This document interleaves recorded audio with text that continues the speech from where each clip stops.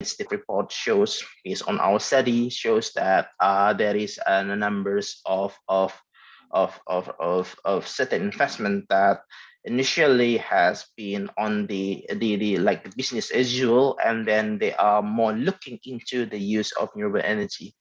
But quite interestingly, if you take a look, the sheer amount of investment for the coal, there are big numbers on it, and I see that those trends, I mean, the one that moving for the renewable energy are quite significant. So I think we need to see more instead of putting a more radical movement to move away coal, if I could put into that word. We need to become more compromised with the use of coal. And we see that coal has been the advantage point for many developing countries, including many of countries in the ASEAN region. And to compromise that, I'm very much agree as well with Andrew that we need to make sure that coal has sounds to tackle climate change, and see that the use of CCUS has been the main frame of the solution. So I think this is something that we need to take a look in more holistically. We see that coal has been quite bankable in terms of the businesses, and we see that energy security has been very much a guarantee. So I see that the problem is more like the emission that inherently becoming quite the news when we talk about coal. So I think a medium of the use of new technology, and I think this is something becoming very much good for compromise for the use of a coal.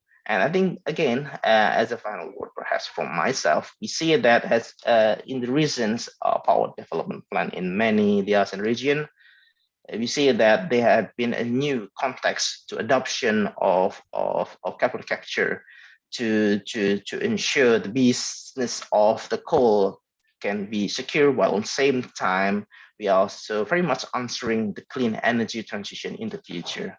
So I think that will be my side in regard to my view. So I'm turning over to you, Mr. Moderator. Thank you very much. All right, thank you, Dr. Akbar. I think we go to the next questions. A question from Helmi Malaysia. Do you think a world without coal generation is realistic? Very short answers, Dr. Andrew. I'm sorry, I'm struggling to hear you. Could you? What was the short question or the short answer? My apologies. Yeah, sorry. Do you think a world without coal generation is realistic? Ah, right. Thank you. Yes, I saw that in the chat room.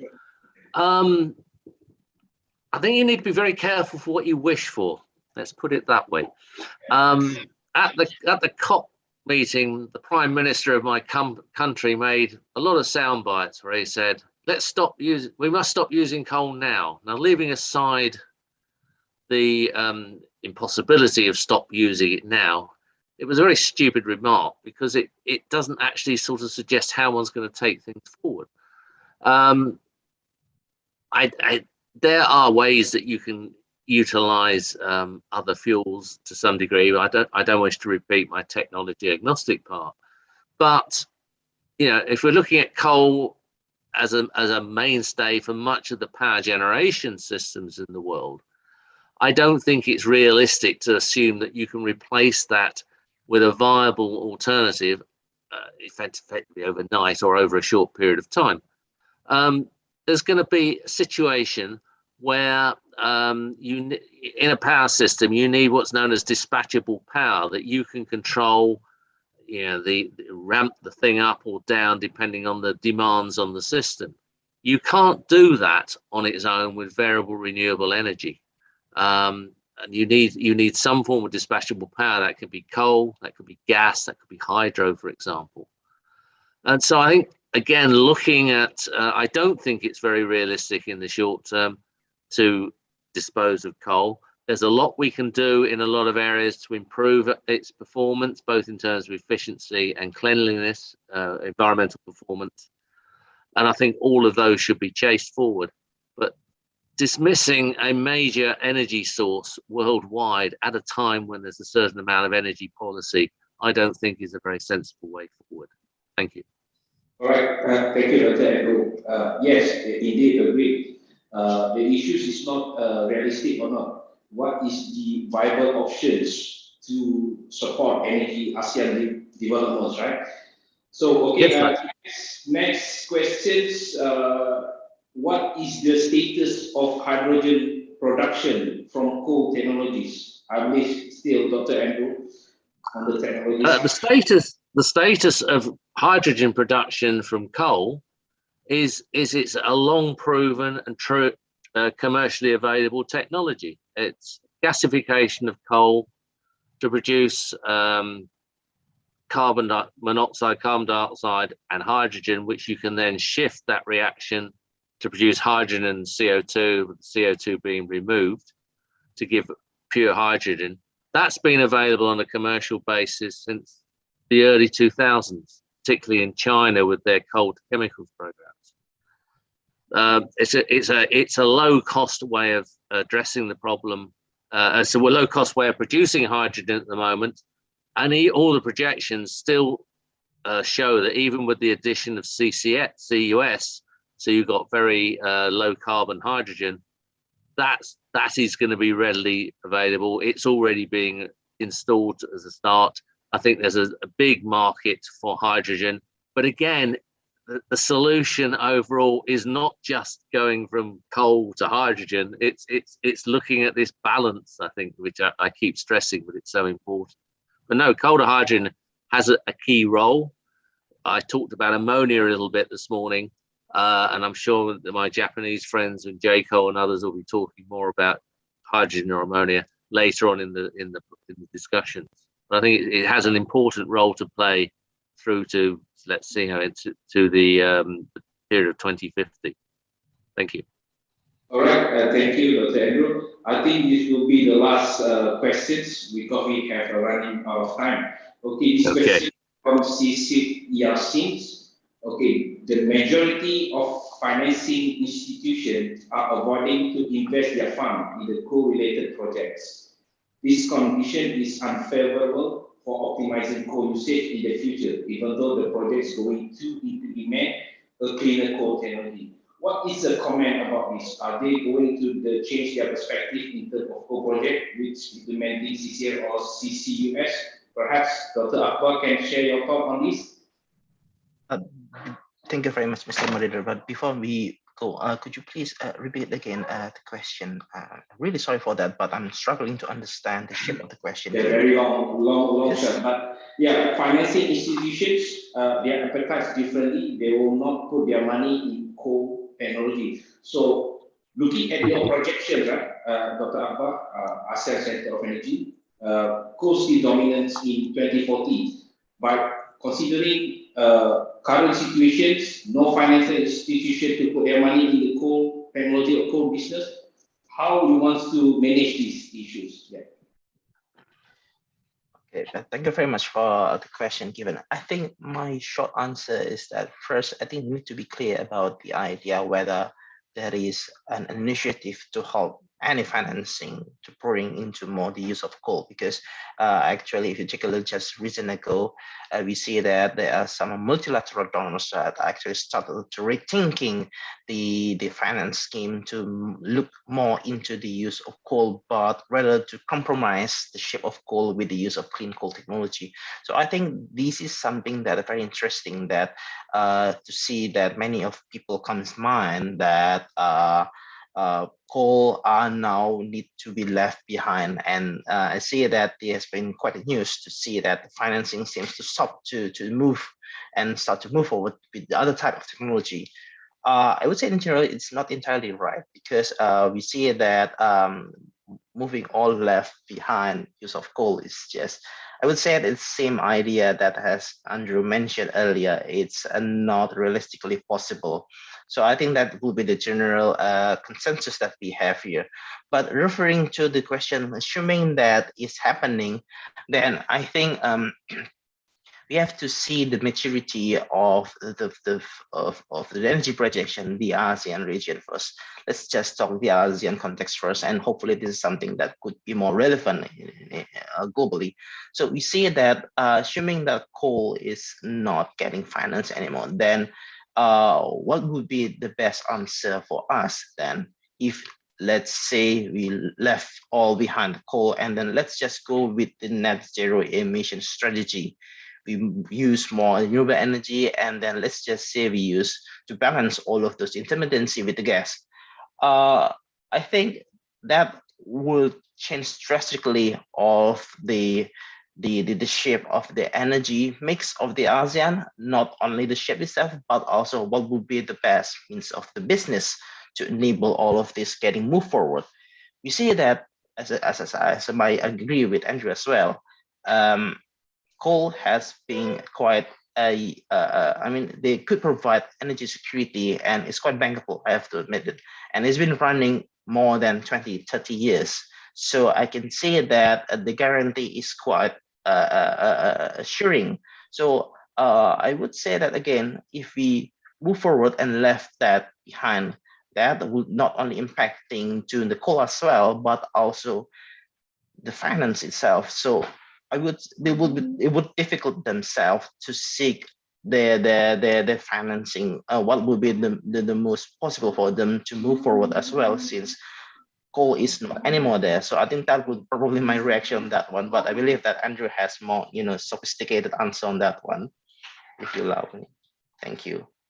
All right, thank you. I think that's all for this session one. I would like to say thank you very much to the speakers and audience. If you have still any question, you can share in the chat box, and speakers can put in written answers. So yes, we end the session one. Thank you. Terima kasih. Yes, hand over to Master of Ceremony. Thank you so much, Mr. Alif, and all of the speakers for this first session. We clearly see the important role of coal even in the era of energy transition like this. So let's move to the next session, coal and clean coal technology business opportunities.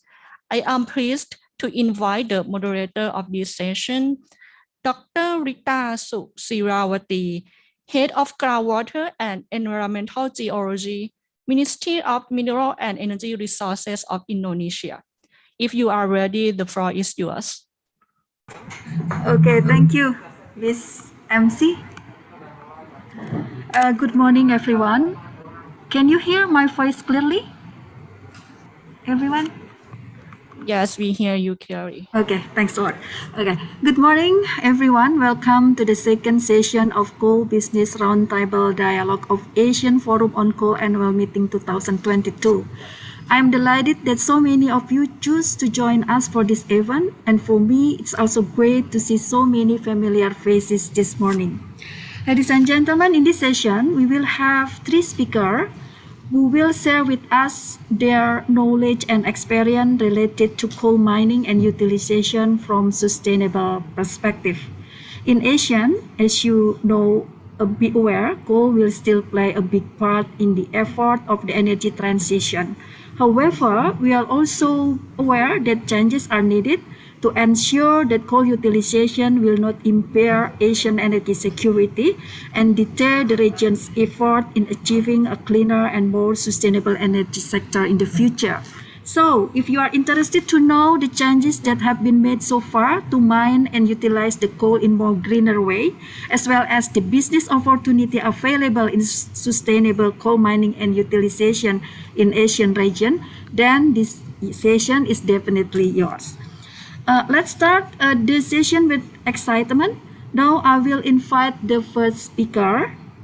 He is my colleague, Mr. Herman Shah, the head of Research and Development Center on Mineral and Coal Technology Indonesia. I know him for such a long time. I know how he dedicates his time and effort and also his knowledge to make the Center for Mineral and Coal Technology one of the most reputable coal research institutions in Indonesia. Pak Herman presentation title will be Coal Biomass Char Co-firing for Power Plant. Pak Herman, please welcome. You will have about 15 minutes to talk. Okay, thank you, Bu Rita. Can you hear my sound? It's okay?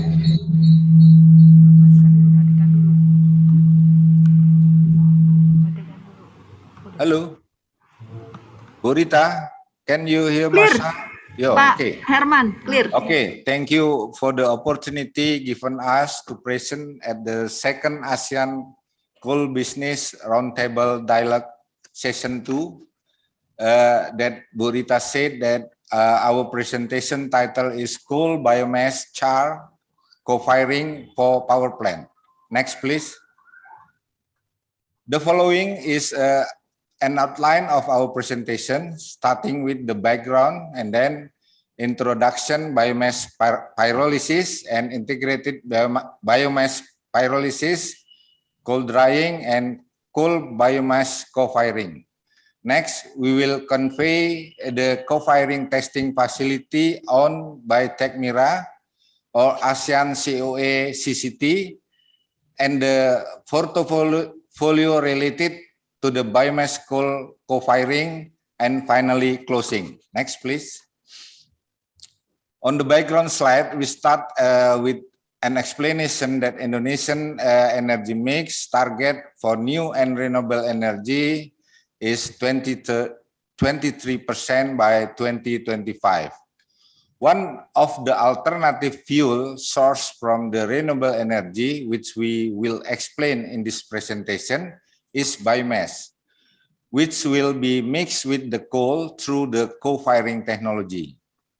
Indonesia has implemented biomass co-firing at the Python power plant using the sawdust wood co-firing at 5% of generating capacity with a biomass requirement of 0.6 million ton per year. Although the potential of biomass is abundant, the characteristics of biomass are different from the coal.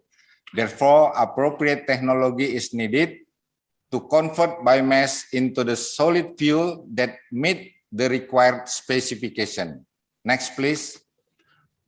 This figure on the right-hand side show the distribution of number of the power plant capacity in megawatt and biomass demand in million ton per year. For example, in the Java Island, there are 16 power plants with a capacity of 14,645 megawatt. The biomass requirement is around 2.7 million ton per year.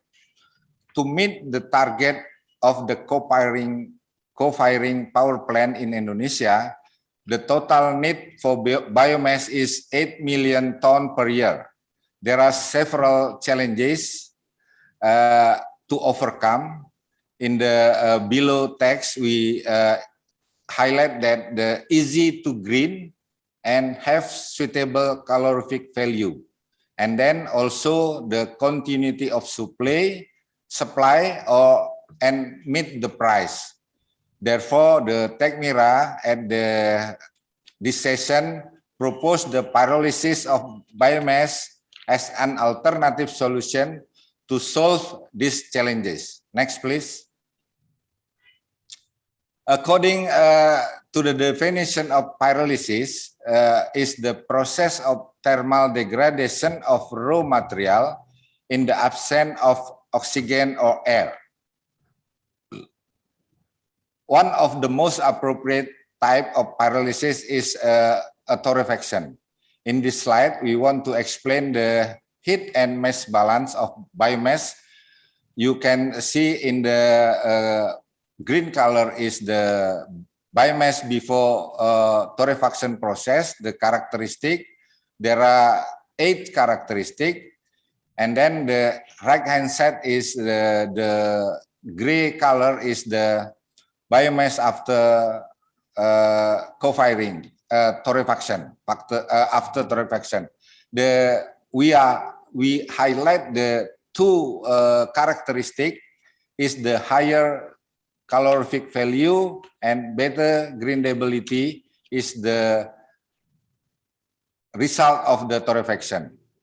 After the torrefaction process, the characteristic of biomass will increase so that it has characteristics similar to coal, including a high calorific value and better grindability.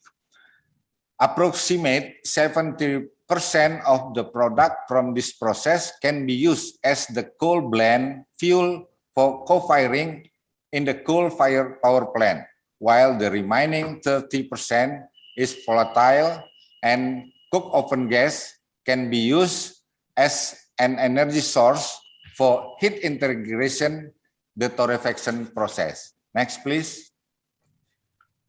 In the slide, we introduced the pyrolysis technology developed by Tecmira in collaboration with the Anggrek Power Plant in Gorontalo area, province. With this approach, it increased energy efficiency by integrating the heat generated in the pyrolysis process, furnace, and heat exchanger. And also the coke oven gas with high temperature produced from pyrolysis process can be used in a rotary dryer as energy source for drying to wet coal. Next. Tecmira has a well-equipped testing facility in ASEAN CCUS CCT located in Palimanan. You can see that in the left picture is the pyrolysis pilot plant, and then in the middle picture is the co-firing coal drying pilot plant, and also the co-firing testing facility at the pilot and laboratory scale as well in the right figure. Next, please. This is the Tecmira portfolio. We are experienced in carrying out the several co-firing projects at coal-fired power plant, including the cooperation with the Anggrek Power Plant in 2020. Right now, in 2022, we still running the project with the Ampana Power Plant, Central Sulawesi, and still in negotiation stage with the PT Indonesia Power for the prototype scale testing. And also one of our product, we call the cyclone burner, has been applied in the tea drying facility in the PT Perkebunan Nusantara 8 and Research Institute for Tea and Cinchona Gambung. Next, please. This is in the closing session. Let us offer the Tecmira is ready to be a business partner in testing and developing co-firing technology in ASEAN country through the cooperation with ASEAN COA CCT vehicle. Tecmira has experience in several co-firing projects and has participated in development of co-firing technology that improve energy efficiency and are capable of producing biomass char with has characteristic similar to the coal. Thank you very much for your attention.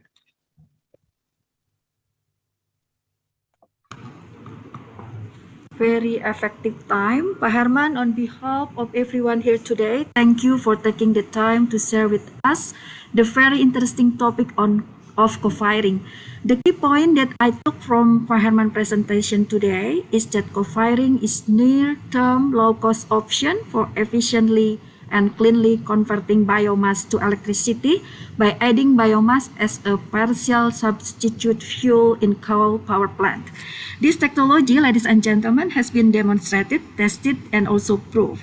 Since almost all Asian countries has biomass resources, I think, yes, co-firing has a great potential to be developed in Asian power plant. And also, for your information, AFOC has launched its Center of Excellence in Coal clean coal technology. And recently, along with Techmira, they offers the opportunity for any collaboration to develop clean coal technology in Asian region. Thanks again, Pak Herman. Now we move to the next speaker. He is also my colleague, which is very well known in Indonesia coal community. He's assumed the role of Indonesia Coal Mining Executive Director since 2017 and has been in the mining industry for more than 17 years. Pak Hendra will deliver a presentation entitled Sustainable Coal Mining and Intra-Asian Coal Trade Opportunity. Please, Pak Hendra, you have 15 minutes to talk. Thank you, Bu Rita. Good afternoon, ladies and gentlemen.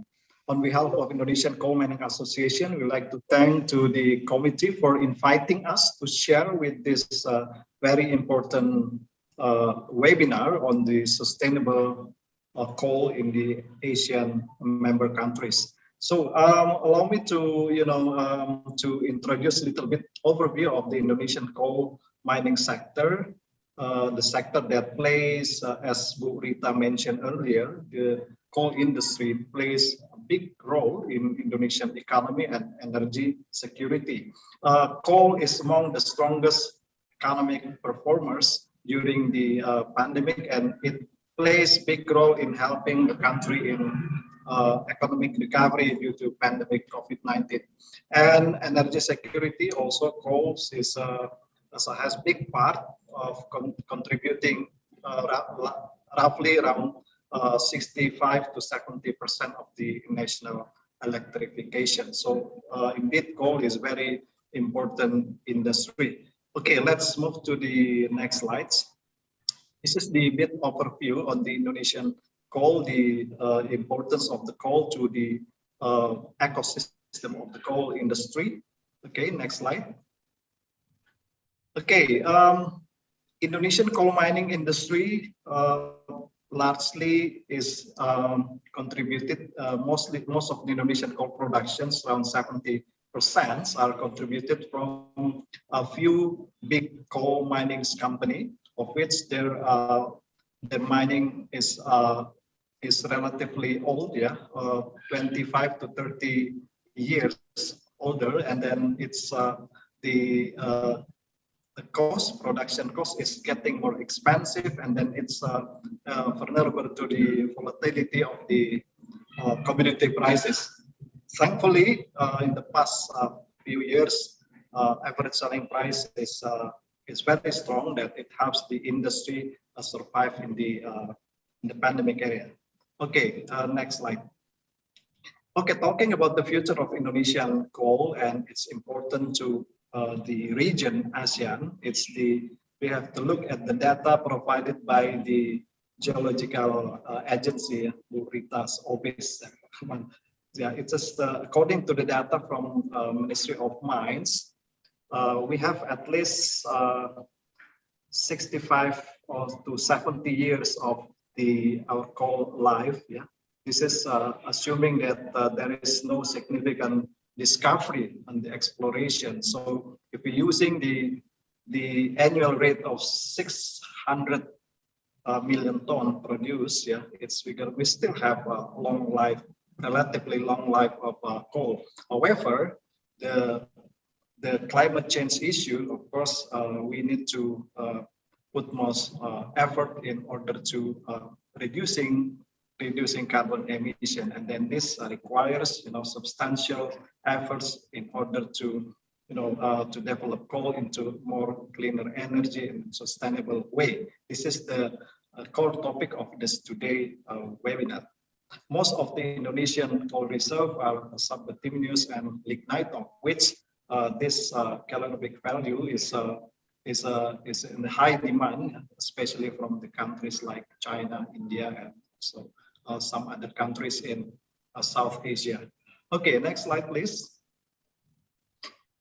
Okay, this is the slide shows you the trend of Indonesian coal productions. You can see in the blue colors is our coal productions keep increasing, except on the 2020. Everything is going down, but in the term of the coal state revenue, even during the pandemic, it's achieving the target set by the government. And also you can see in the yellow color, the trend increase of the domestic coal consumption is still increased, but the pace is relatively slower compared to the export, which constitute more than 70% of the Indonesian coal production. Last couple of months, Indonesian government imposed a very strict sanctions, of which the government put this temporary suspension of the coal export due to the shortage of the several of the PLN power plant. Thankfully, the issue has been resolved, and then coal export is is going on now, and the government is imposing the very strict sanction scheme in order to make the coal domestic obligations to be fulfilled by all coal miners. Indeed, we are from the Indonesian Coal Mining Associations. It's very supportive to the government policy. We need the a policy which gives a level playing field for all the coal miners, and on the PLN as the biggest user of coal is is not in the negative position. So we need the win-win solutions from the government. Okay, next slide, please. Okay, talking about the importance of ASEAN, Southeast Asia region to Indonesia, you can see this is from the export.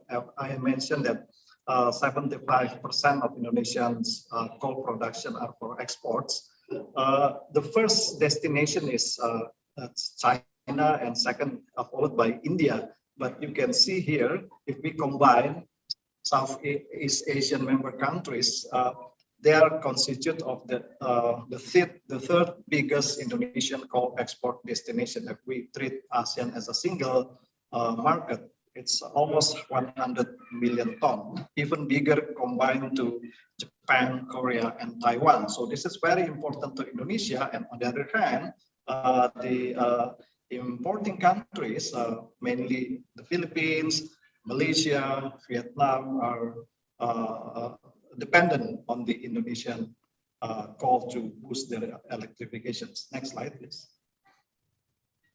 Okay, so this is the one part of intra-ASEAN. Beside we talking about the business opportunity in dealing with the sustainable coal development in answering to the climate issue.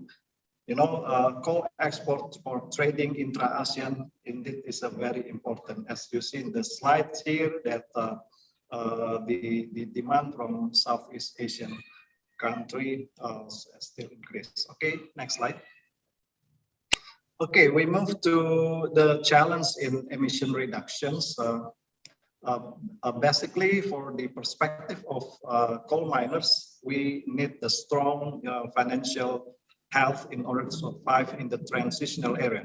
Don't forget, Indonesia is as the biggest thermal coal exporter by volume. We are in the front line of the global issue on the coal phasing down as mandated by the COP26 summit. Indonesia also this year is very important, even for Indonesia, as we are hosting the G20 summit, of which the pressure from developed countries, some of the G20 members, in order to Indonesia to partly reduce the coal usage will be increased. But on the other hand, we have some other countries in the G20 as a big coal producers indeed, like China, India, South Africa, Australia, and Russia.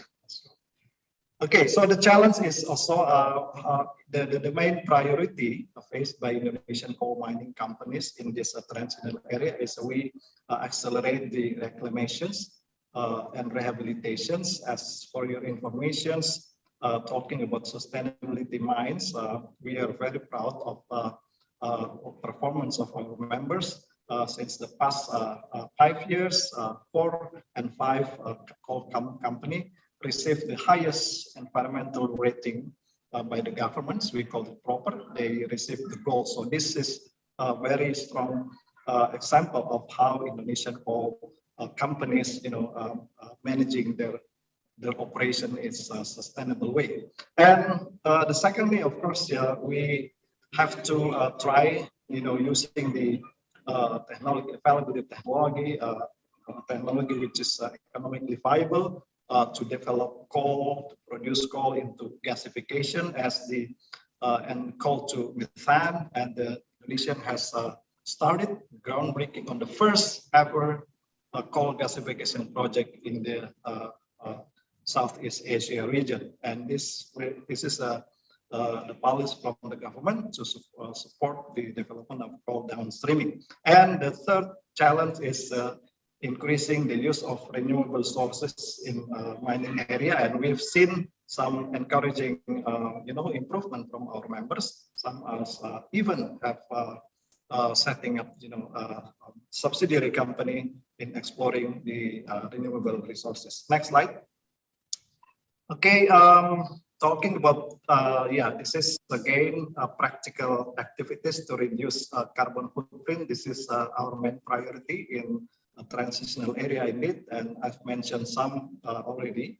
And we use also, biodiesel. This is helps to reducing the carbon footprint using our high technology, the online system, and this is also assisted by the government.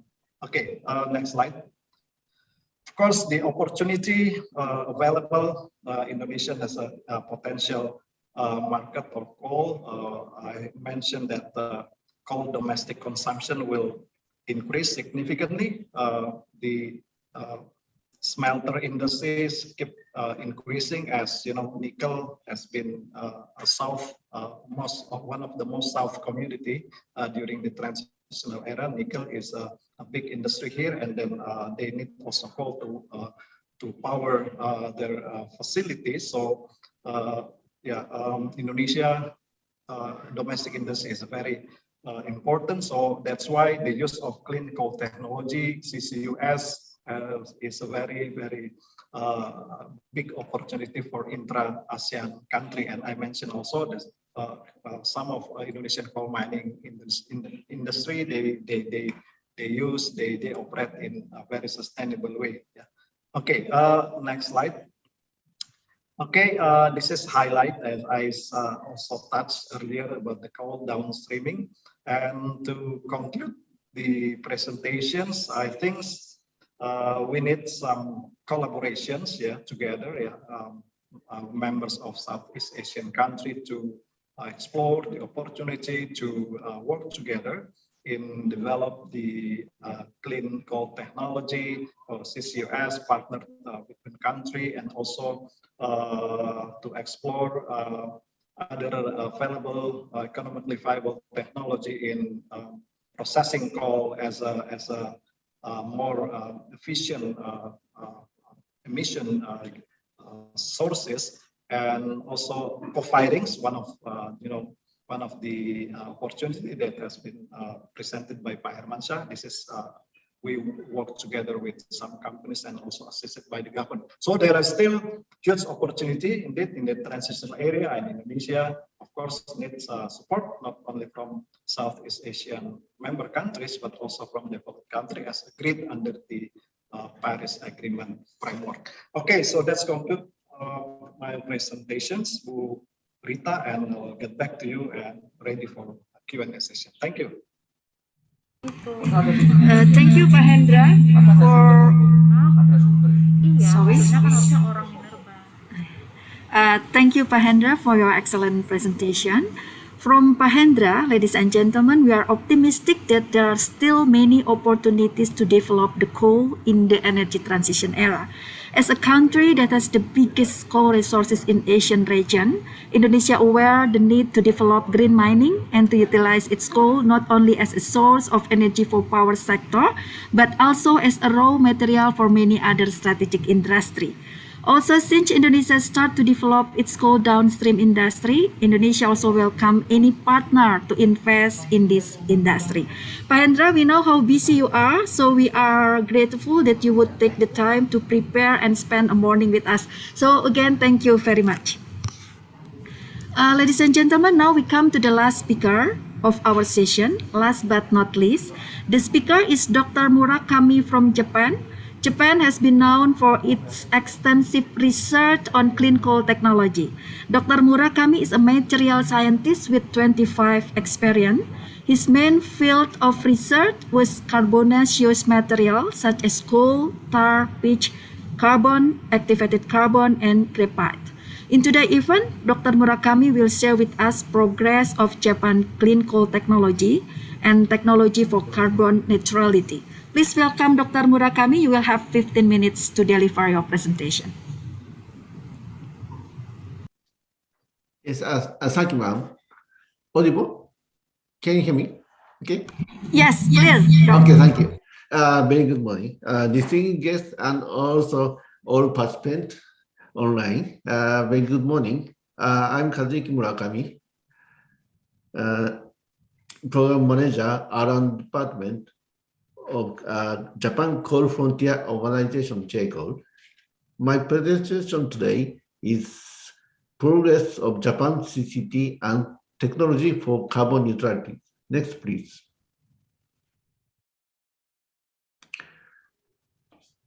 So, before my presentation, I'd like to first touch about JCOL using this slide. So JCOL is established in 1919, but its origin back to 1948, about 70 years back. So JCOL deals with the technology and measures for carbon neutrality with a broad scope of work with not only all coal-related issues from upstream to downstream of the coal value chain, but also beyond coal areas such as biomass, ammonia, and hydrogen utilization.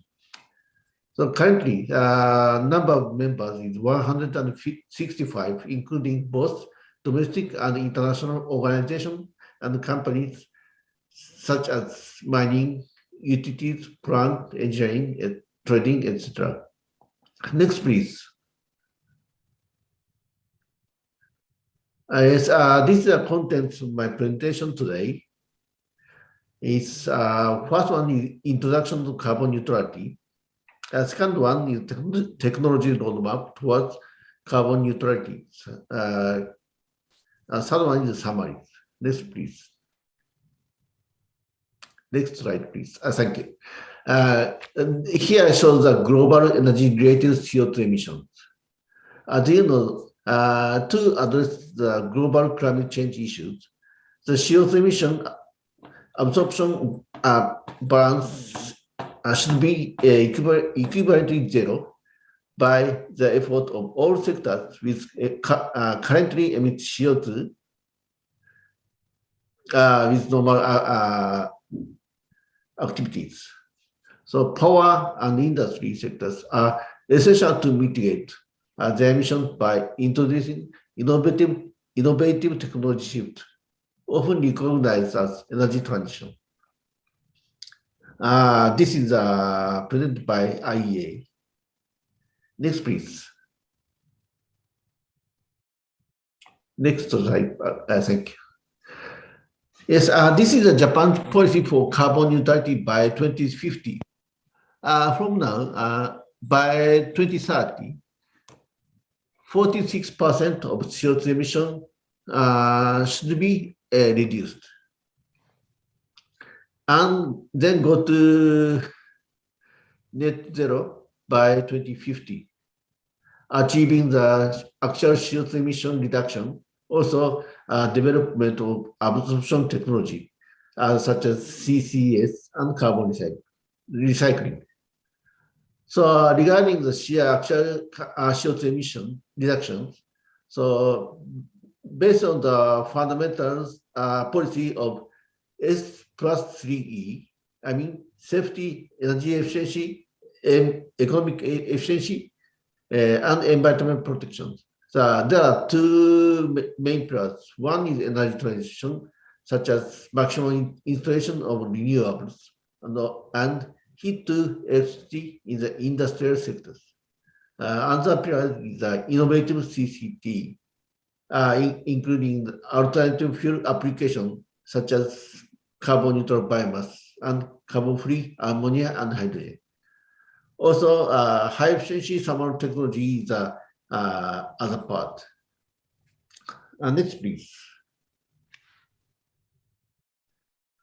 So before introducing the carbon neutrality roadmap, I'd like to focus one point about influence on energy transition on power grid.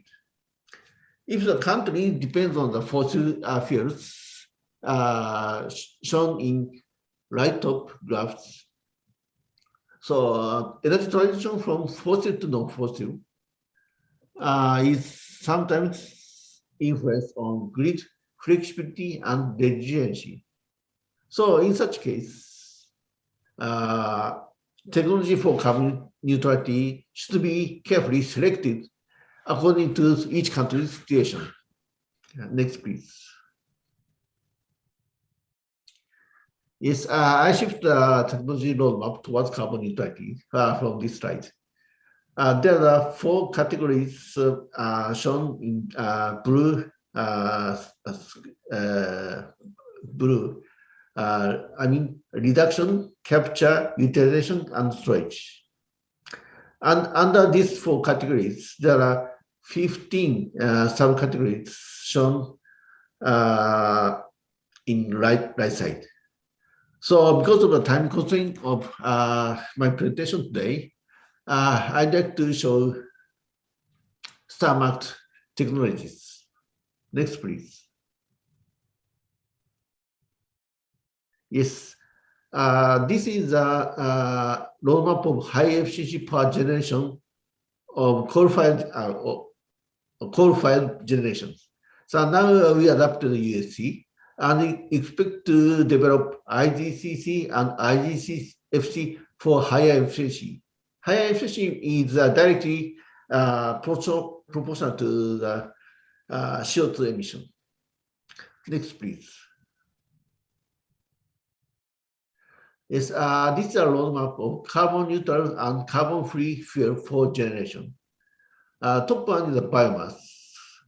So wood chips pellet coal co-firing is already commercialized, and our target is shifted to the pelletization of non-edible herbaceous biomass, such as agricultural biomass, agricultural waste. And also, the R&D is focused on the liquefaction and gasification for fuel and chemicals. So it is expected after 2030s. And center one is ammonia. And now demonstration 20% co-firing in existing large USC plant is in progress. And by 2030, this kind of technology is expected to commercialize. After that, our government clearly indicated the collaboration and dissemination of ammonia co-firing to Asia regions. So bottom one is hydrogen.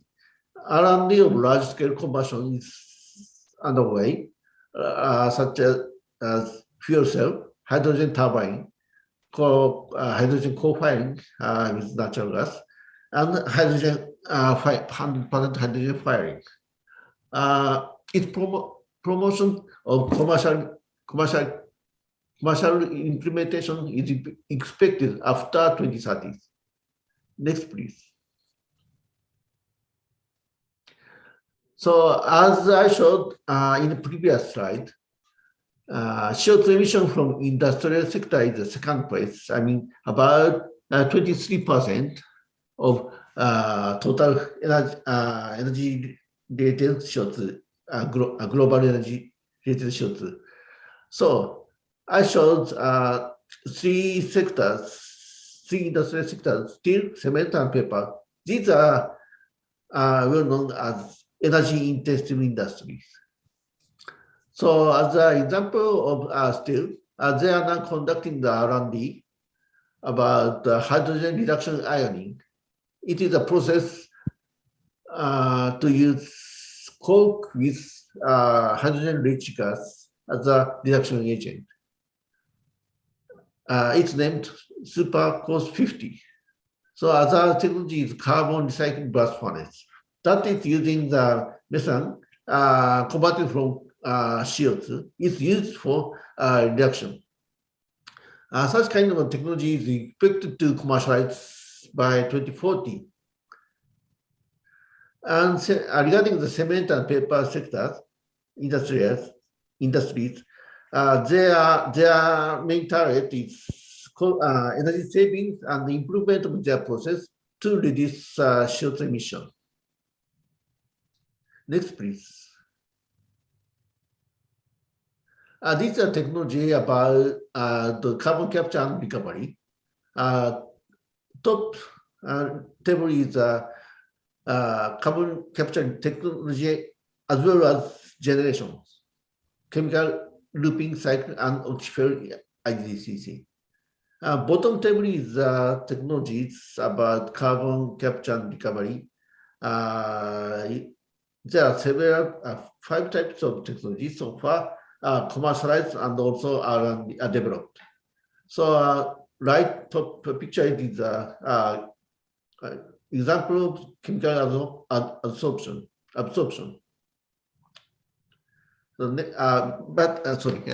So, main R&D items for this kind of technology is process cost reduction for further commercialization. Next, please. This is a roadmap of carbon recycling for fuel and chemicals. So this graph is shown by our government, METI, Ministry of Industry, Trade and Economy, Trade and Industry. So now we are in the phase 1. We are seeking all possible technologies. And around 2030, technology requiring no hydrogen and high value added product will be commercialized. Then after this technology is expanded.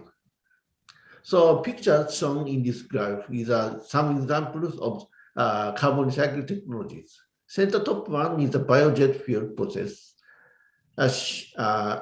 algae photosynthesis and biogas Fischer-Tropsch synthesis. Right top one is a CO2 methane conversion pilot plant. Center one is the olefin conversion process. Bottom one is a methanol synthesis from CO2. They are now extensively conducting the R&D. Next, please. This is a roadmap of CO2 storage and negative emission technologies. Left figure is negative emission technologies presented by METI. There are 2 types of CO2. One is atmospheric, the other is emission. Now JCOL and member companies are intensively conducting the R&D and demonstration of afforestation and also the blue carbon project shown in center and bottom pictures. They are expected around 2030 to 2040 for commercialization. So regarding the blue carbons, this is useful for absorbed CO2, atmospheric CO2, as well as expansion of coal ash application to make such kind of materials. Next, please. Yes, as a summary, in Japan, under the strong initiative of government, carbon neutral technology is being actively developed, mainly in the energy-related sectors. Since new carbon neutral technology requires technological breakthrough, the government is working on the development support from a long-term perspective So currently we are in the stage of considering all possible technologies. JCOL has completely revised the existing clean coal technology roadmap and is formulating a new technology roadmap for carbon neutrality. So in order to achieve carbon neutrality, it is necessary to take comprehensive measures, including CCUS, which captures CO2 and use it for storage and carbon recycling, as well as technology to reduce CO2 emissions. Number 4, the pathway to carbon neutrality depends on the situation of country. So it is necessary to select a tailored technology option for each country, considering energy security and feasibility. For example, a utilization of the existing coal-fired plant is a practical solution, one of the practical solutions for biomass and ammonia co-firing. Last one is that it is also effective to proceed with international cooperation when studying the possibility of introducing specific carbon neutral technologies. Next, please. Okay, thank you. This is the end of my presentation. Thank you very much.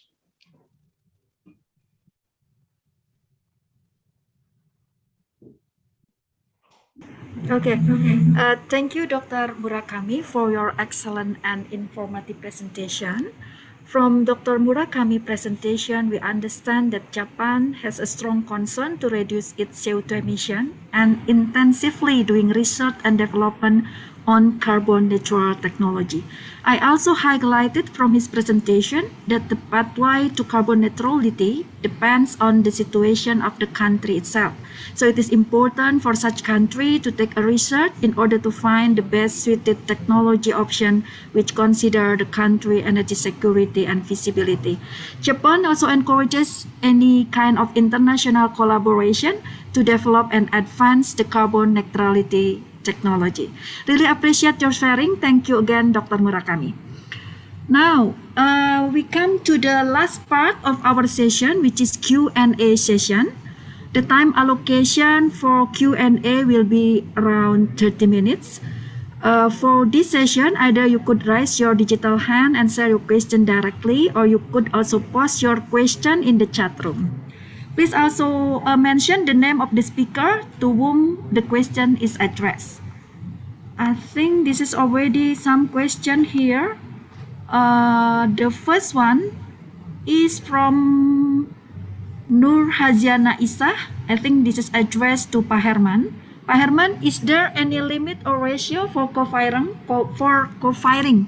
biomass and coal, the ratio?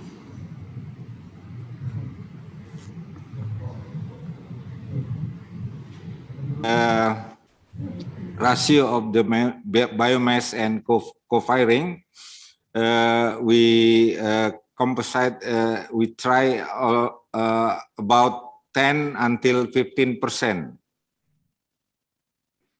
Because if we put more, it's maybe a slagging in the burner for the power plant.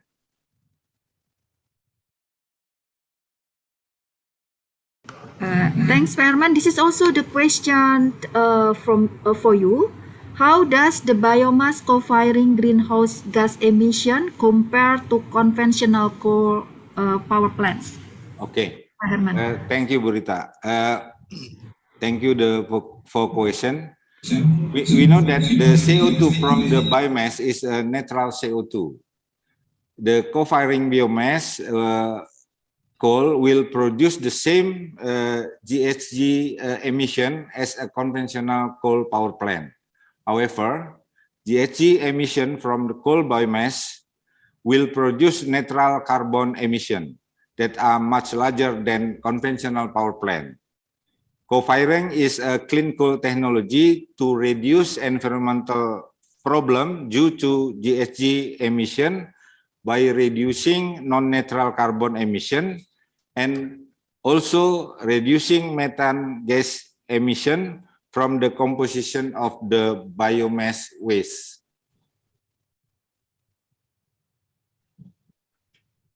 Thank you, Pak Herman. I think a very clear explanation from Pak Herman.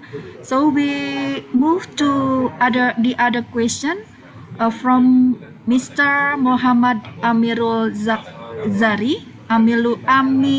Lazri. I think the question will be either to Pak Herman or to Dr. Murakami. Increased land utilization and biomass production require increased agricultural inputs, fertilizer and pesticide, which might affect the environment through increases in greenhouse gas emission and toxic deposition. Dr. Murakami, any talk on that, please? Yes, I'd like to confirm the influence on environmental. Maybe I think so far utilization of biomass is limited to the non excess production only for biomass. Only I suppose using the biomass from the waste from agriculture is the main purpose for utilization. And also, so regarding the afforestation, so that is a kind of the land afforestation, and so far I don't think any kind of the influence on land. But actually, I have to talk about it's part of it's part of this area. Maybe I suppose very little influence on land. Thank you. Thanks. Thank you, Dr. Murakami. Ladies and gentlemen, the other question comes from Maid Minjute. This is, I think, goes to Pak Hendra. Pak Hendra, Indonesia is the largest exporter of the Asian member state. According to the Sustainable Coal Mining and Intra-Asian Coal Trade Business Opportunities presentation, which is your presentation, how to control the coal production and price? Who is the responsible for the fix of royalty for coal? Please, Pak Hendra. Okay, thank you for the questions. I believe this is from our colleague from Myanmar. Okay, of course, for the price, we cannot control. It's something that uncontrollable. It's based on a supply and demand mechanism. But for productions, the government has the power to control the productions. Of course, it's not easy for Indonesian government to, to monitor all the production scheme, because they're dealing with thousands of coal mining companies. Most of them are smaller scale, but we have a mechanism, reporting mechanism. In the fourth quarter, all the coal miners have to submit their work and budget plan to be reviewed, evaluated, and approved by the government. So the government set the production target based on the approved work plan for companies. Since last year's, the control or the authority to manage the productions, to manage the mineral and coal productions is under the central government. Previously, regional government agencies have their own authority to review or approve the plan, but still under the central government. But since 2021, it's a whole authority under central government. So it's running well.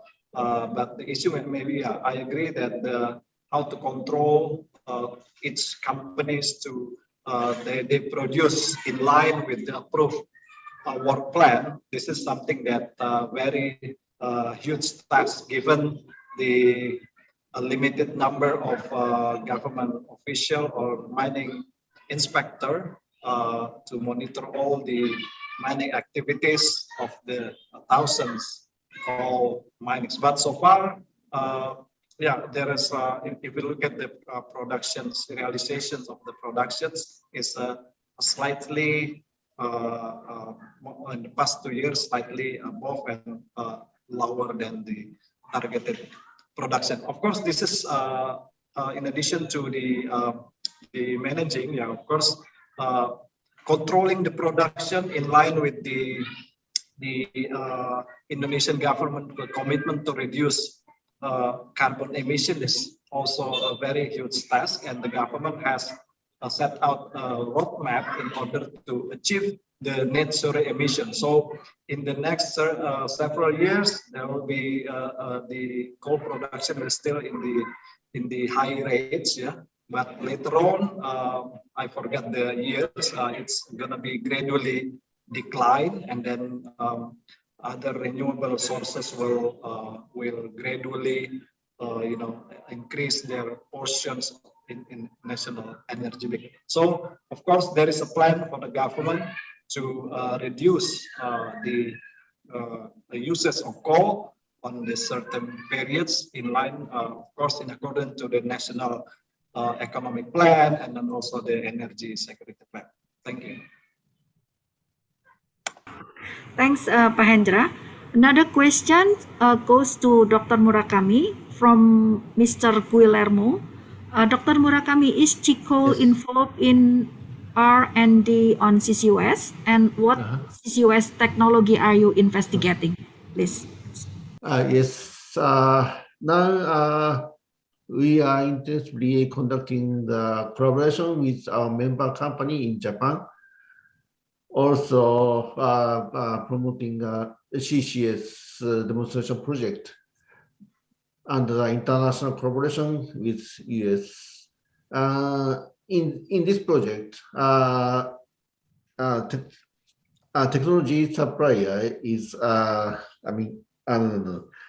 Japan technology supplier is now applying the latest technology for kind of the physical absorption for carbon capture and recovery. So, and other project we are conducting, because now we are establishing a new department deals with carbon neutral project of carbon neutrality. And please visit our website. You can see some of the hint and our updated information regarding the CCUS. Thank you very much. Thanks, Dr. Murakami. Another question. This is for all speaker. Sorry. Wait. Okay. The other question is for all speaker. The question comes from Mr. Alfred Gurning.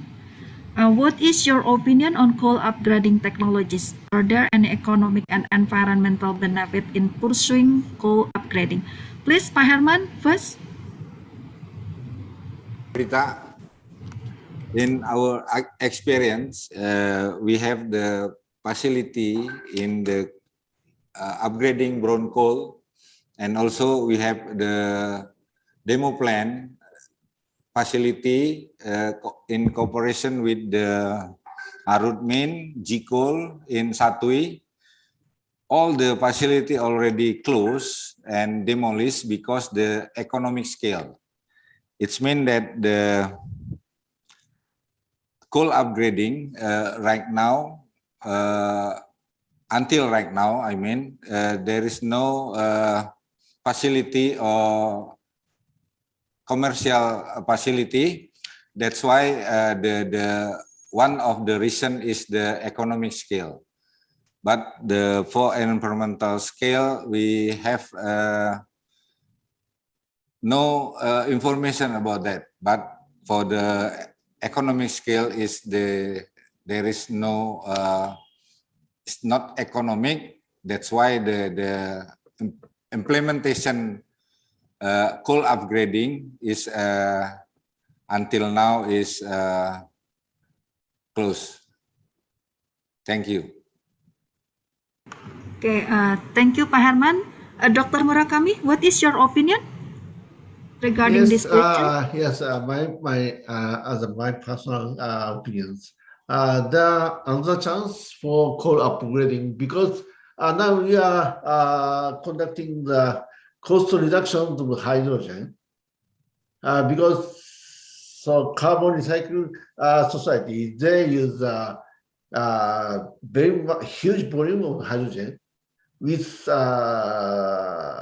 less price. I mean, so in such situation, so normally coal upgrading use much hydrogen for upgrading. So in this point of view, so coal upgrading costs will be decreasing, expected to decrease. This is one point. The other point is in the previous session, coal has a potential for not for combustion, but kind of the material feedstocks, such as graphite, graphene, activated carbon, other carbonaceous materials.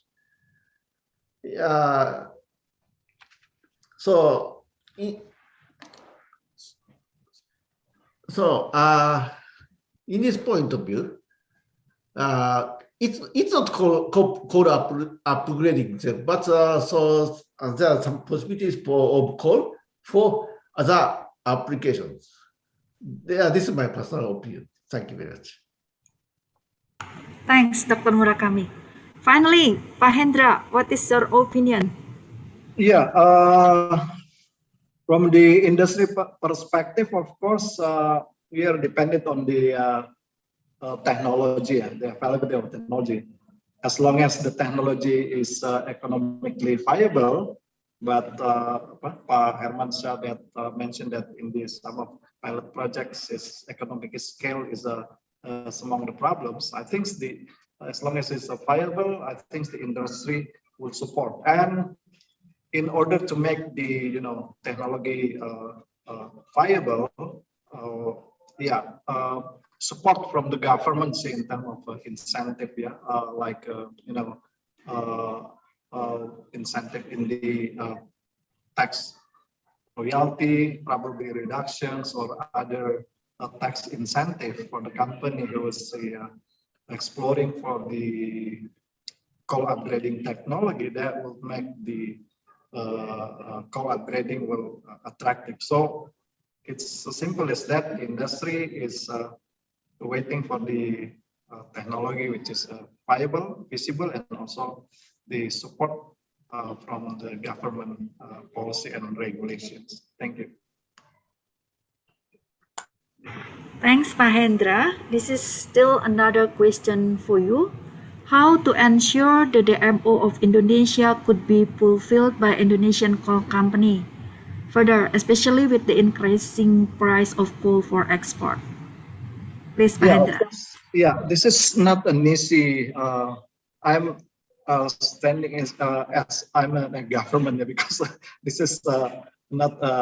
It's a very sensitive issue, of course, from the perspective of the coal miners. Yeah, we need the level playing field, fair, fair policy to all coal miners. As I mentioned, there are 1,000, maybe hundreds of coal miners who have the same obligation to supply at least 25% of their coal productions to domestic.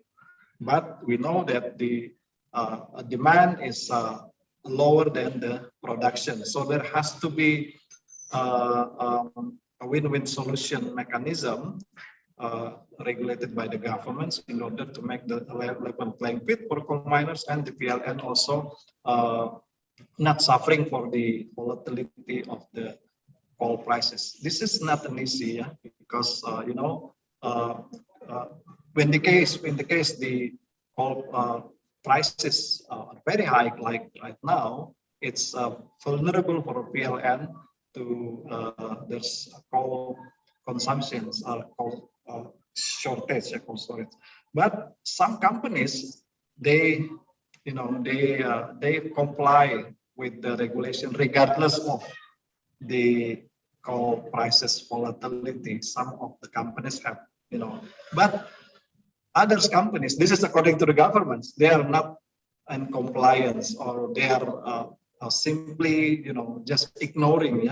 So there are some company, good company, some bad company. So the role of the government is to make the same playing field, and we're very optimistic that the DMO implementation will be smoother in the future, because the government has issued very clear sanctions and penalty, for those who doesn't, comply to the obligations. And also the government is, working on the setting up of an agency or Badan Layanan Umum, as I heard from the government, which the role is to managing, the smooth supply to the PLN. So we do hope that this agency can be, set up as soon as possible in order level playing field of coal miners will be, implemented very soon. So we really need the government to push the initiative to ensure that the coal supply to the PLN is not disturbed by some companies who may, maybe not responsible or not comply. So this is my response, Rita. Thank you. Okay, thanks, Mahendra. Ladies and gentlemen, we still have about 10 minutes for Q&A. So we go to the other question. This is from Mr. Farid Amiruddin to Pak Herman. Is raw biomass an abundant resource in Indonesia? How does the integrated biomass pyrolysis affect the national agricultural production to meet the required amount of raw biomass needed for the co-firing method? Please, Pak Herman. Yeah, thank you, Bu Rita. The raw biomass is abundant in Indonesia, especially waste of the agriculture activity, commodity, I mean. Biomass pyrolysis technology will overcome the abundant biomass waste in agriculture area. This biomass waste will produce methane gas, which is released into the air, which will damage the ozone layer. The utilization of biomass waste will also increase the economic of agriculture itself. And also for example, the abundant resources in Indonesia is the paddy waste and then the empty fruit bunch. Thank you. Okay, thanks, Pak Herman. And let's check the other question from Mr. Rizky to all speaker. How do you see coal financing restriction impacting the coal value chain? Please, we will start from Pak Hendra. Yeah, this is interesting questions. Yeah. It's not an easy to answer these questions straightforwardly. Yeah, because we heard, there are more and more financial institutions from many countries, including some from Japan, have announced that they are going to stop, financing coal-related projects. Yeah. We have heard the informations almost in daily basis, you know. So it sounds like everybody is going away from the coal. But if you look at the demand, yeah, especially, you know, in our perspective, Indonesia has 98% of Indonesian coal export goes to Asia Pacific countries. The demand is still increased, you know, still increased. In fact, the productions is in Indonesia. I show you in the slide before. It's increasing. Huge demand is increasing. So there must be some kind of financing, the way the company getting the finance, you know, yeah, getting the finance. Yeah. And then there are some reports also that contradict to the situation, which says that, yeah, the developed countries, they are spending more on financing fossil fuel in 2021 compared to their financing to renewable. And this article has been picked up by the Jakarta Post, yeah, a few weeks ago. So this is in reality, that is something that very contradictory. We see we read the news, but we see the facts. Productions, demand is still increasing, and yeah, in order for a company to cope with this issue, yeah, internal financing, of course, is very important. Therefore, I mentioned earlier that in order to survive in the coal transitional era, the company has to be financially healthy. Yeah, so we, you know, take the optimum, you know, to make the optimizing on the huge when the prices are very huge and then very high. Yeah, of course, the company has to save their own, you know, finance in order to survive in the transition, because it's difficult to get the finance nowadays. Yeah, so they have to be, you know, self-financing, paling tidak at the least. Yeah. That's why we need some support from the government so the company could survive. Yeah, not too many burden on the increasing of the taxations, royalty, and others. Yeah, that's the my observations of the coal financing. So that's why one of the example on the coal gasifications by PT Bukit Asam, the financing is coming from the technology providers, not from the banking institution. So yeah, there are some ways coal industry getting finance, yeah, and in order to invest to meet the strong demands. Thank you, Bu Rita. Thank you, Pak Hendra. Now, Pak Herman, please give your opinion. Hendra, Bu Rita, I have no opinion about the financing aspect. Thank you. Okay. How about you, Dr. Murakami? Is there any thought on the question related to financing? Yes. So this is also my opinion about. But so Jacob made a report with ACE regarding the role of coal in the energy transition era. In this report, we clearly explained that coal is important in such a energy transition era to supply the stable and affordable and reliable energy. And also the other aspect, so also coal can contribute to the coming future carbon neutral society, as I showed in my presentation. So such a way, so I should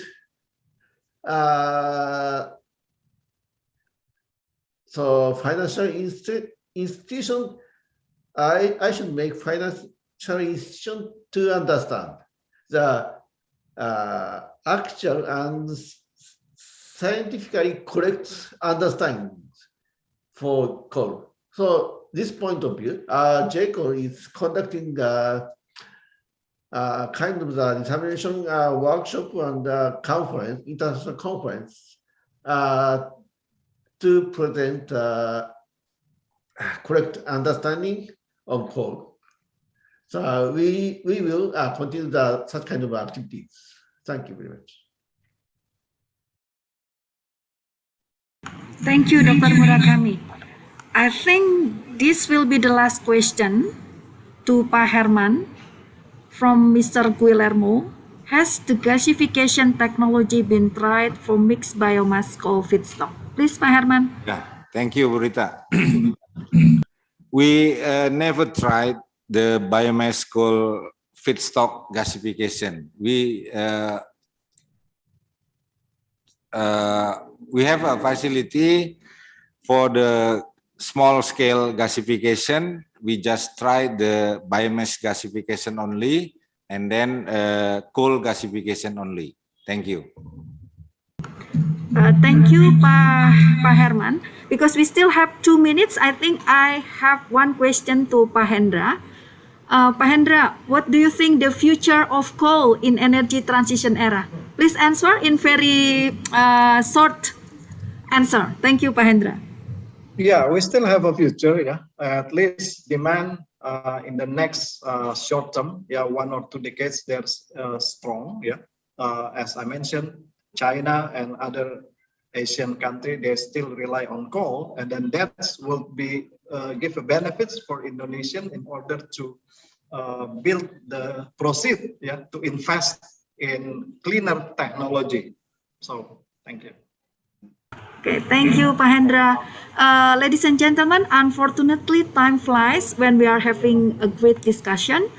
And it's time now to come to an end. So to briefly sum up, my key takeaways from this session were the future use of coal in the energy transition era are relies on sustainable mining and carbon neutrality or CCT technology. So it is also the time for AFOC member countries to strengthen the collaboration in developing sustainable mining and clean coal technology. Finally, thanks a lot to all the great speaker and audience. Thank you very much for your participation and interesting remark and question. I hope you enjoy it as much as I did. Enjoy the rest of your time, and I give back the floor to MC. Thank you. Thank you so much, Dr. Rita, and all of the speakers of the second session. We now have more understanding on the role of clean coal technologies. And that's all for this morning session.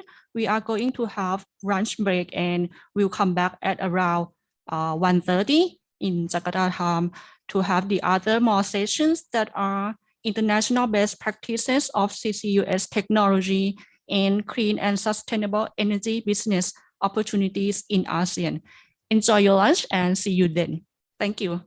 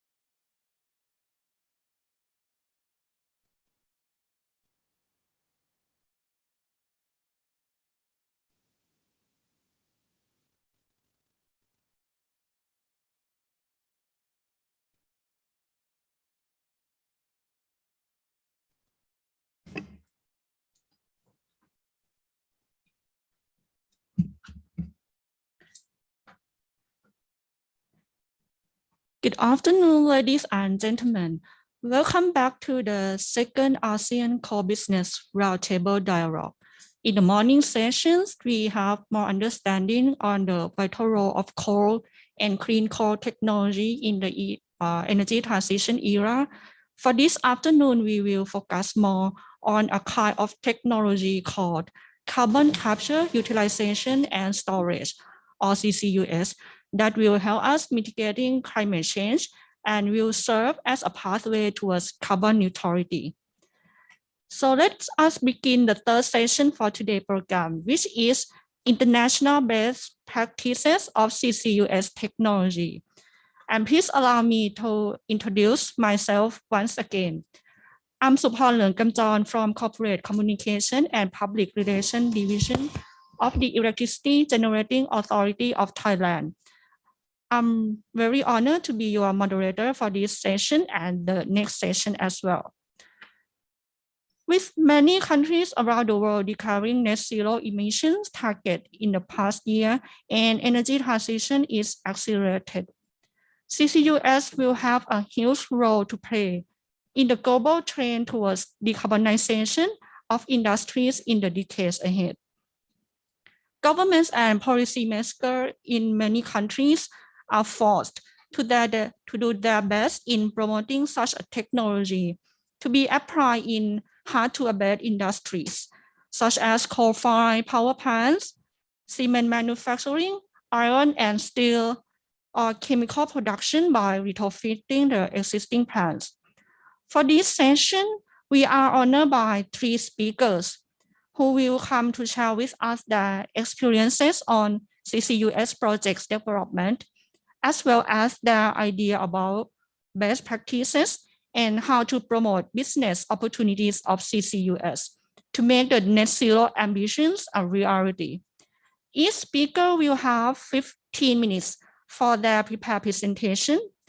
And after that, we will open the floor for discussion and Q&A. So the participants who would like to send your questions, you can send them to Q&A or chat box. And also please specify which speaker you would like your questions to be addressed to.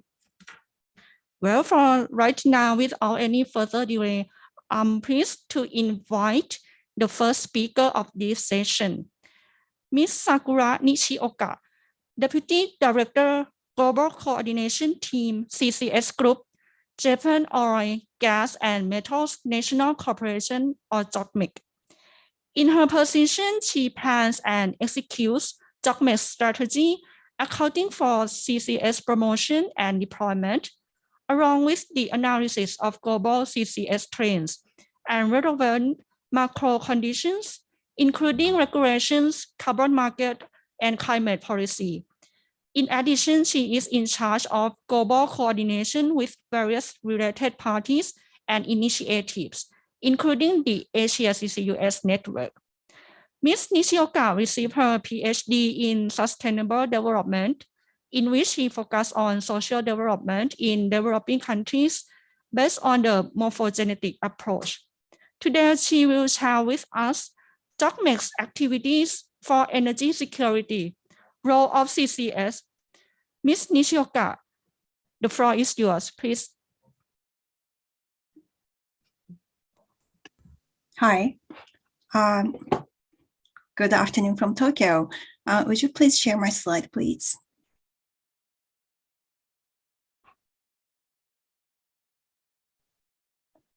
Okay, good to go. Okay, thank you very much for the introduction. It's my great pleasure to give my presentation today. Today, I'd like to talk about how JOGMEC is trying to ensure energy security while mitigating climate change. I assume that many of you gathered here today, we sort of share the feeling about how difficult it is. I believe carbon capture and storage is the one key solution to this difficult issue. So we are really trying hard for R&Ds, feasibility studies, and so on. So well, in my presentation, first of all, I explain about our organization JOGMEC and our CCS initiatives. then introduce some of the ongoing projects and activities for our CCUS promotion. Thank you. So first of all, I'd like to touch on overview of JOGMEC for those who might not be familiar with us. We are a governmental organization, and our principal mission is to secure a stable and affordable supply of energy and mineral resources. Our expertise are mostly for upstream development of 4 types of natural resources, namely oil and natural gas, metals, coal, and geothermal. And for these resources, we conduct 8 schemes listed in the bottom box. We conduct geological surveys, marine resources development, financial assistance, technological development, and technical support. We are also in charge of stockpiling. We operate and manage 15 petrol LP gas stockpiling bases. We also have the base for metal stockpiling as well. We also in charge of environmental safety and pollution control for the domestic abandoned mine. We also have a function of Center of Excellence for related intelligence and play a role for resource diplomacy and international cooperation. Yes, you might think when it comes to securing energy security, experiencing this year's dynamic fluctuations in the energy sector, it's obvious that we must make contribution to carbon neutrality at the same time. We are fully aware of this and have released the JOGMEC Carbon Neutral Initiative last year. This initiative consists of 3 basic policies and 6 action plans. This explains how we simultaneously reconcile energy security and decarbonization. For this purpose, we keep trying to expand the scope of our activities.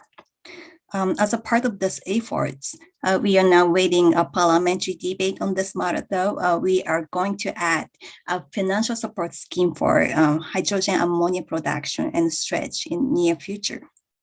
Next slide, please.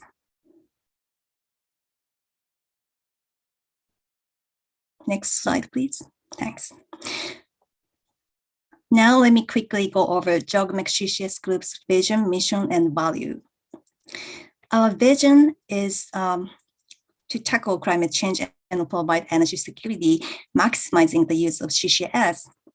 And our mission is to support CCS and hydrogen ammonia value chain development projects by using technical expertise. From the perspective to ensure energy security for Japan, I need to mention that we are eligible to support projects in which Japanese companies participate.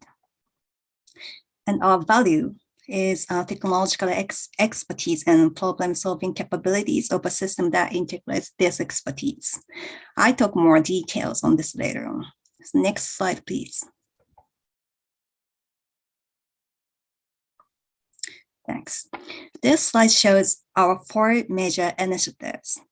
The first initiative is technology development. The key technological elements for CCS are those that we have accumulated over almost 5 decades, such as subsurface evaluation for CO2 stretch stability and long-term behavior, and optimization for CO2 separation, capture, and injection.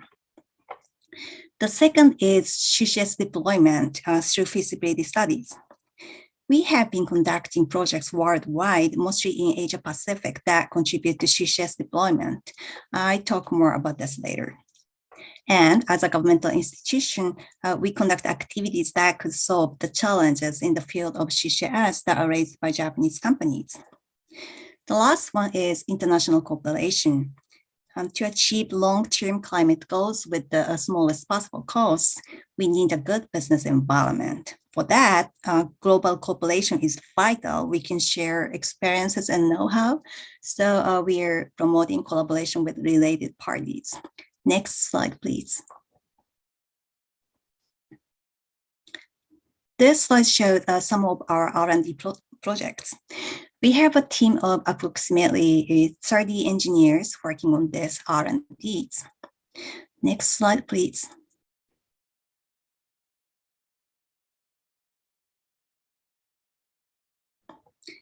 These four are our core subsurface technologies. We conduct site screening and site selection. This is a selection of potential areas for short stretch among sedimentary basins based on available geological data and regional geology. The second is site characterization.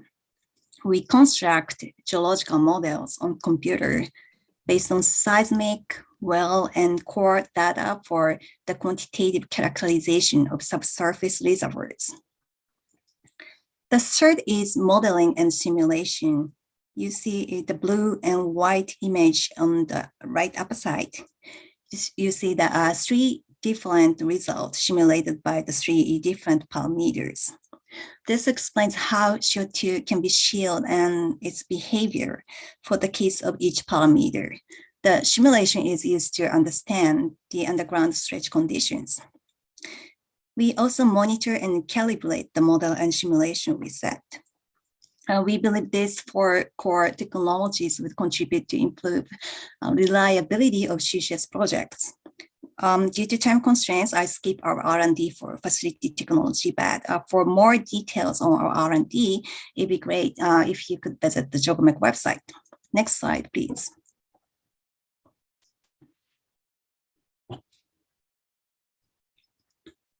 This slide shows our ongoing projects.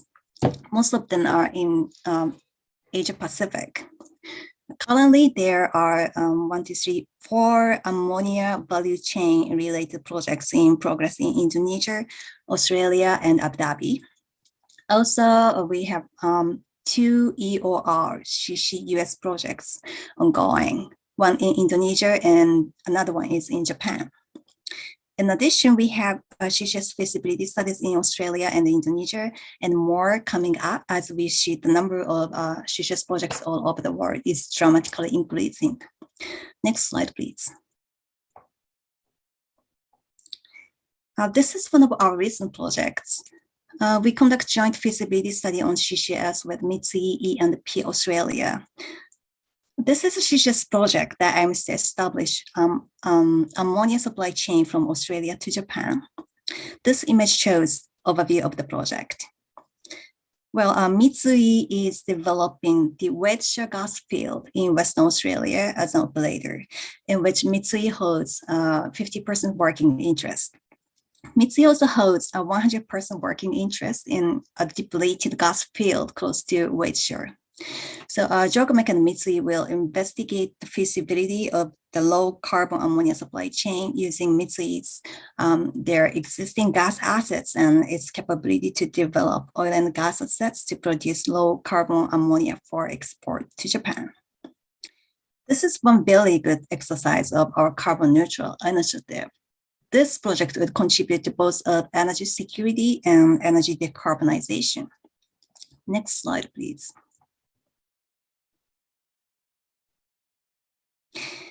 Another project here we started is the EOR pilot test with the INPEX Corporation in Niigata Prefecture. In this domestic project, we demonstrate the improvement of CO2 EOR efficiency and how it would contribute to verifying CO2 behavior in the reservoir. Presently, we are in the process of conducting preparatory work, including formulating a detailed test plan, creating plans to drill 2 new wells in the coming year, and carrying out the pilot test. Next slide, please. This is our ongoing practice for CCUS promotion. We have recently published the draft version of 2 recommended guidelines for operators. Let me briefly go over this. These 2 guidelines cover 3 main modules, which are CO2 geological stretch capacity and the amount of GHG emissions reduction generated by CCUS project, and carbon intensity of products, which are LNG, hydrogen, and ammonia. in order to properly operate the CO2 storage project, it's necessary to ensure that CO2 storage capacity and the amount of CO2 emission reduction is evaluated correctly. In addition, in the case of CCS projects associated with fossil fuel-based LNG, hydrogen, and ammonia projects, GHG emissions from the production process must be also calculated using appropriate methods and reflected properly and as carbon intensity values.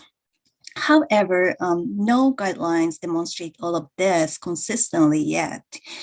That's why we have drafted these guidelines. The draft is designed to be operator friendly, and we make sure that these are harmonized with existing international standards and guidelines.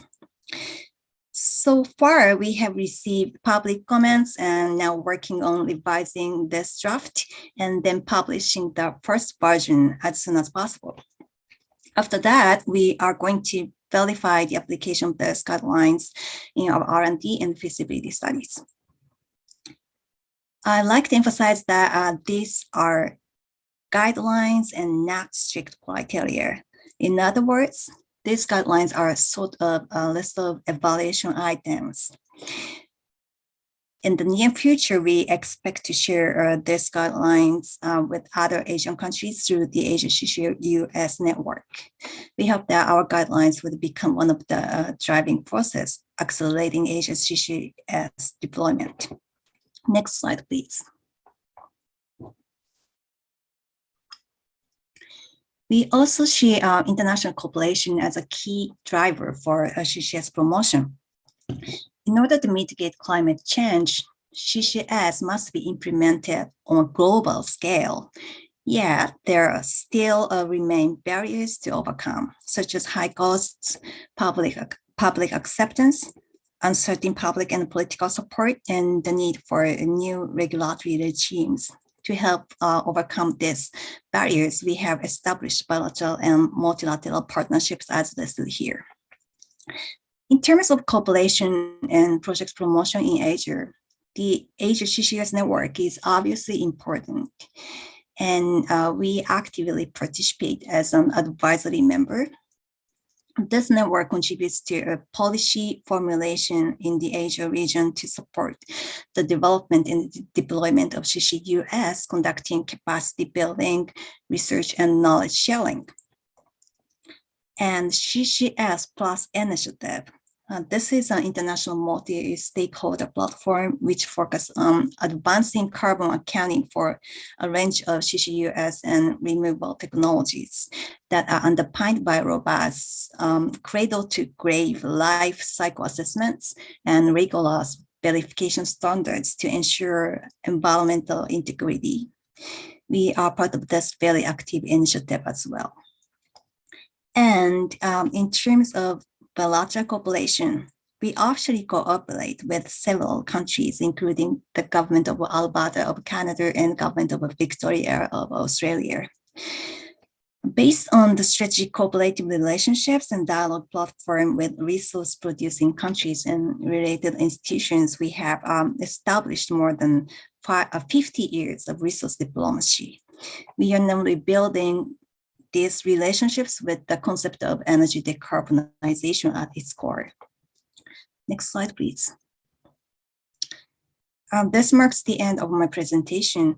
Please visit our website, Clean Future Energy, for more information. Also, your inquiries are welcome. Please contact us anytime. Thank you very much. Thank you so much for your presentation, a very rich information one. And we have learned JOGMEC carbon initiative, which at the same time ensure Japan's energy security. You also show a lot of points what JOGMEC do to drive CCS business opportunities in Japan and also cooperate with other countries. The process of finding suitable CO2 storage sites. You also touch on monitoring CO2 storage to ensure security. I think that will be a good point from our discussion later. And we also learn many examples of CCS project development in many countries. And it is interesting that JOGMEC share CCS project implementation guidelines for others. Thank you once again, Ms. Nishioka. Thank you very much. Now, let's move to the next presentation. May I introduce Professor Eric James McKay, Energy Simulation Chair in CCUS and Reactive Flow Simulation, Institute of Geoenergy Engineering, Heriot-Watt University, where he has worked since 1990. His research interests include the study of fluid flow in porous media, such as the flow of oil, gas, and water in subsurface geological formations. Since 2005, he has also worked on carbon capture and storage and is a member of the Directorate of Scottish Carbon Capture and Storage. He is involved in projects investigating secure CO2 storage in serine formations and depleted hydrocarbon reservoirs. Professor McKay holds a PhD in petroleum engineering from Heriot-Watt University. Today, he will share with us the CCUS projects in United Kingdom. If you are ready, the floor is yours, Professor. Thank you very much, and good afternoon to everyone attending.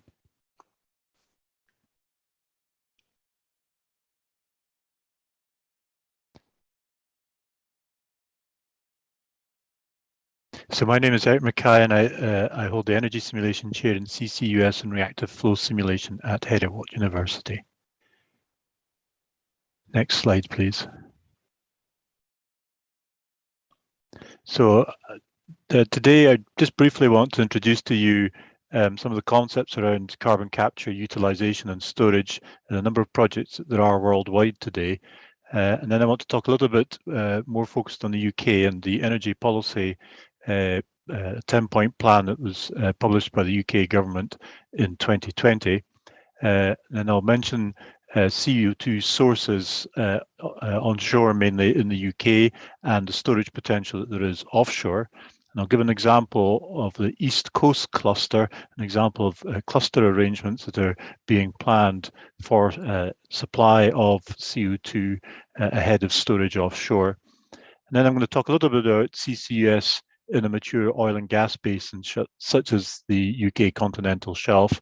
And I'll differentiate between storage in aquifers, in depleted oil and gas fields, and also the importance of backup stores before finishing off with some conclusions. So CCUS is actually a fairly immature industry at the moment.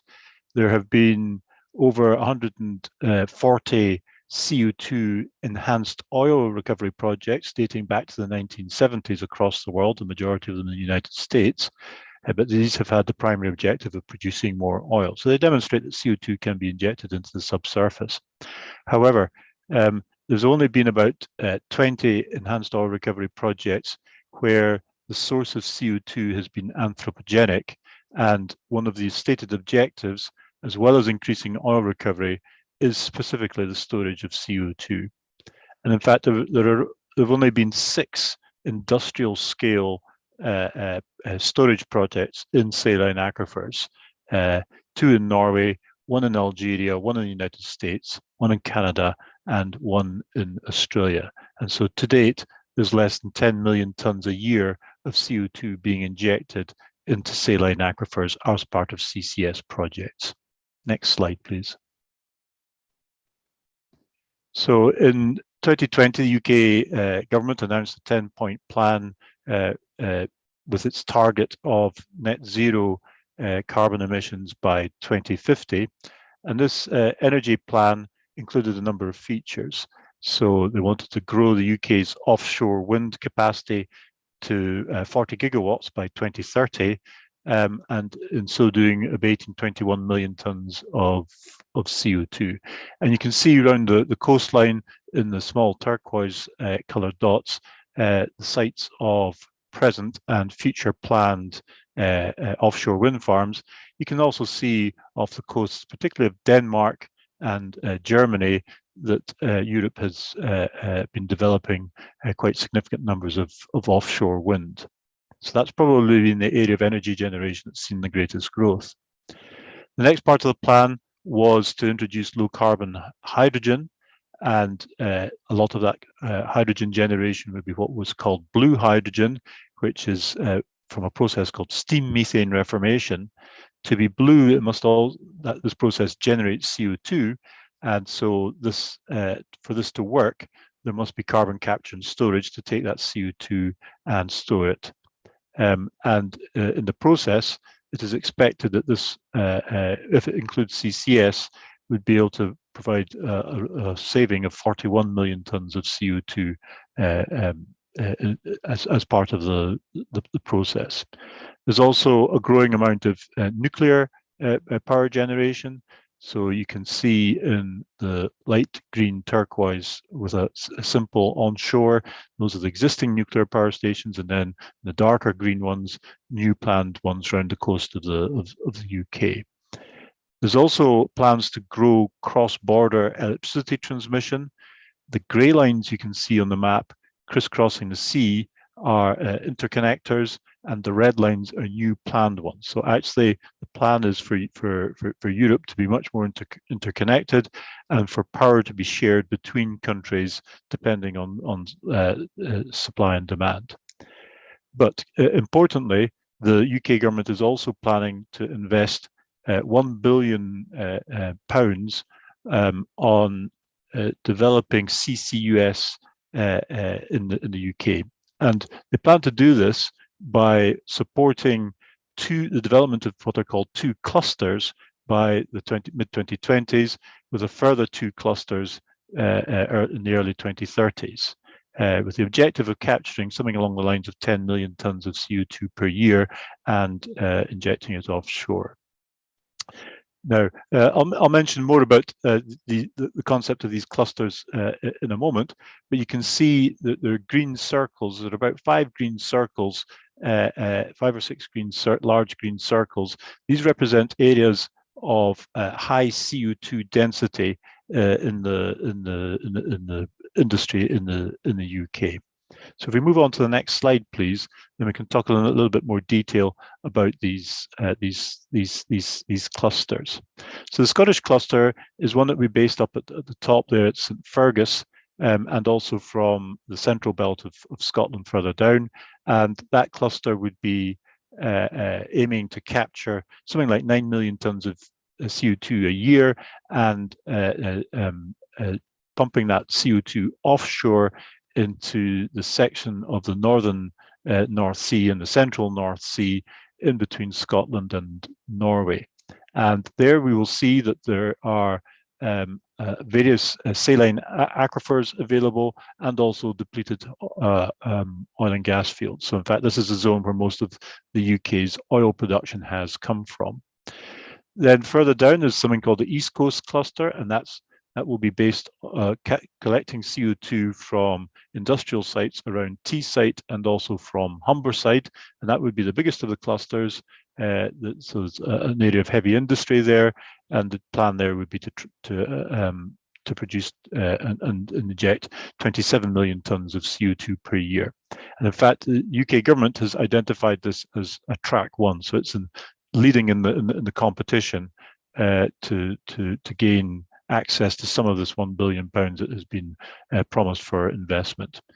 Then there's a couple of other clusters, the Delphinus and the VNet Zero cluster, which will be based off pretty much exclusively off Humberside.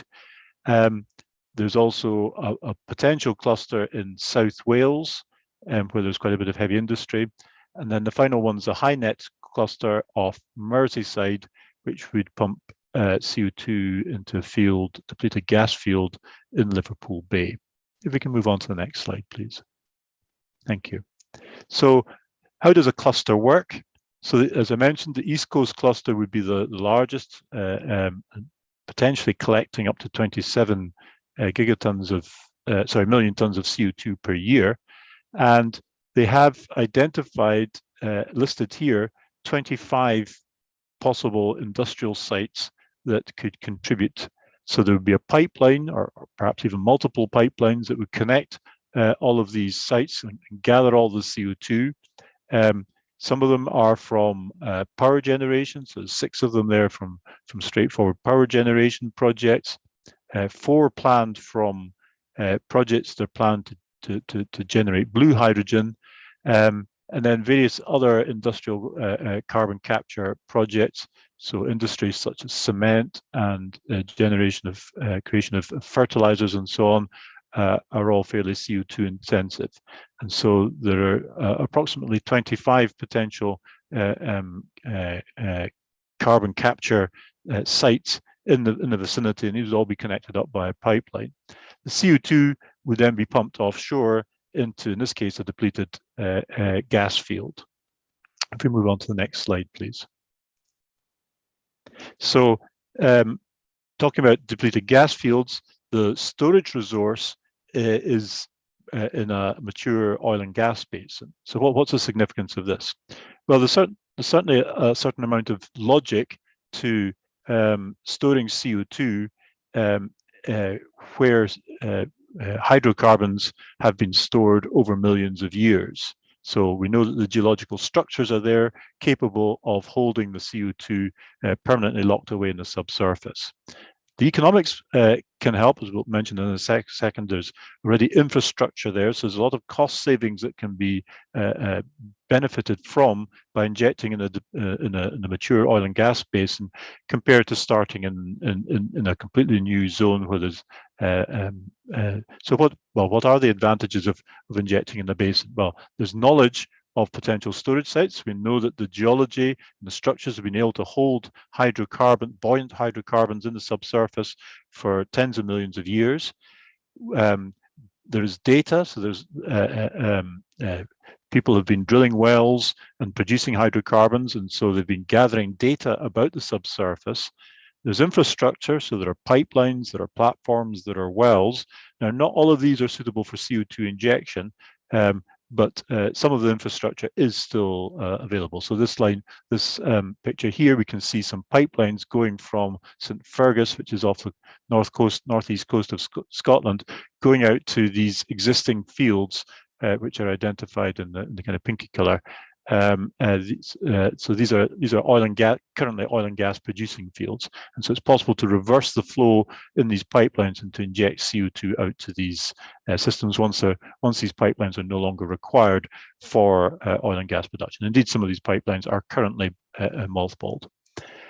And then there are actually opportunities for synergies between CCUS and oil and gas. So at the moment, the biggest fluid that is moved in the offshore UK basin is water. We actually inject more water into these structures than we produce oil. The water is injected to provide pressure support to try and force the oil out. Well, what if we were to not use water but use CO2? So we're expending effort and money injecting CO2 into the subsurface. What if we were to use the pressure created by the injection of CO2 to drive some of the remaining hydrocarbons that are going to be produced? Next slide, please. So we divide these offshore geological structures into 2 types, aquifers and depleted oil and gas fields. So in the aquifers actually contain the biggest volume, probably an order of magnitude greater volume in storage capacity in the aquifers. And the estimate is there's some 68 gigatons of capacity for CO2 storage offshore.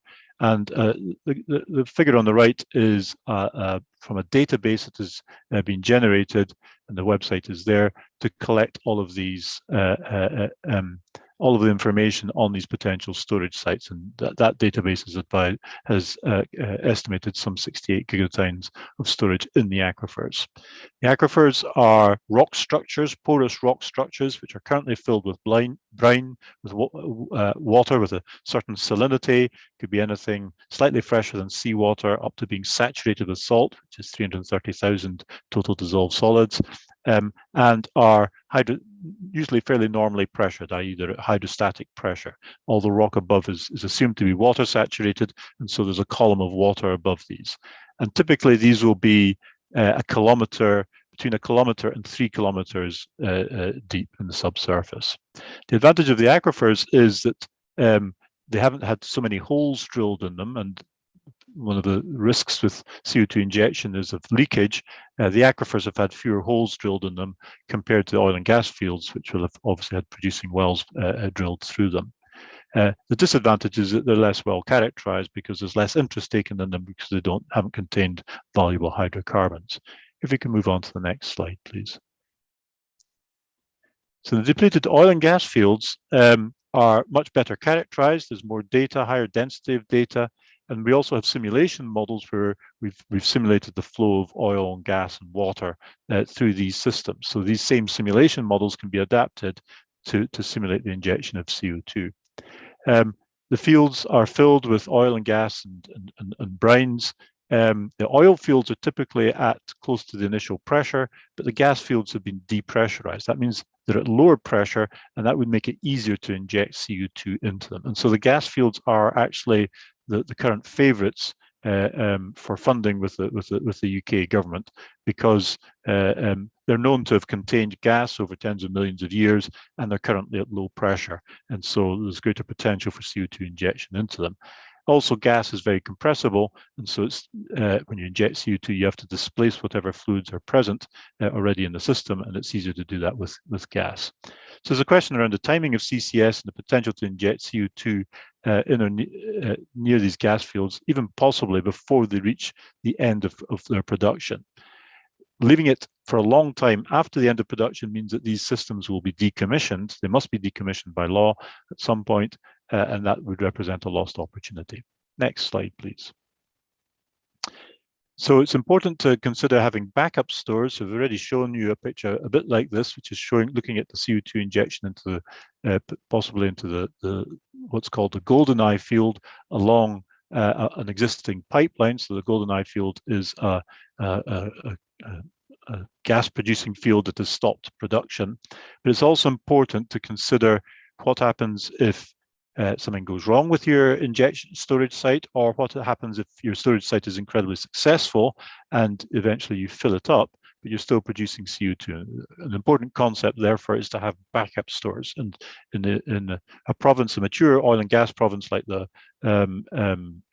North Sea, it's perfectly possible to develop a secondary store, and so that can be brought into action. So the second one here is the one in red on the right, called the East May site, which has storage capacity similar to the target GoldenEye one, which is one of the ones in the UK competition at the moment. So if you can move on to the next slide, please. And if you can just press there's a play button at the bottom. No, so you can just yes. Thank you very much.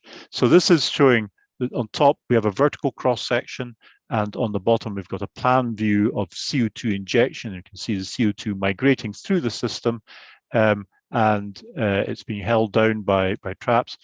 And then we have to track the CO2 for perhaps up to 1,000 years afterwards, just to make sure that the CO2 remains safely within the target storage formation. So if you can move on to the next slide, please. We will just wrap up with some conclusions.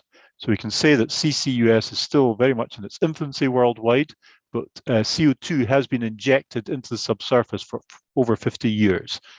So as an industry, we know what we're doing. With net zero targets, CCS is a must in order to achieve these targets. And governments around the world are starting to realize that this is the case, that there's some parts of the energy industry that can be straightforwardly decarbonized by using alternatives to CO2 generation, but there are industries and baseload power that must be generated using carbon-intensive industries, and there are other industries such as cement mixing and so on, which are very difficult to decarbonize. And CCS is the key to unlocking these opportunities, as well as to unlocking blue hydrogen. Clusters provide the potential for economies of scale, and mature oil and gas basins provide opportunities for CO2 storage because of the additional knowledge, the infrastructure and the expertise that's there, and also for the opportunities for synergies between the remaining hydrocarbon production that's going to take place in these basins and CO2 storage. And with that, I'd like to thank you for your attention. Thank you so much for such an insightful presentation. From your presentation, we see the UK energy policy with the target of net zero emissions. And UK will rely on clean energy resources such as the offshore wind, low carbon hydrogen, as well as CCUS to capture a lot of million tons of CO2 per year. And you also show us the CO2 sources and storage potential, as there is a number of clusters for CCUS projects and hydrogen projects as well. We also see the advantages of oil and gas basin as the potential storage sites, for example. And from your conclusion, we see that CCUS is still in the infancy worldwide. We still have a lot to develop this kind of technology to make it advancement to the commercial scale. And to reach the net zero targets, you said that CCUS is a must. So you talk about this in the discussion later. Thank you. And now we have come to the last presentation of this session. I'm pleased to invite Mr. Richard Chia, Senior Manager of Karikari Hayes Operating Company. He has experience in the international petroleum engineering, in the oil and gas exploration and production industries for over 30 years. He worked internationally, such as Australia, Malaysia, Thailand. He returned to Malaysia to join Hayes E&P in 2018, and in 2020 was seconded to Karikari Hayes Operating Company as a senior manager on behalf of Hayes. Today, he will share to you the CCS project initiative in MTJDA Block A18. Mr. Richard, if you are ready, the floor is yours, please.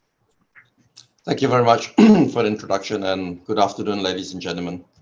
Thank you for this kind invite, and we are honored to have the opportunity to present our CCS initiative in this forum. However, before I commence, I would like to acknowledge my Charigali Hayes Operating Company CCS team who are here with me today in this call. Development Manager Shabir Habib, CCS Project Manager Aiman Ridwan, and our Senior Geophysicist Vacharapon Putong. Can we go to the next slide, please? Charigali Hayes Operating Company, or commonly referred to as CHOC, is in advanced stage to execute CCS in Block A18 in the MTJA in the Malaysian-Thailand Joint Development Area. I will touch on this a little bit more in my presentation, but first allow me to give a brief description of the Malaysian Joint Development Area. The Malaysian-Thailand Joint Development Area is located offshore at the Malaysian-Thailand border area. On this slide, it is the triangular shape denoted by the blue lines next to the helicopter's cartoon. The joint development area is split into two blocks, A18 denoted by the green lime color, while B17 is immediately north of the A18.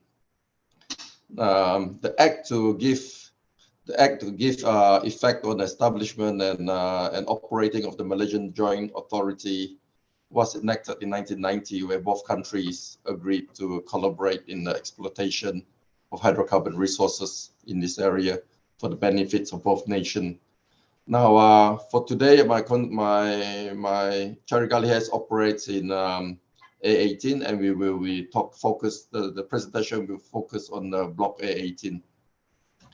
Block A18 production sharing contract was awarded in 1994, and our first commercial gas production commenced in 2005. The production sharing contractors for A18 are Petronas Charigali and Hayes Thailand Limited. It's a 50-50 partnership, and Charigali Hayes Operating Company CHOC was set up specifically to operate Block A18. In the picture on the right, the two dotted line that we have is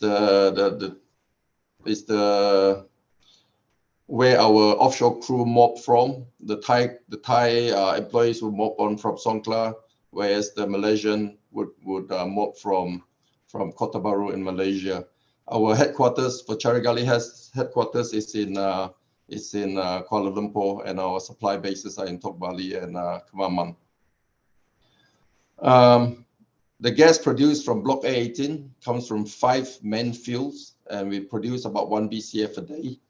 And the produced gas is evacuated by 2 pipelines, a 42-inch pipeline to Rayong and a 36-inch pipeline to Songkhla.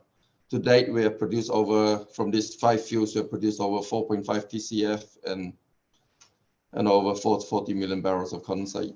On decarbonization, Carigali has aspired to be one of the first in the region to inject high volume of CO2 into a depleted producing reservoir.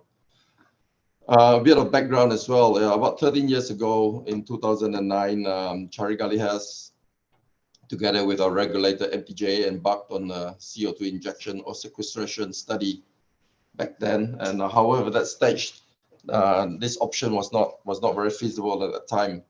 Last year, however, we revived and reassessed our greenhouse gas strategy, and we quantified what our current emission is and our future emission is, and we categorized them into 4 categories, into four work streams.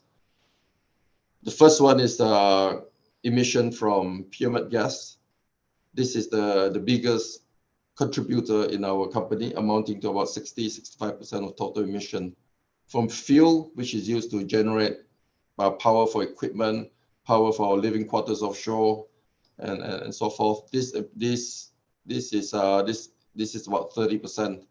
Then the last 2, the logistic, i.e. the vessels, movement, the vessels and the fleets and fugitive emission, that amounts to about 5%.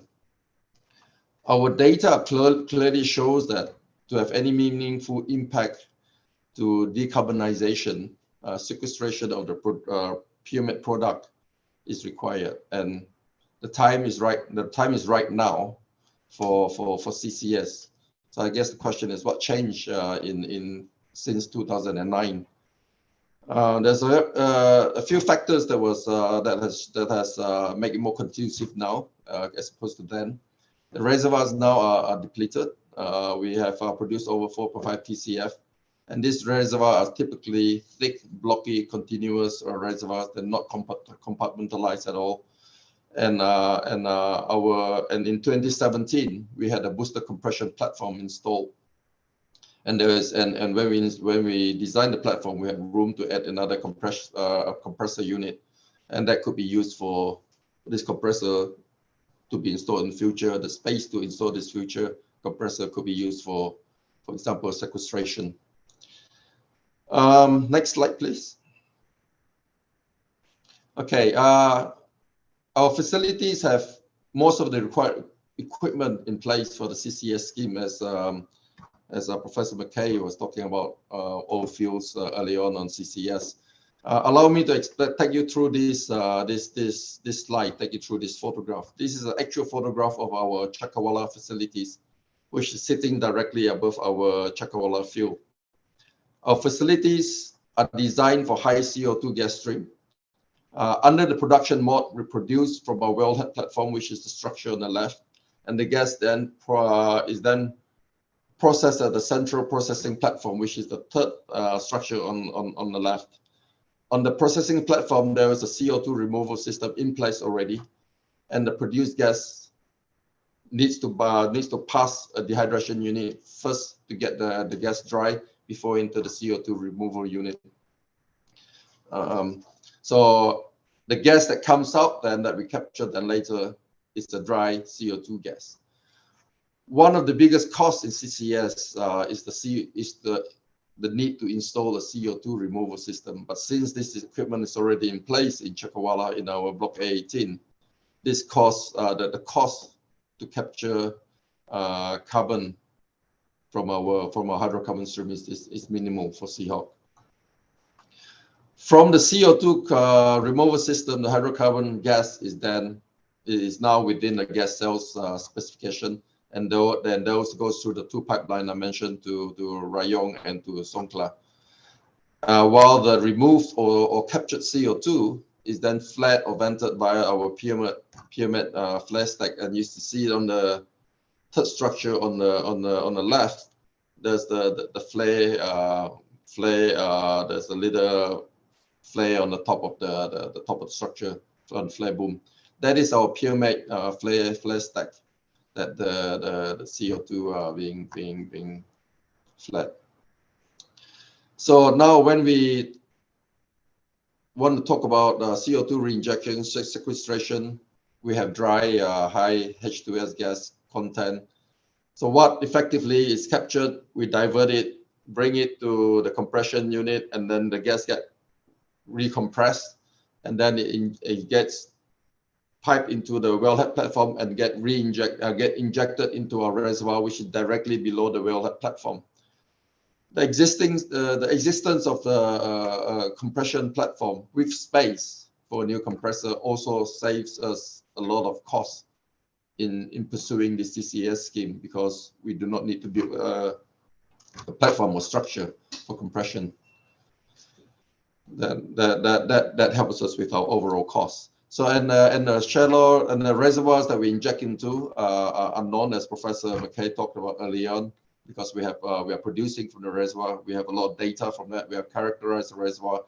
We know the extent of the reservoir, and we know the properties of the reservoir. And these reservoirs are typically they're shallow reservoirs, and they're highly permeable and now depleted and having a large storage capacity.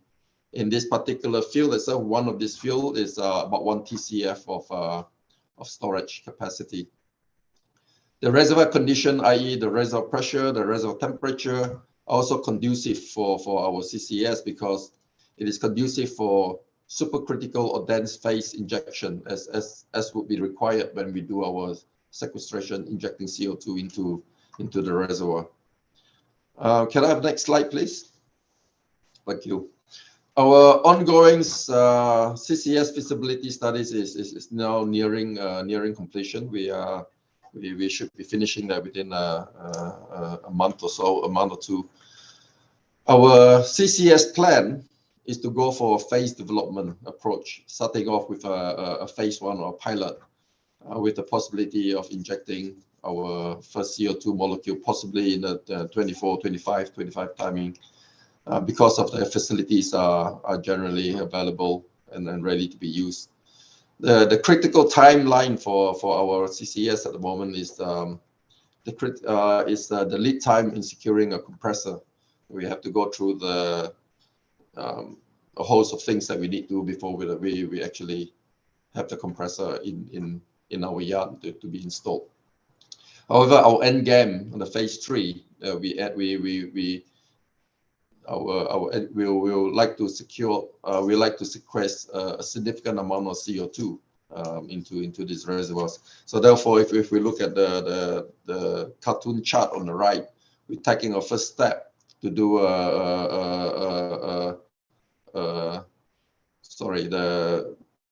the blue dot on the left. We're taking a first step to do a CO2 pilot.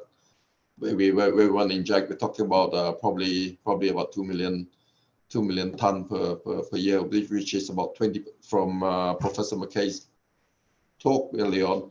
This is about 20% of what the world is injecting at the moment, and then we like to bring it up to a full scale sequestration scheme into the future, and it's very important for us to have that proof of concept.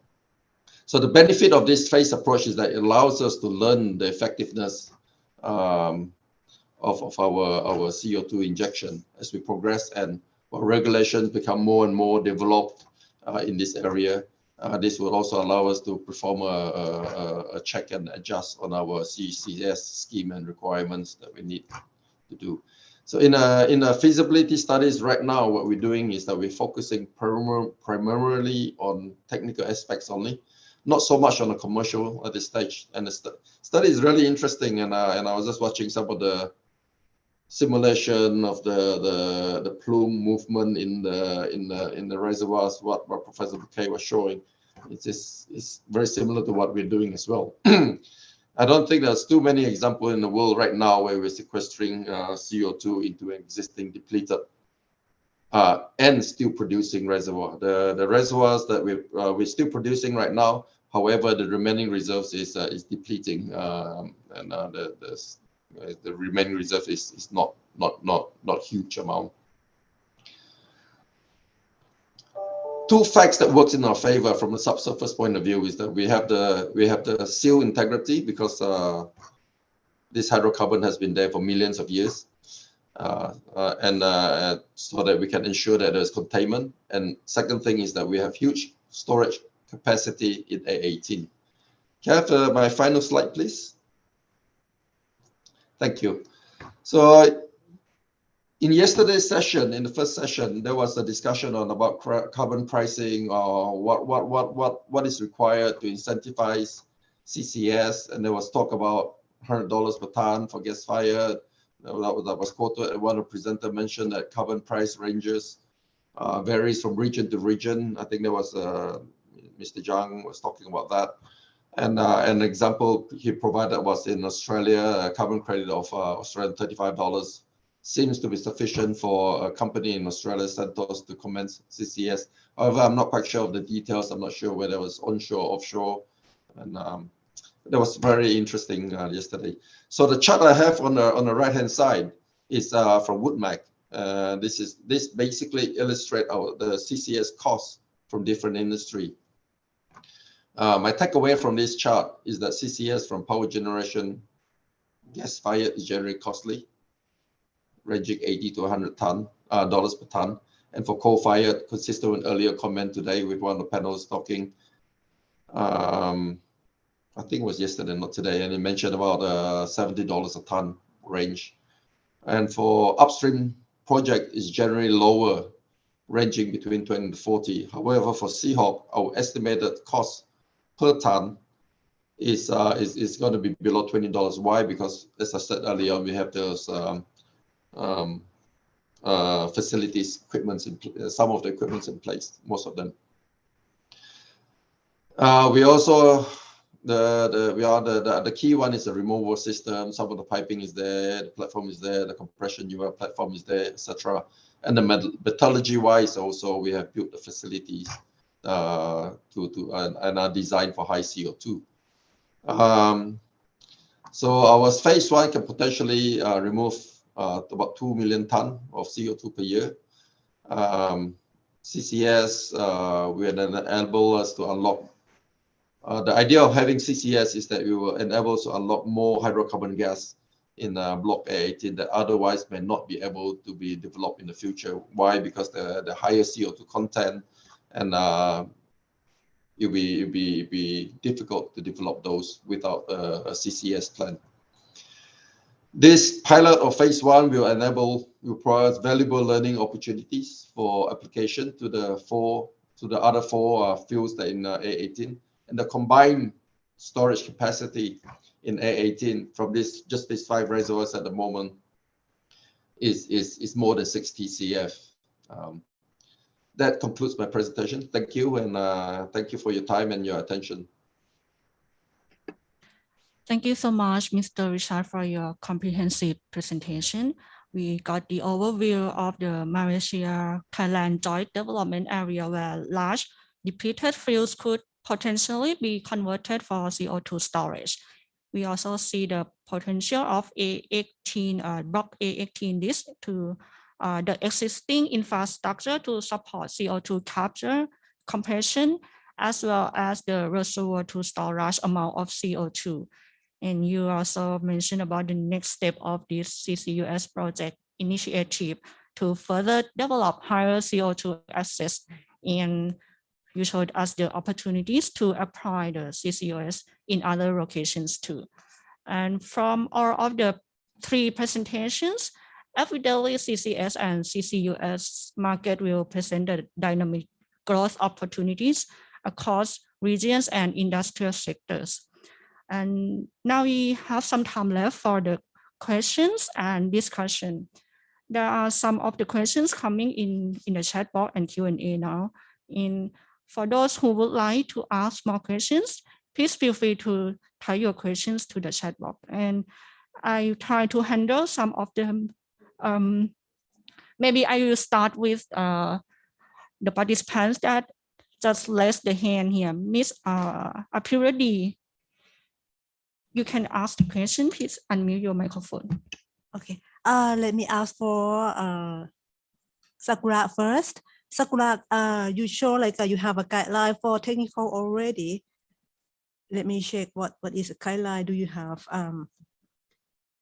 Is a guideline for implementation of CCS project, and you have a guideline for calculating GHG emission. It's possible to share with the guideline this with Thai government, because we would like to study and to do the guideline for like for the oil and gas company to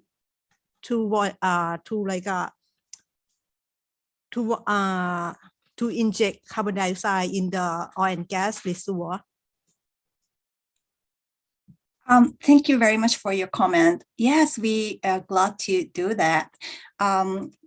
Yes, as I talked, we are still in the process of making the first version. So we are planning to publish as soon as possible, probably by summer. So please contact me, and yeah, let's discuss. That will be a great opportunity. Thank you very much, Ms. Sakura. And the next question, can I ask Professor Eric? Professor Eric, you told us like you have used existing infrastructure to transfer for carbon dioxide, right? I correct? Mm-hmm. Yes. Okay, I would like to know what is the concern in case of you use the existing oil and gas pipeline to transfer carbon dioxide. In two cases, the first case is for like a disposal, and another case for oil enhanced recovery. It's the same like same concern or anything concerned about this or not? So yes, there's a concern about the integrity. Well, first of all, the pipeline must no longer be used. It can only flow in one direction. I suppose that's fairly obvious. In the North Sea, there are pipelines which we say are being mothballed at the moment. So because the oil and gas fields are some of them are no longer being produced, then there's no longer oil and gas being exported to the mainland. And some of the pipelines are still being used, but some of them are no longer being used. So there is an imperative to ultimately remove these pipelines, but in fact, because of this potential future usage, these pipelines are being mothballed, so they're being preserved with the potential future use. Now, a consideration is the material of the pipeline. Because CO2 is corrosive, then checks have to be made to ensure that the materials in the pipelines are appropriate for CO2 injection. But provided there isn't oil and gas flowing in the opposite direction, provided the pipelines have been preserved appropriately, and provided that they are resistant to corrosion as a consequence of the presence of CO2, then they can be fairly readily used. And that brings about quite a significant cost saving compared to laying new pipelines, of course.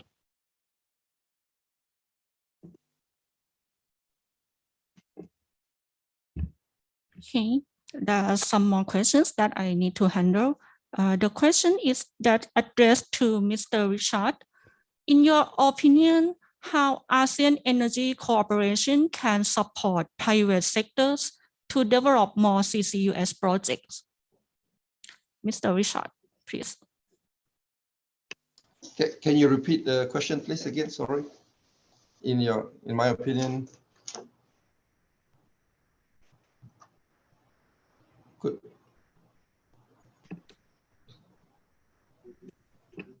Yes, I will repeat the question again. Okay. In your opinion, how ASEAN energy cooperation can support private sectors to develop more CCUS projects? Yeah, I think that this is a bit of a tough question actually at this stage. At this stage, for Cherry Gully has been looking purely from a technical point of view. However, assistance from the government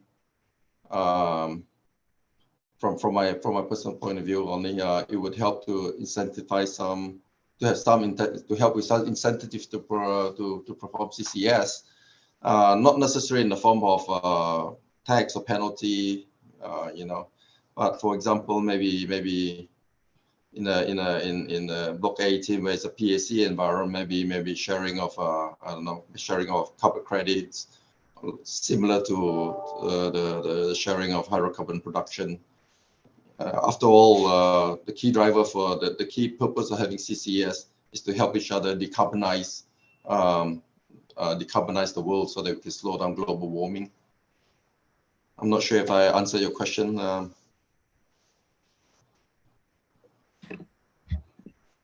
Yeah, thank you. And the next question is addressed to Ms. Nishioka. What does JOGMEC see as the biggest technical barrier to CCS deployment? Please, Ms. Nishioka. Okay, thanks for the question. Well, I see that the CCS technology is established and matured. However, for instance, we are trying to improve simulation accuracy even more to evaluate CO2 storage capacity and CO2 injectivity that would help designing a CCS project at the early stage. And also for capture technologies, I think we can still reduce cost by improving process efficiency. I'd like to emphasize that existing CCS technology is safe and secure. And I think that a major barrier to CCS deployment today in many regions, including Japan, is the low value or absence of value attached to CO2 emissions reductions. So we JOGMEC like to contribute to building a business environment as well as technology development. Thanks. Also another question that addressed to Ms. Nishioka as well. The question is, the implementation of CCT has challenges on the economic side. This challenge will be even greater if CCUS technology must also be implemented together with CCT. What is your opinion? Yeah, I think so. My opinion is coal development, even if it's clean coal technology, it would be difficult to implement without CCS. Well, in terms of energy security, it's not good news, I think. However, frankly speaking, coal development without CO2 emission reductions would have difficulties in terms of financing. If the government were to offer 100% support, it could be different. Though, yes, I agree with the opinion that would be very difficult without CCS. Thank you. And for the next question is the question for Professor McKay. What are the policy and plans from UK to increase the economic value of captured carbon beyond storage and EOR? So that's a very good question, actually. Let me answer that in two parts. So the UK government has set aside a £1 billion, which is part of a competition.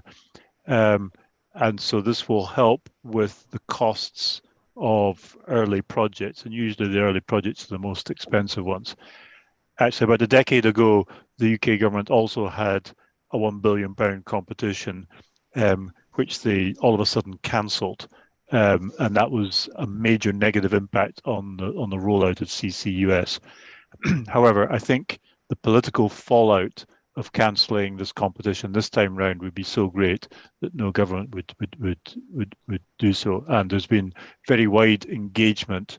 You can see the various clusters that have been developed, and there are two leading projects vying for this funding. More generally, however, second part of the answer is that we really need a floor price for CO2, a commonly agreed price for CO2. And as with oil and gas, the higher the price of oil, the more oil and gas fields become economic to produce, so also the higher the cost of CO2, the more CCS projects become available. So this is driven by the market. It just depends on what price is being set for CO2, and that will determine how much CO2 storage is necessary and viable.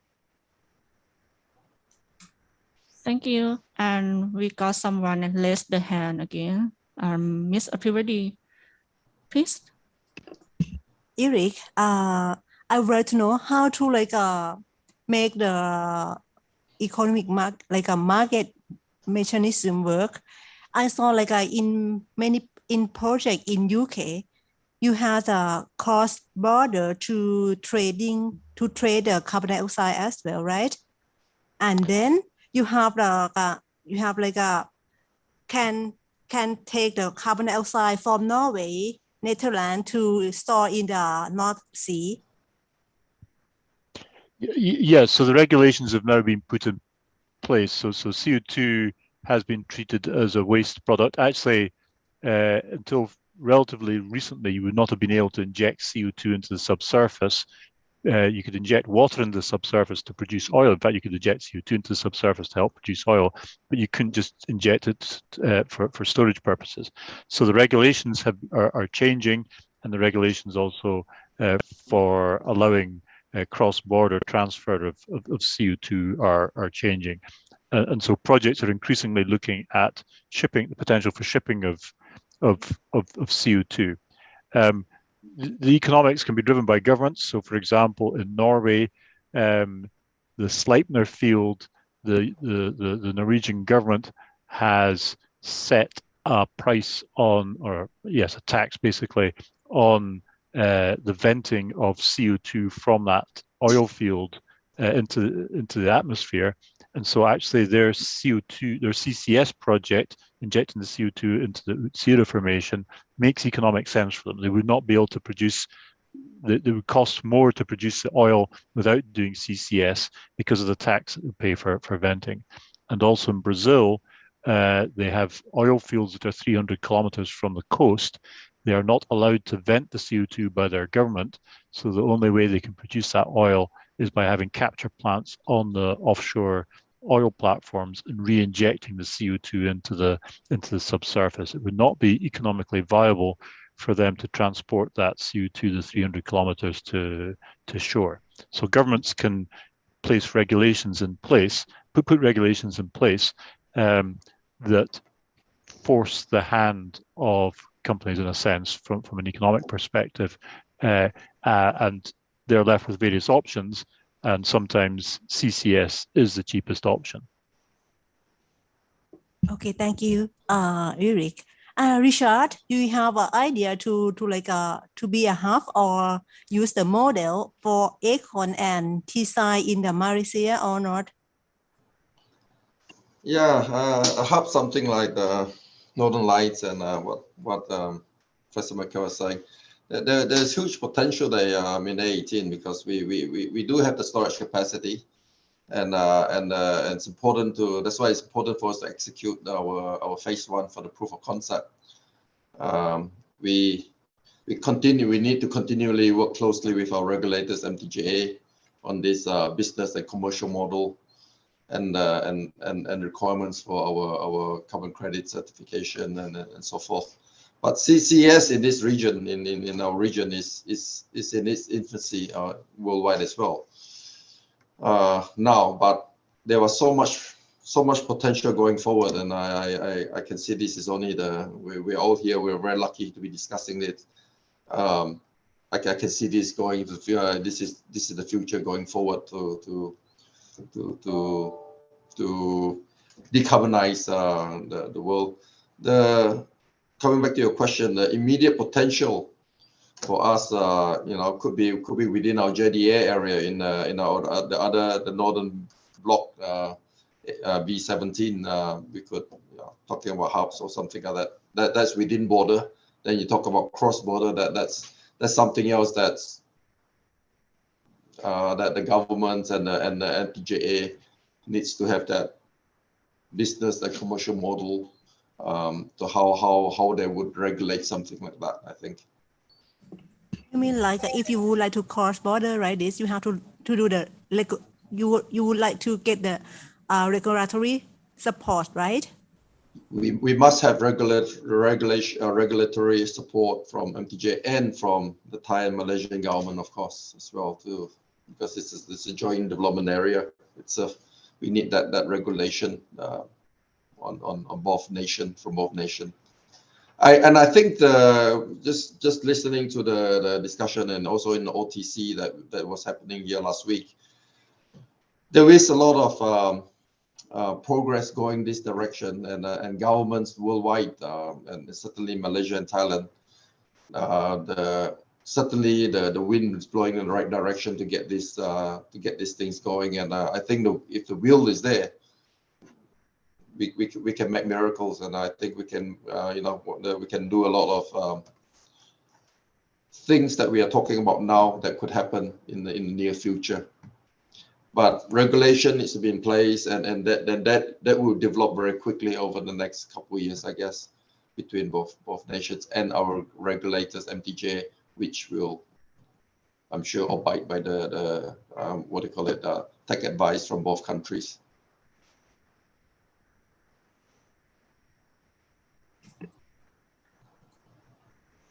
Okay, thank you, Richard and Eric.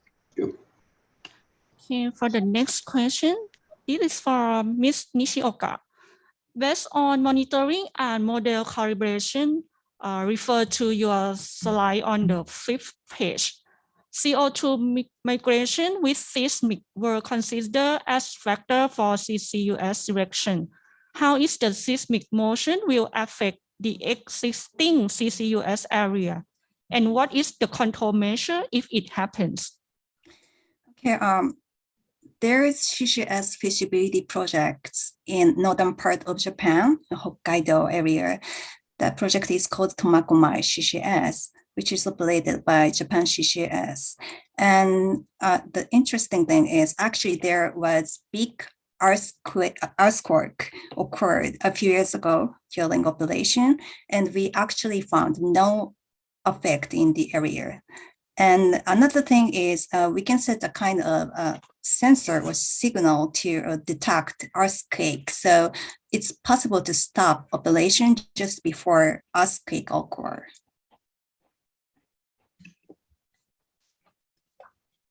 Thank you. And we still have a few minutes left. So I would like to talk to you all to kind of give the final comment before we go into the next session.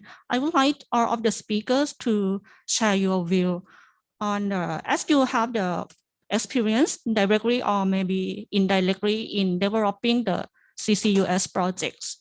So what will be your advice for ASEAN countries whose experience on CCUS is still very new in just only in the prototype stage or the demonstration stage? How to start entering to CCUS market? What should be your advice for them? What the best practices they should follow and the point that they should be concerned on? Could I start with Professor Ivy first?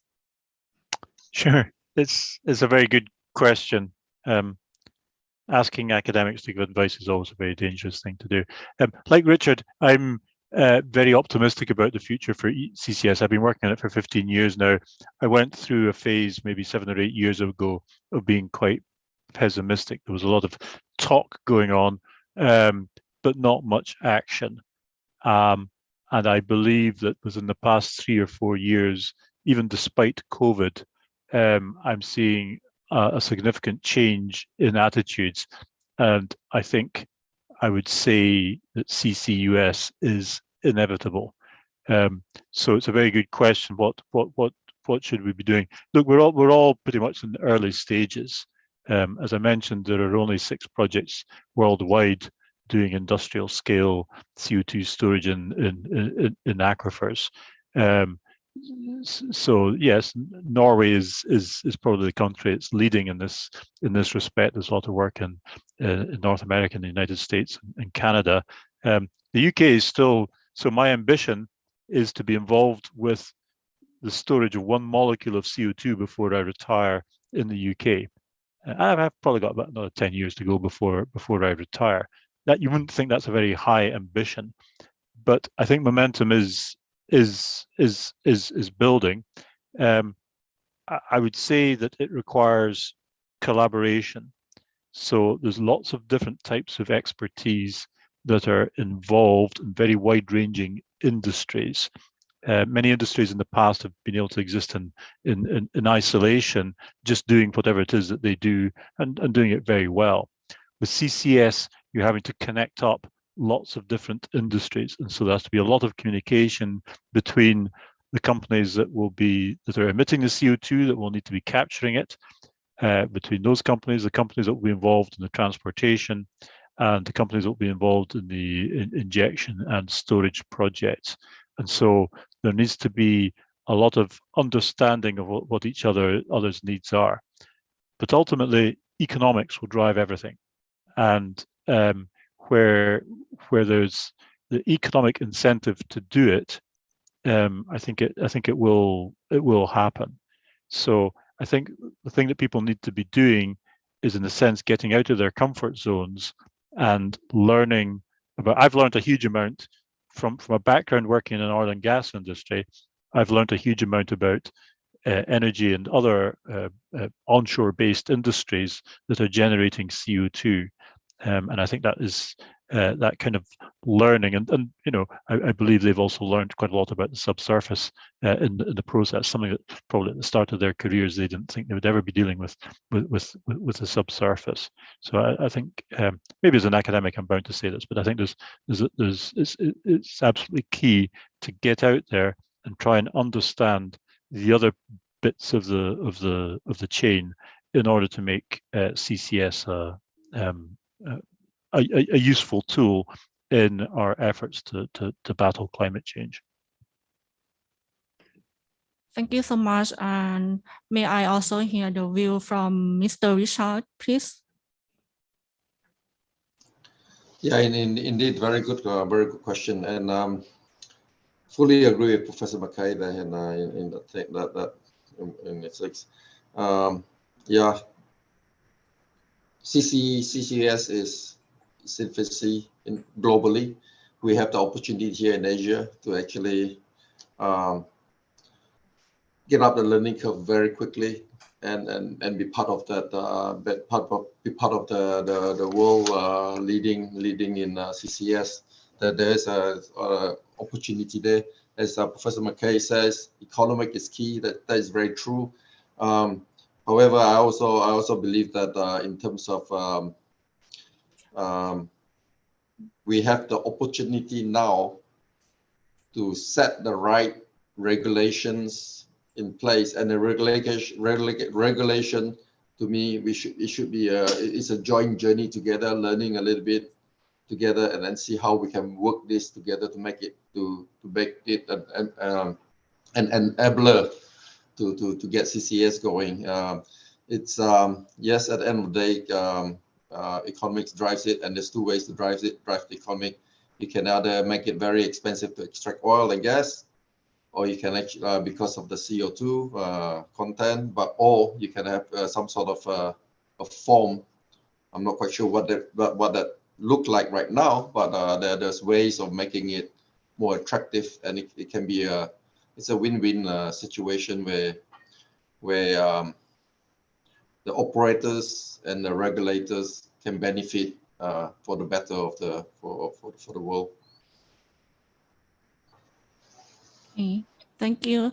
And also, Ms. Nishioka, have you more points to add about the advices that ASEAN countries should follow the best practices? Yeah, one quick comment. I think harmonization is a key to success. CCS is very complex, and it has very diversity aspect of development, not only technology, but also social development dimension like community engagement as well. So there are many challenges to move forward. So we need to help each other, learn from each other. I think harmonization would be the key. Thanks. Thank you very much for all of the comments that you share with us. I think that it's about time to wrap this up.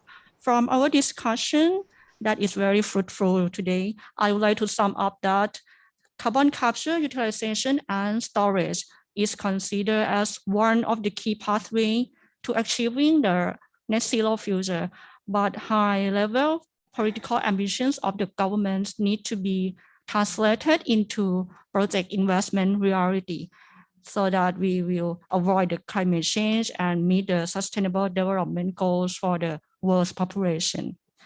Thank you once again for all of the speakers. We really have a very fruitful discussion today. And from now, we are moving to the last session for today's program. That is the clean and sustainable energy business opportunities in ASEAN. It is expected that fossil fuels are likely to continue to play an important role in the short and medium term, especially in ASEAN, as our energy mix is still fossil fuel based. We cannot deny that they will remain vital for our energy security and economic well-being. Anyway, the serious air pollution problems nowadays are forcing us to pay more attention to the development of green and clean energy, aimed at saving energy and reducing the emissions of greenhouse gases.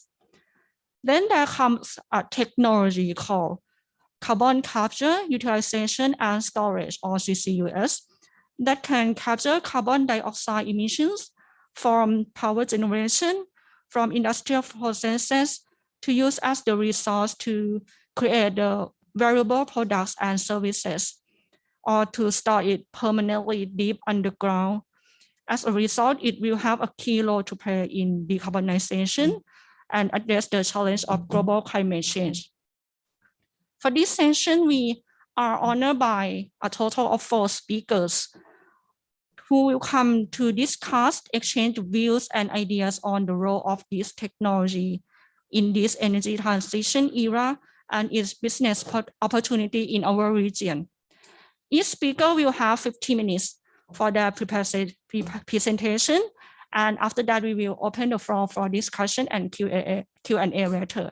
And as always, you can send your questions to the chat box or Q&A box as well. So may I begin with the first speaker now, Dr. Muhammad Rashmasru, Manager of Indonesia Center of Excellence for Carbon Capture, Utilization, and Storage. He is also the manager of the Center for CO2 and Flare Gas Utilization of Institute Technology Bandung, Indonesia. One of his main work is to prepare the Gandhi Enhanced Gas Recovery Project, which will be the first ever implemented CCUS pilot project in South and Southeast Asian regions. Other works that he managed are the CO2 sourcing map in Indonesia, strategy for implementing zero routine flaring and promoting bioenergy with CCS in Indonesia. Dr. Muhammad is also a senior lecturer at the Faculty of Mining and Petroleum Engineering, Institute Technology Bandung. He obtained PhD in geophysics from Karlsruhe Institute of Technology, Germany, and did postdoc in Kyoto University. He will share with us today on CCUS research and development progress and business opportunities in Indonesia. Dr. Muhammad, if you are ready, the floor is yours, please. Okay, thank you very much, Ms. Moderator. For the presentation, I should share my slide or, okay, thank you. Yeah, good afternoon, ladies and gentlemen. It is an honor for me to deliver our work in Indonesia. Again, let me introduce myself. My name is Muhammad Rahmat Sule. Next slide, please. Okay, the first part of my presentation is to answer why CCS and CCUS are promoted in Indonesia. Next slide, please. Currently, we are aware with the energy transition issue. And there is also a goal to achieve net zero emission by using renewable energy, energy efficiency, conversion to gas, for example, diesel or coal to gas, co-firing and full combustion of hydrogen and ammonia. And the fifth item is CCS, CCUS, and carbon recycling. So it means that CCS and CCUS is quite important in the energy transition issue. Next slide, please. Okay, this is explained about the Indonesian NDC from several sectors, including energy. And the baseline is from 2010.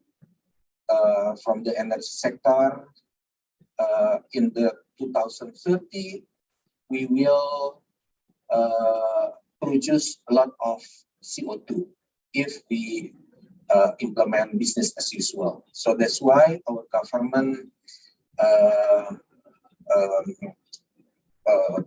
introduced a so-called unconditional mitigation scenario and conditional mitigation scenario. So in order to reduce the greenhouse gas emission or CO2 equivalent of about 314 until 398 million tons only from energy sector. So my talk is focused on the reduction of the greenhouse gas emission from energy sector. Next slide, please. Yeah, in the upper part of this slide, we could see the dashed black line, which shows the business as usual in Indonesia if we don't mitigate the carbon emission. And the blue lines is the target of our Indonesian NDC. Of course, we would like to reduce more greenhouse gas emission, for example, by implementing bioenergy CCS and implement deep decarbonization pathway program. So we do hope that in 2050 we could come to the situation of the 2 degrees Celsius compatible or even 1.5 degrees Celsius Paris Agreement compatible. So in Indonesia, CCS and CCUS implementation will be quite massive in the near future, and it will be combined also with the use of bioenergy, renewable energy, and even with the using of bioenergy with CCS. Next slide, please.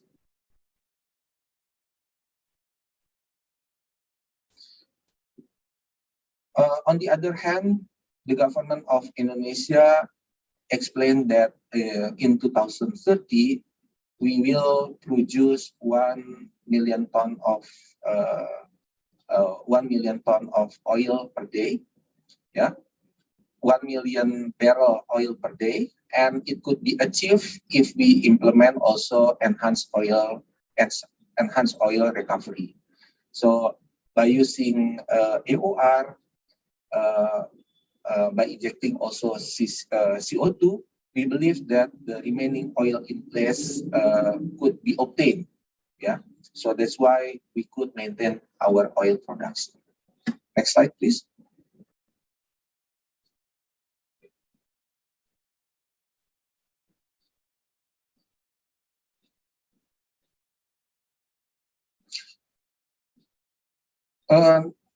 This effort is supported by the government of Indonesia, and the Minister of Energy and Mineral Resources announced in November 2020 that CCUS is a key issue at the global level relating to reduction of CO2 emission and use the same to increase oil oil recovery in depleted oil fields. So that's why Indonesia welcome all to join in developing CCUS in order to achieve the commitment to sustainable energy. Besides that, in November 2021, our government introduced the presidential decree on carbon pricing as the basis for us for implementing the greenhouse gas emission in Indonesia. Next slide, please.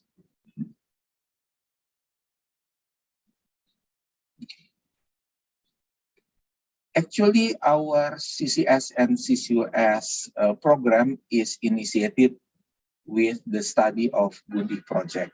So Gundi block is situated on the boundary between Central Java and East Java province, and it consists of 3 gas structures.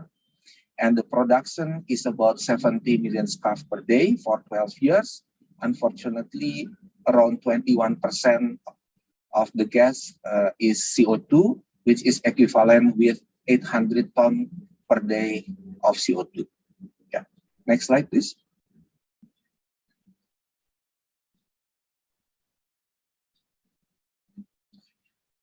So in our latest version, in our study latest version, we try to use all the available CO2, which is 800 tons per day, and it will be injected to the Kedung Tuban structure. So one of the gas reservoir in Gundi block. So in the left bottom figure, we could see what happened in the reservoir once we inject the CO2 to the water leg of the Kedung Tuban structure.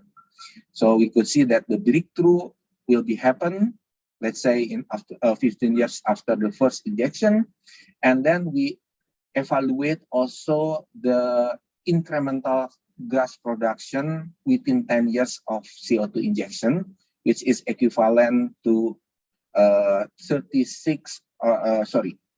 until 28 BSCF for 10 years. And then we calculate also the CAPEX and OPEX for 10 years operation. And totally 3 million tons of CO2 could be reduced from the operation of Gundi project. So we could estimate that the incremental gas production is quite similar with the CAPEX and OPEX, but we could also use the offer from the Japanese government to use the so-called joint crediting mechanism scheme. So all of the CAPEX could be covered by Japanese government, but the reduction, carbon credit could be split between Indonesian and Japanese side. Next slide, please. So this is shows the timeline of the Gundi project. Yeah, starting now we have finalized the pre-FEED study, and next June we will start with the front-end engineering design and then continue with the EPC, and we do hope that the first injection could be started within 2025 or 2026. Next slide, please.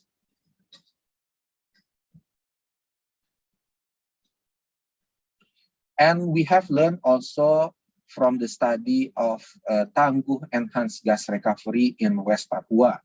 So basically, this slide shows the economic analysis once we inject 32 million tons of CO2 within 10 years, but it is combined also with the carbon credit price of 15, 25, and 35 US dollar per ton CO2. And in the left figure, we could see that the economic curve will be positive.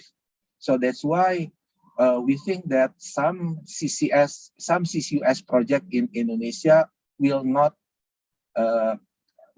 as the cost center, but it could give also revenue for the operator and also for the government of Indonesia. Next slide, please.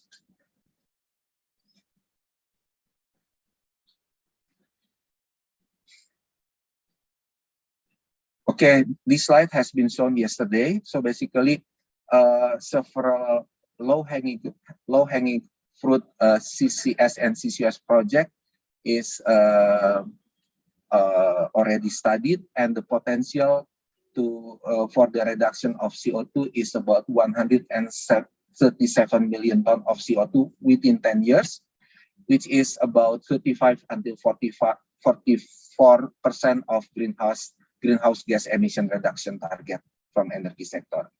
Next slide, please. Okay, this slide shows also the ongoing studies in Indonesia. And we could see here that the on-stream target schedule is all before 2030. So we do hope that we are ready to give positive report to all of you.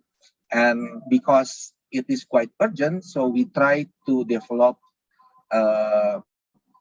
regulation for CCS and CCUS implementation. Next slide, please. Now, the second part of my presentation is the need of the map that describes the CO2 sourcing match. Next slide, please.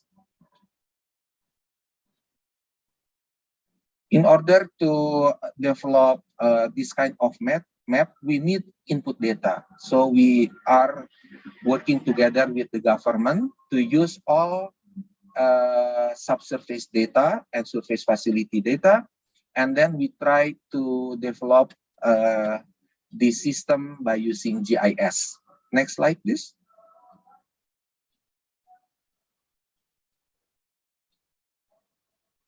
This is one example of our available map showing the CO2 source sinks match in Sumatra, Java, and Kalimantan.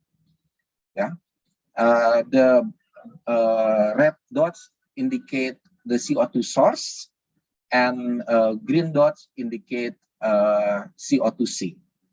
Next slide, please.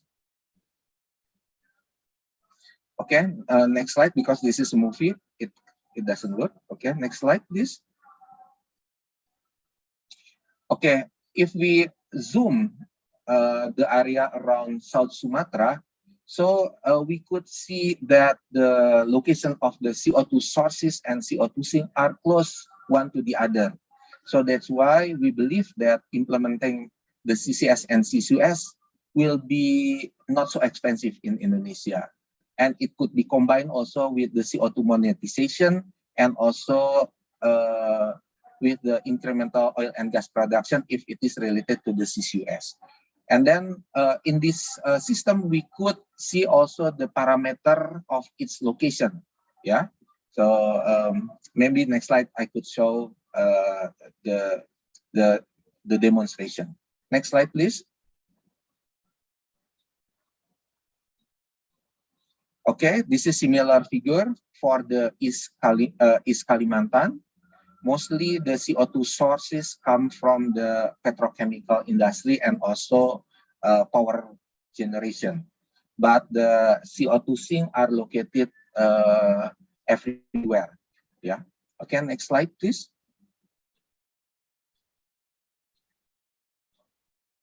Similar also with the Central Sulawesi. Yeah. The CO2 source is coming mostly from the Banggai ammonia plant. And this company want to produce blue ammonia. It means that the CO2 should be reduced significantly. So we are now in the cooperation with the JOGMEC, Mitsubishi Corporation, and PT Panca Amara Utama to design the best CCS and CCUS scenario for this place. Next slide, please.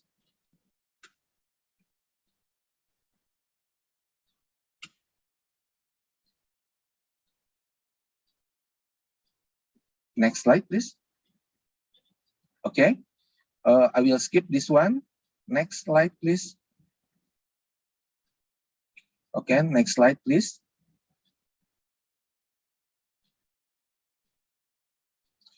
Okay, basically, the system will accommodate also CO2 from coal-fired power plant in the future. Yeah, because we believe that the CO2 separation technology will be available in the future. So currently, we are providing this map.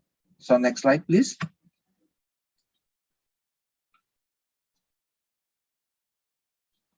And this is one of the example of the zoom map in the West Java area, in which the coal-fired power plant in Indramayu is covered by the so many oil and gas field, yeah, surrounding with the distance 30, 60, and 90 kilometers. And on the left figure is the list of the field. Next slide, please. Okay, not only related to the coal-fired power plant and oil and gas sector, we are also working on the design on how the CO2 from future dimethyl ether plant could be injected to the surrounding area. So the location is in the South Sumatra. Next slide, please. Okay, this is the last part of my presentation. I will talk very fast. Next slide, please. So basically, we already finalized the draft of the ministerial decree on CCUS regulation. And on the right hand, you could see two pages from the draft. Next slide, please. And the regulation cover technical aspect, business scenario, legal aspect, economic aspect.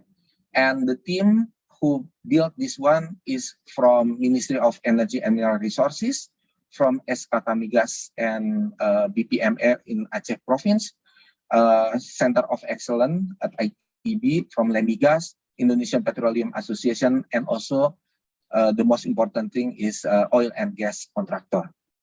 Next slide.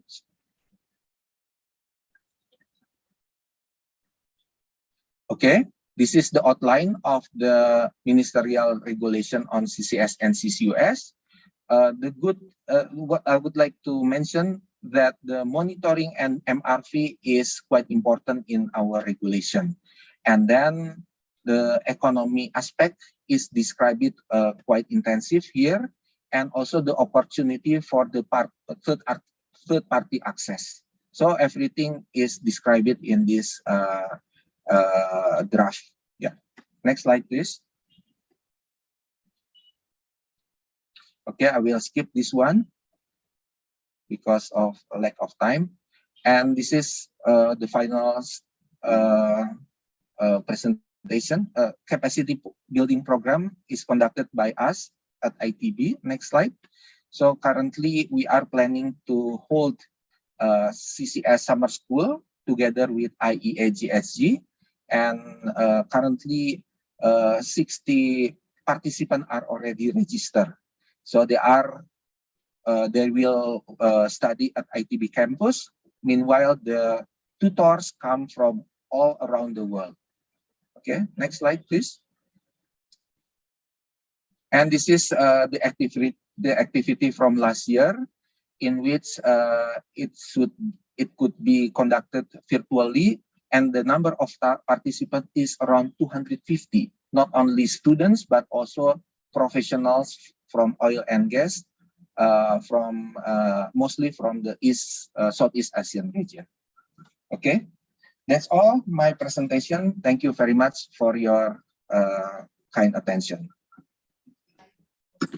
Thank you so much for your insightful presentation. So from your presentation, we can see that Indonesia is also another country that committed to reduce GHG emission. You show us Indonesian NDC scenario from energy sector.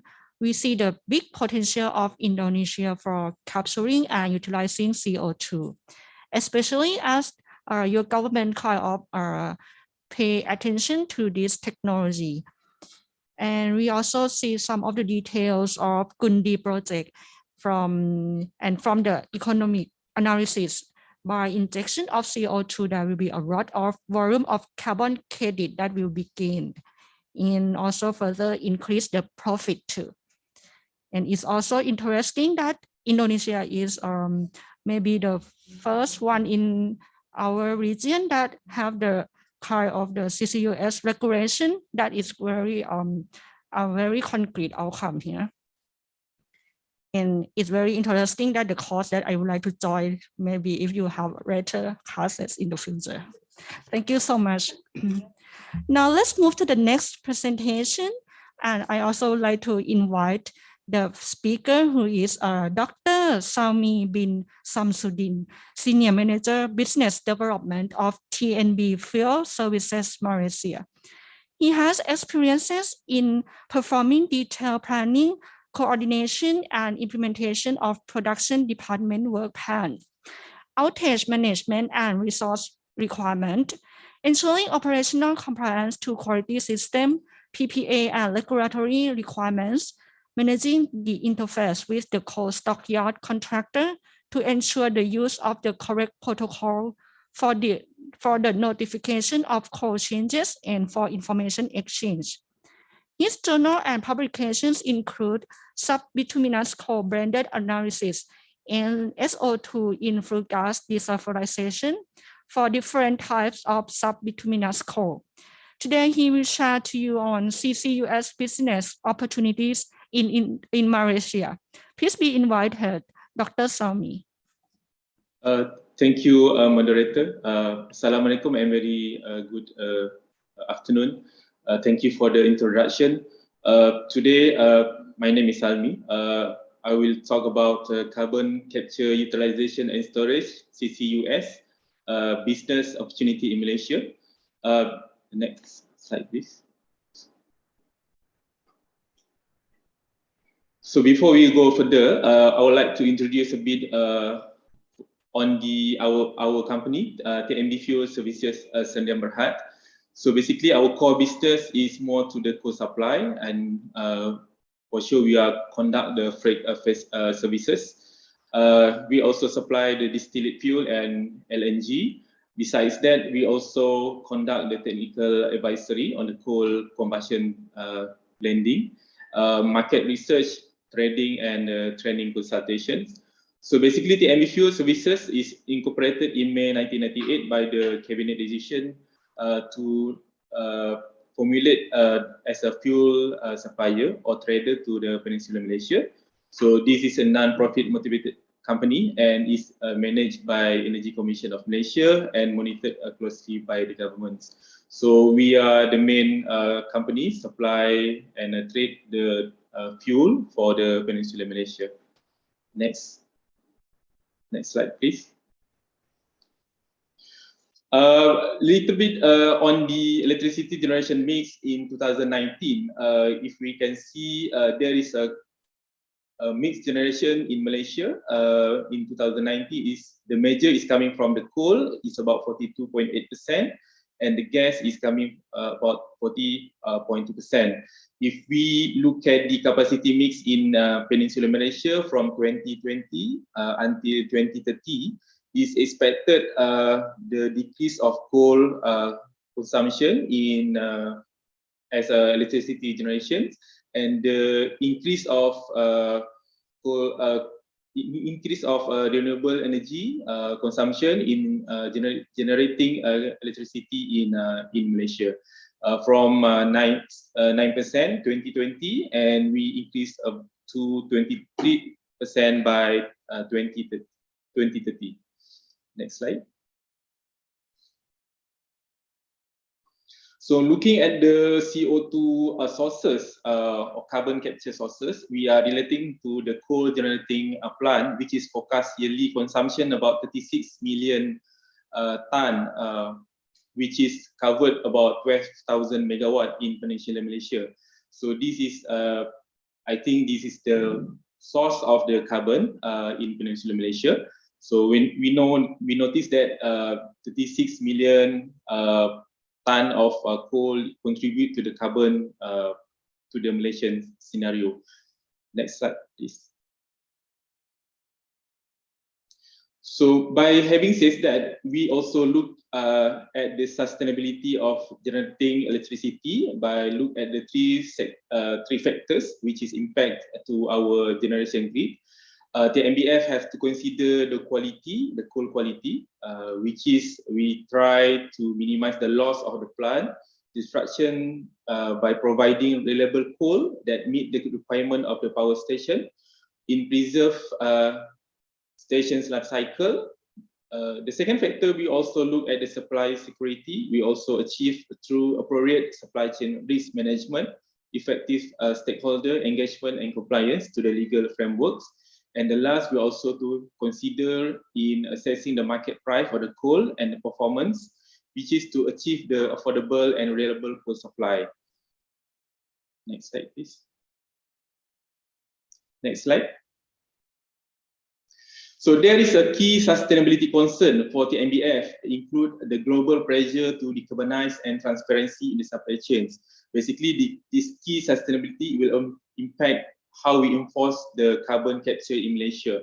The first is global pressure to decarbonize. The MBF operation is expected to heavy by looking at the three emissions from the coal and fuel supplier and our freight services provider.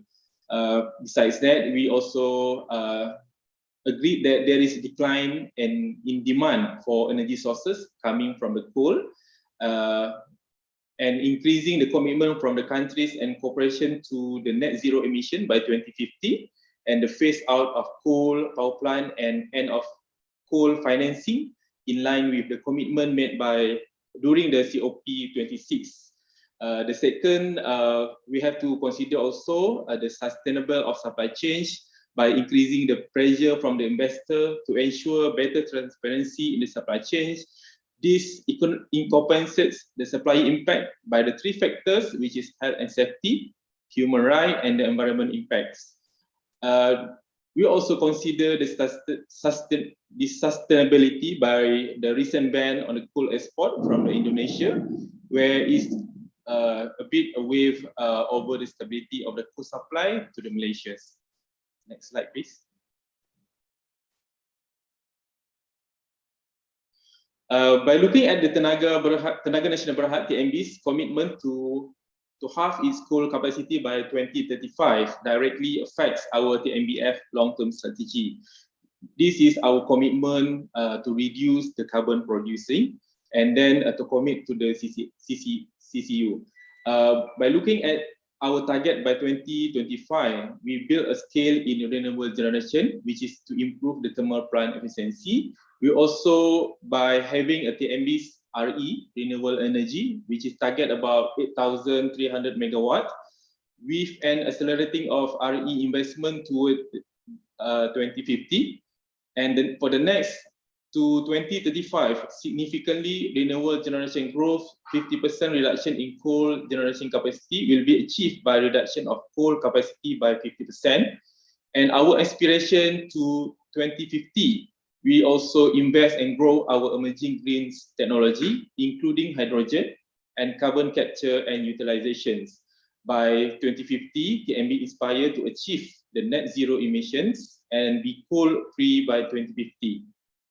In the meantime, TNB targets not to take any new stake in coal plant and will honor the existing power purchase agreement, which is the existing plant. In tandem with that, TNB intend to significantly ramp up our RE, renewable energy generation portfolio on the path of the coal-free by 2050. So this is the TNB direction, and TNBF has will affect with this long-term strategy. Next slide, please.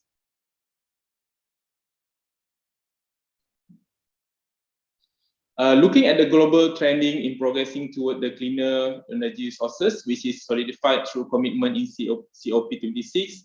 As mentioned from previous speaker, there is actively involved in carbon capture technologies.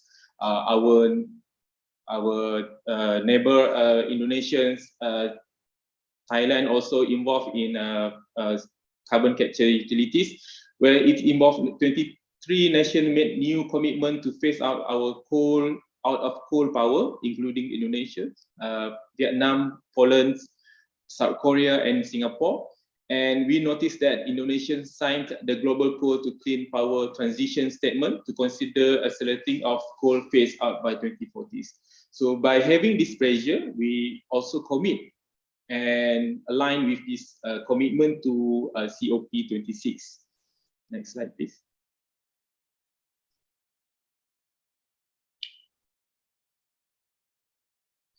Malaysia is making continuous effort to decarbonize and achieve carbon neutrality by 2050. We also committed to becoming carbon neutral nation by 2050 and to reduce the green gas emission intensity of gross domestic product (GDP) by 45% by 2030 relative to the 2005 baseline. A carbon pricing mechanism and emission trading scheme is under consideration, which is under a national long-term low emission development plan. Malaysian commitment to maintain at least 50% of its land area under the forest and tree covered aligned with COP26. And we also introduced our Malaysian Forestry Policy 2020. This carbon pricing and carbon tax will be introduced, as mentioned by our Prime Minister, in our 12th Malaysian Plan from 2021 to 2025. Besides that, we also embarked the National Low Carbon City Master Plan, which is intent to transform our Malaysian cities to low carbon. As of now, our government also introduced tax incentive for EV, electric vehicles, announced in the recent budget. And our National Bank of Malaysia finalized the climate change and principle based on the taxonomy, CCPT. So this is the continuous effort made by our government, Malaysia, to decarbonize and achieve the carbon neutrality by 2050. Next slide, please.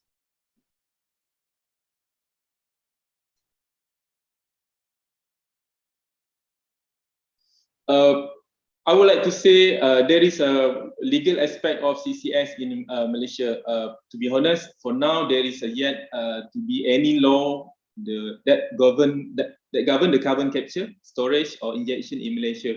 However, we notice that it's critical importance of CCS to be delivered to the Malaysian people, and as of now, Malaysian government have a partner with the Global CCS Institute to develop and implement the Malaysian CCS Capacity Development Program, where this partnership is to help Malaysian stakeholders develop awareness, understanding, knowledge, and ultimately skill around different aspects of CCS to ensure Malaysia is well positioned to leverage on the technology in the future. However, it is our understanding that CCS project will currently be regulated using the existing national legislation. For example, Environmental Quality Act 1974 and Environmental Quality is under and Occupational Safety and Health 1994. In conclusion, CCS is currently the best option to sustainable reduce the global carbon emission from the large-scale emission-intensive industries. The development of the first Malaysian CCS offshore project was announced, and the Kasawari CCS project bodes well for the country as well, as it will likely the largest offshore project to date and will be key pioneering project in the global transition toward the net zero carbon emissions. Next. Looking at the Kasawari project, CCS project, in the third quarter of 2021, it was announced that Malaysian very first offshore CCS project. This project was collaborative between Petronas and the Global Energy Consultancy, and this is located off the coast of Sarawak, which is aimed to capture and process the CO2 from a soil gas field development, which will subsequently be injected into a depleted gas field. Recently, this project was committed on CCS project. We will gear up our development CCS project in Malaysia. On 9 November 2021, Petronas signed a memorandum of understanding with ExxonMobil to collaborate and explore the potential CCS project and technologies in Southern ASEAN, including Malaysia. And on 17 December 2021, Petronas also signs another MOU with POSCO International Corporation and POSCO Engineering Construction to collaborate and explore the opportunities in CCS technology and CO2 storage solution in Malaysia. Having said that, our Malaysian CCS project is the growth is driven by the demand for CO2 EOR, enhanced oil recovery techniques, which is discussed from previous speakers. Stringent the government regulations toward GHG emission and increasing investment toward the government funded project. So this is the three factors could drive our CCS implementation in Malaysia. So next.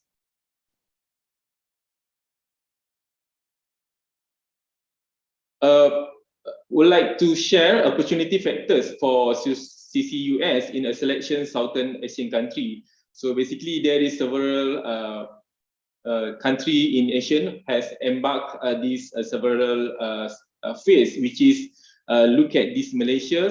We not finalize our legal and regulatory framework for CCUS in place.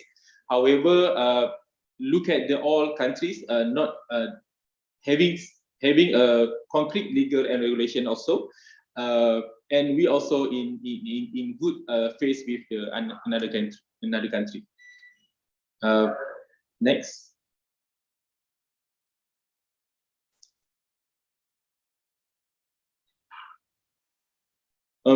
Looking at the global business opportunity, the storage market overview expected in 2030, the global carbon capture, utilization and storage market was valued about 1.9 billion in 2020 and is projected to reach about 7 billion by 2030.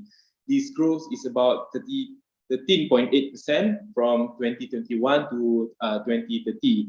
This is related to the carbon capture related industry, utilization and storage in the process of capturing carbon dioxide from fuel combustion or industrial process, and the transportation of the CO2 via ship or pipeline. So this is the growth, the factors where the growth is coming in. CCUS technology also provide the foundation for carbon removal or negative emission when the CO2 come from the bio-based process or directly from the atmosphere. Next. Next. Next slide, please.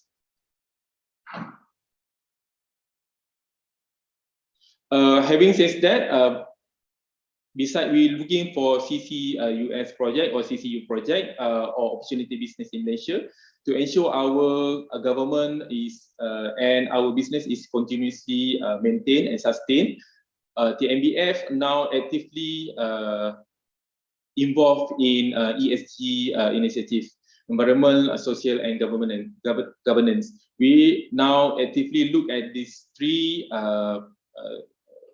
fields, which is to commit on the ESG initiative. The first is LNG. We supply to the thermal gas plant. We also look at the bioethanol from sugarcane, biofuel resources.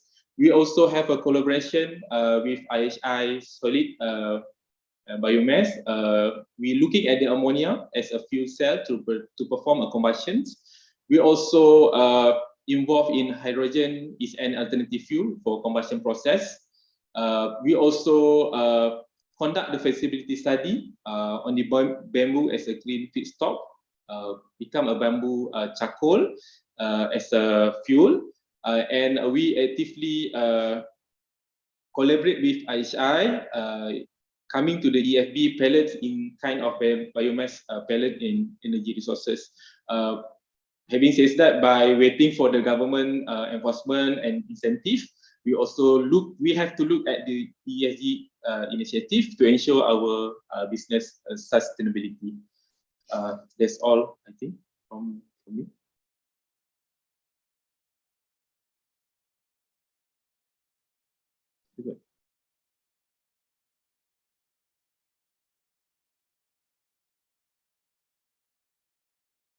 from me.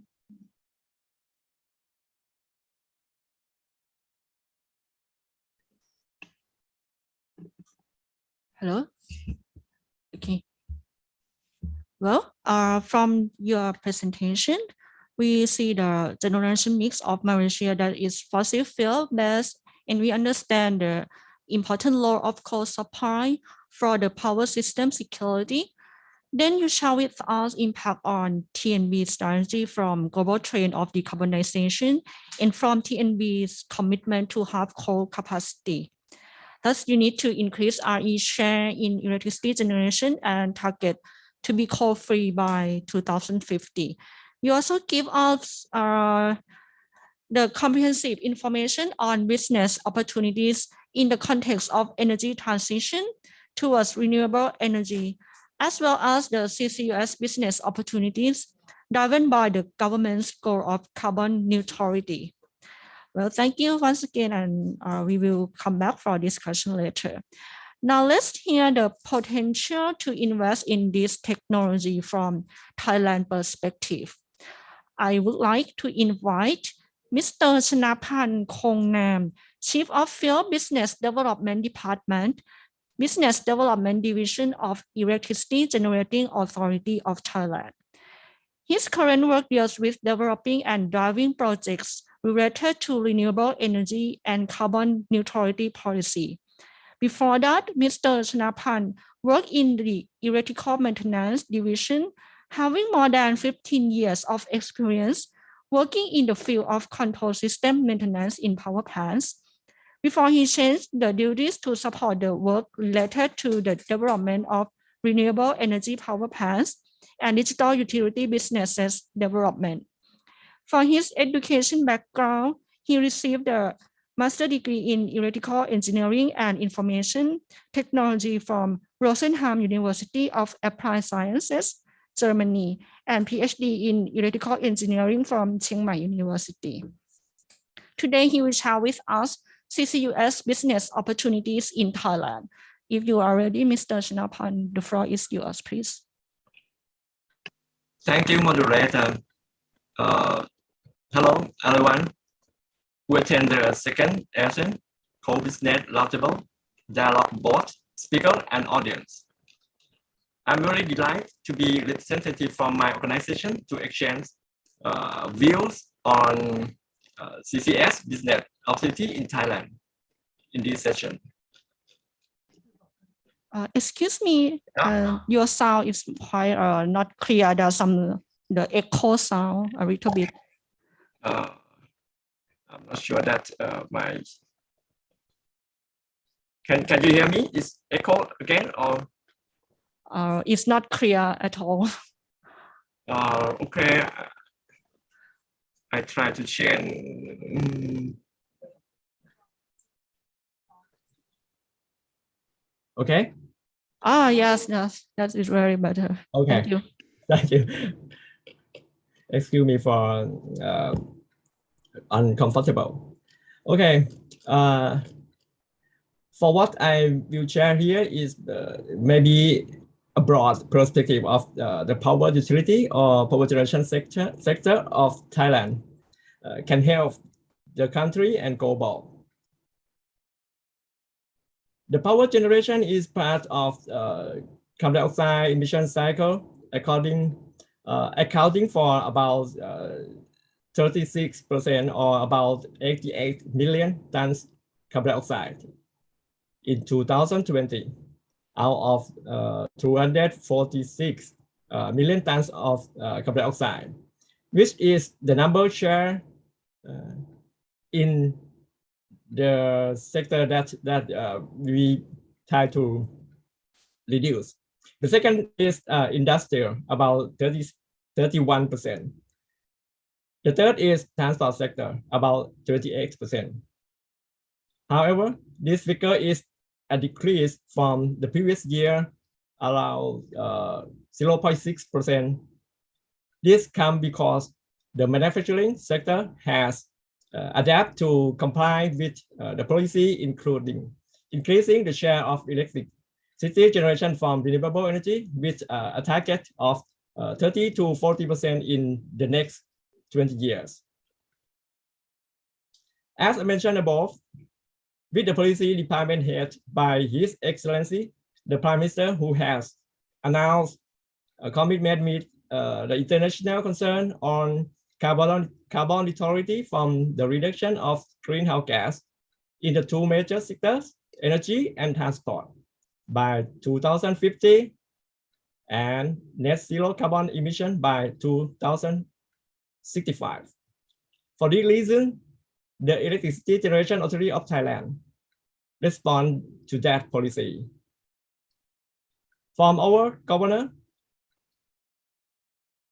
has proposed to achieve the carbon neutrality in 2050. It has prepared an overall. Next page, please. Next, please.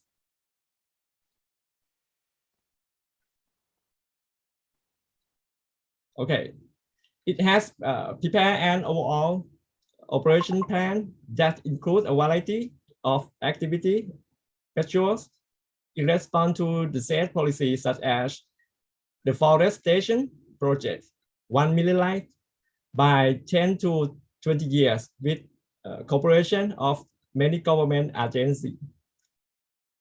Second, the hydro floating solar hybrid project, 2,700 megawatt by 2030, and can expand to 5,300 megawatt by 2037 in various dam areas with potential.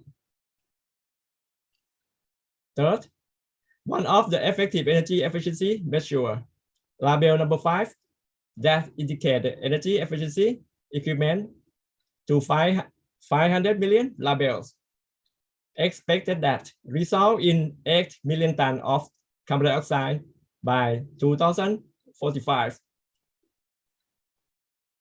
Next, hydrogen fuel expect to future use for power generation about 66,000 gigawatt hours in 2050, and this our forecast point CCUS, we target around 2045.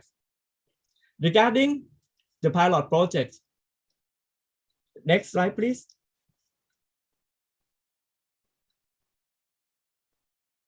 We initiate looking at 2 power plant areas, which are Nampong power plant in Khon Kaen province.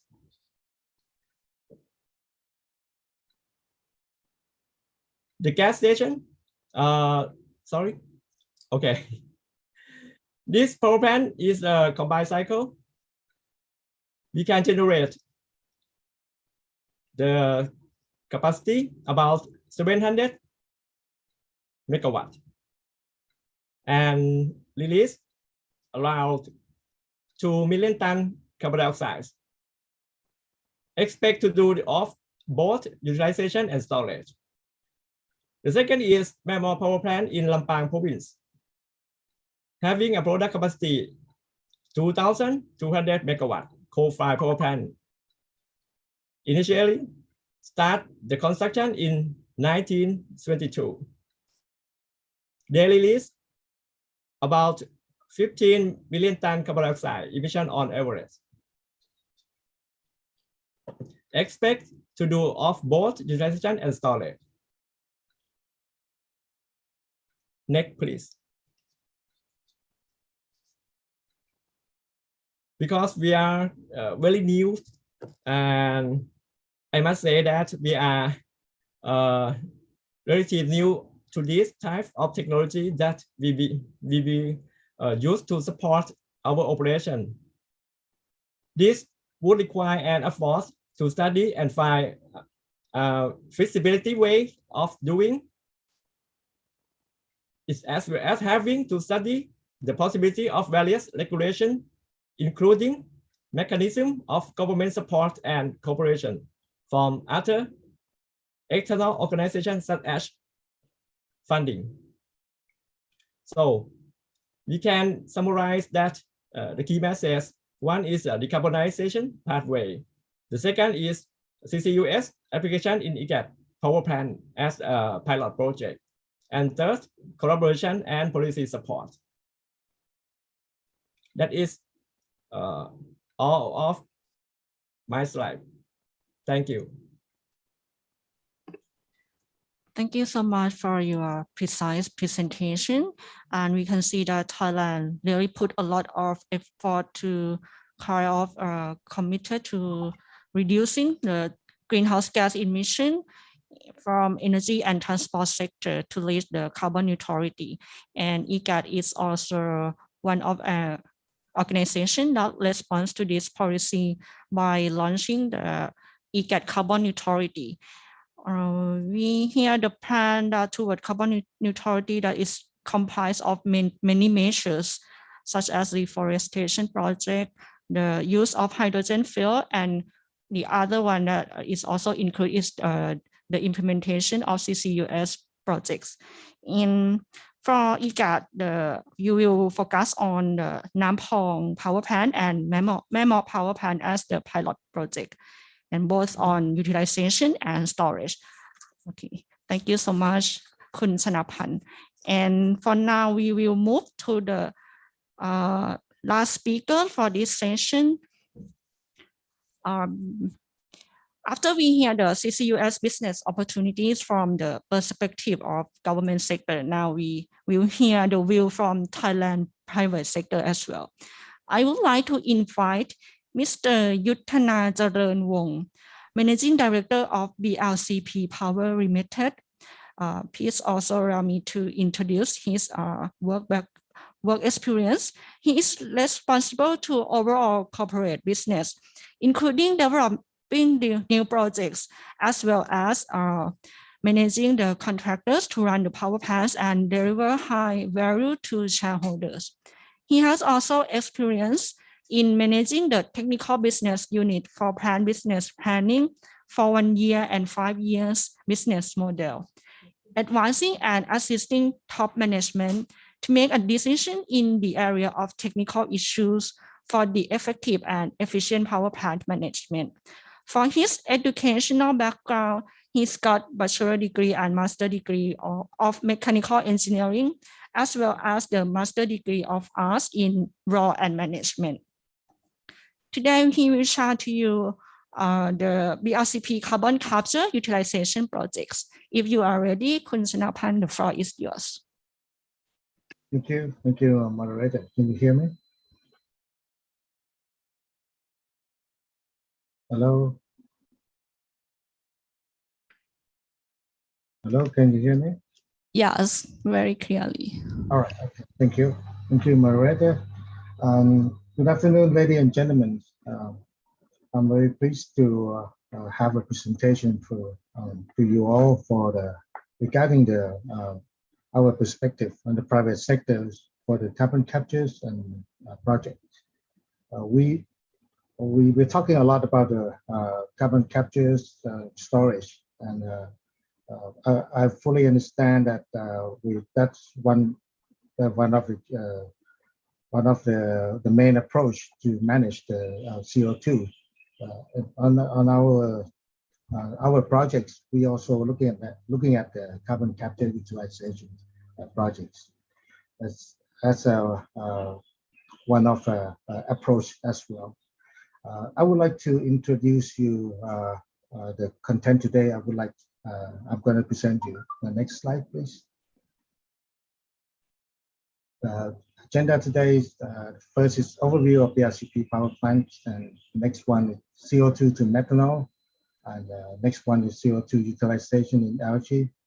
Next one, I have a quick comparison for the carbon utilizations. The next one, please. Next slide, please. The overview of BRCP power plant. It's about 13 years of a 25-year PPA with the EGAT. BRCP is one of a coal-fired power plant, 1,400 megawatts.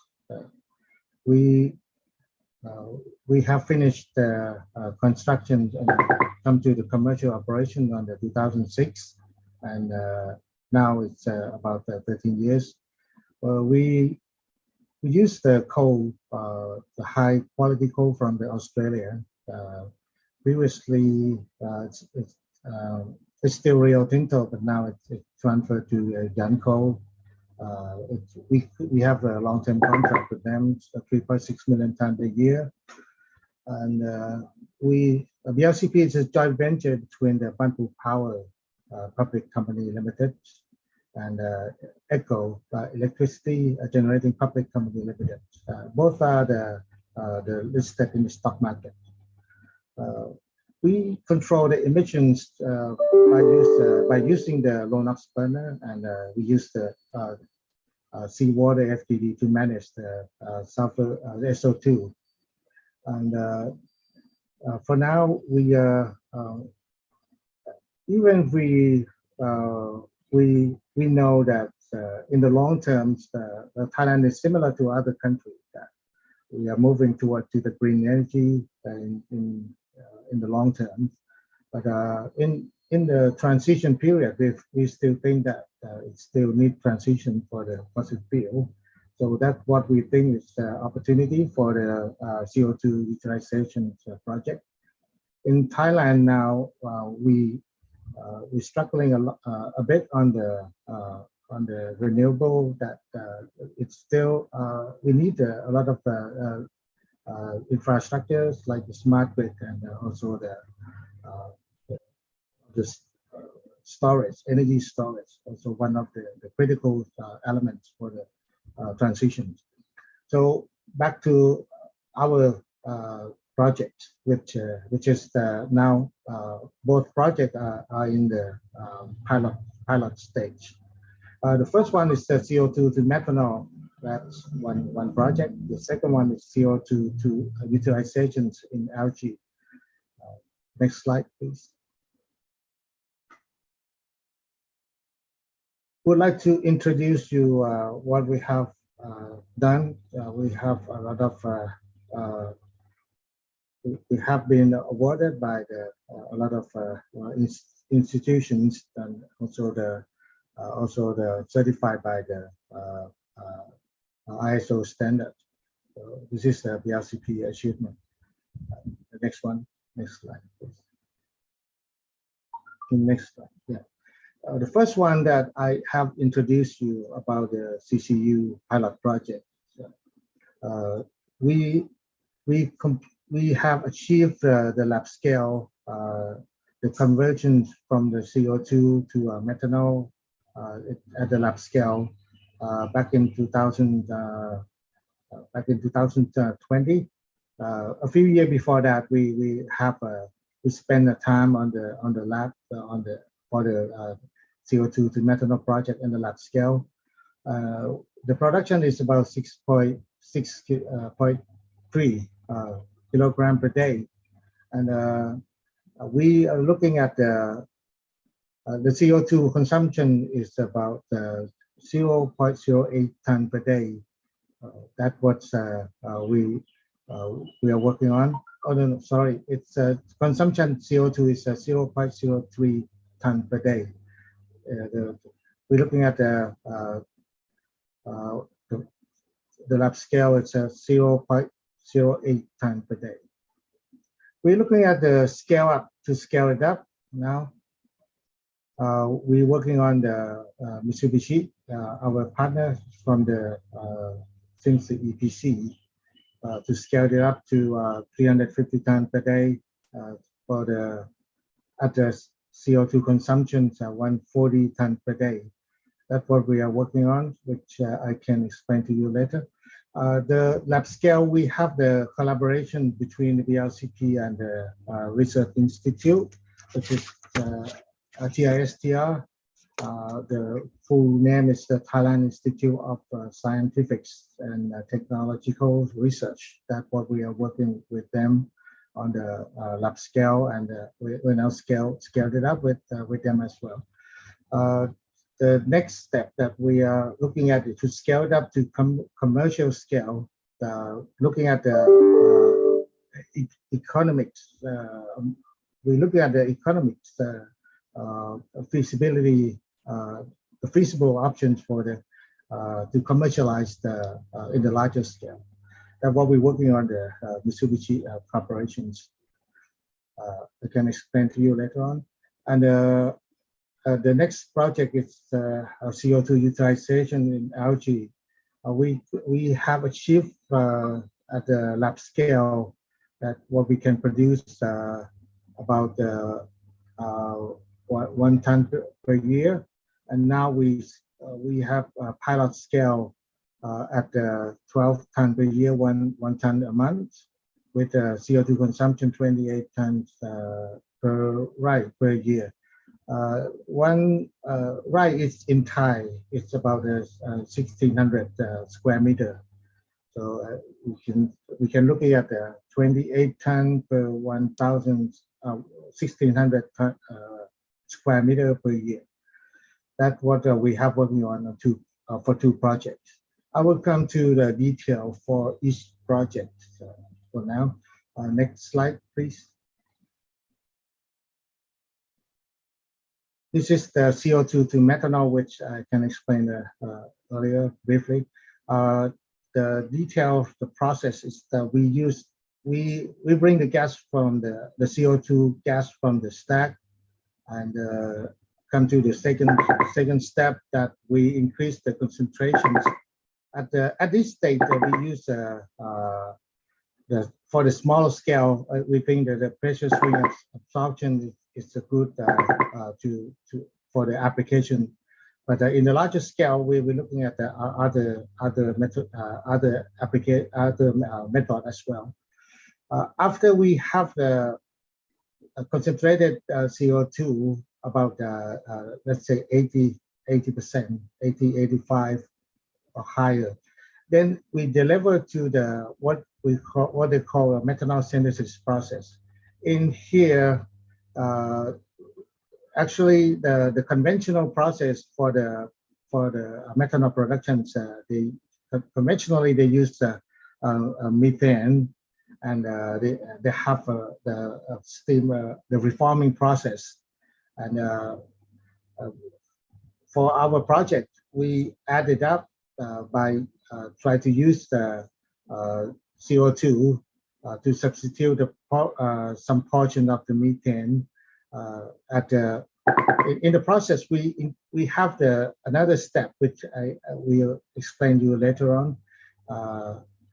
After that, we get the methanol with the water. After that, we go for the distillation process, which we can produce the purified methanol up to the 99.9%. The reason we interest on this project is in Thailand we still have agricultural, and we have we still have a biodiesel economy. So methanol can be used in the biodiesel. That's one way, and also the market of the methanol is. Look at the industry like automotive and the petrochemical. They use it as a cleaner, as a solvent. That's a half of the market in Thailand, and the other half is approximately about the biodiesel. That's what we are looking at the opportunity in Thailand. In Thailand, the consumption of the methanol is about 1 million ton, purely imported from overseas. So we're looking at this project as an opportunity in the future. And the lab scale, and below I just highlight what we have achieved. The lab scale, the methanol project, we have achieved in 2020, the 6.32 kilogram per day. At pilot scale, we try to scale it up. This is what you have seen. You will see it on the left hand. That's the picture of the PSA process. So we are installing these sites at the TISTR, and we will have the commissioning for the pilot scale within the next few months. We expect that we can achieve this level as well. And next one, we're looking at to scale it up, as you already know that from the lab scale to pilot scale to scale it up to commercial scale. There's a lot of non-linear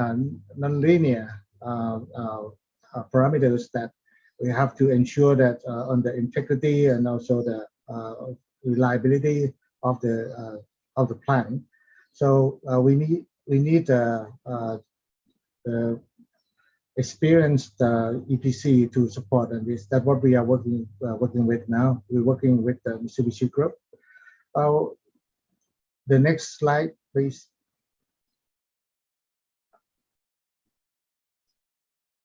This is what we're looking at when we're talking about to scale it up. We're working with the Mitsubishi corporations. The conventional process of the methanol, it's not green, the methanol, but we think it's still new in Thailand, and we think that if we can have this project developed successfully to increase the proportions of the CO2 portions to be utilized in the process, that I think this be good for the Thailand economy. The process starts with the natural gas, is coming down to the main process. Two main processes. The reforming is the first one. That's what we produce as CO. CO2 is very stable. It's just very difficult to crack it down for the process. We use a reforming process to transform this to be a CO, which is unstable one, and it's ready for the next reactions. The next step is the methanol synthesis process. Other process like the heat recovery and compression, that's still the critical process, but the main process is reforming and the synthesis. I would like to highlight these two. The synthesis is we are working with the process like a reverse water gas shift. That's what we do have the conversion from the CO to the methanol. And after that, it's quite a conventional distillation that we can go for the quite a various design for the distillations. And the next one is we have methanol, the purified methanol, and also we need a wastewater treatment. This is what we expect to be developed in the next couple of years. We are working with Mitsubishi corporations, and it's still started, but from the lab scale and the pilot scale that we are testing now, we think that it could be achieved to the larger scale as well. Maybe some change in the methanol synthesis that in the conventional plant that they normally use the catalyst, and also having the reverse water gas shift process to produce the methanol. We have the experience on the pilot scale and the lab scale that we can increase more reactors and also have more reactors and the catalyst in there on the synthesis process, that we can increase the proportion of the CO2 portions to be captured in this process. So we're looking at more than 20% of replacement of the natural gas, which is the conventional conventional process.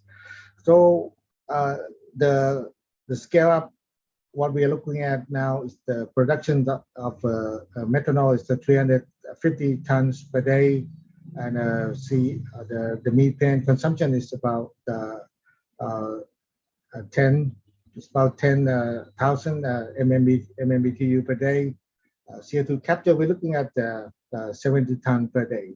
This is what we would like to make this happen. So,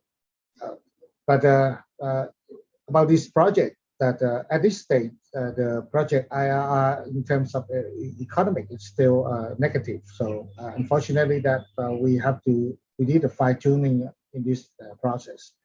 But we see that technically that we can, it works, it's working. Only the commercially that we have to fine tune and on the methanol synthesis process, that how we can optimize the process and make it more economical for this. It could be the flexible for the natural gas that we can use a few options to be the fuel, except that as I mentioned that conventional is the natural gas. So in our options, we can use the CO2, and also that we can use the fuel from the bioethanol and also biodiesel plant that they also have the fuel. They also have the substance that we can use as a fuel as well. So it could be flexible in future. So this is where we are, and hopefully that we can make it more economic for this project. I would like to bring you to the process which is already happened. That the next slide. This is the next slide, please. This is the plant which is already exists. It's already commercial operation up to 2020. This is the plant where it's located in Trinidad, and it's the process design and get involved by the Mitsubishi corporations, and also the national project for this, and we took the process from this plant, and we will do some research more on how to adjust and optimize on the methanol synthesis portion. So this is what we think it is already exists for the technical feasibility for this plant. There's a real plan, and the next step that we have tried to do the fine tuning with the CO2 to increase the proportion of the CO2. This is the plant where we use as a model.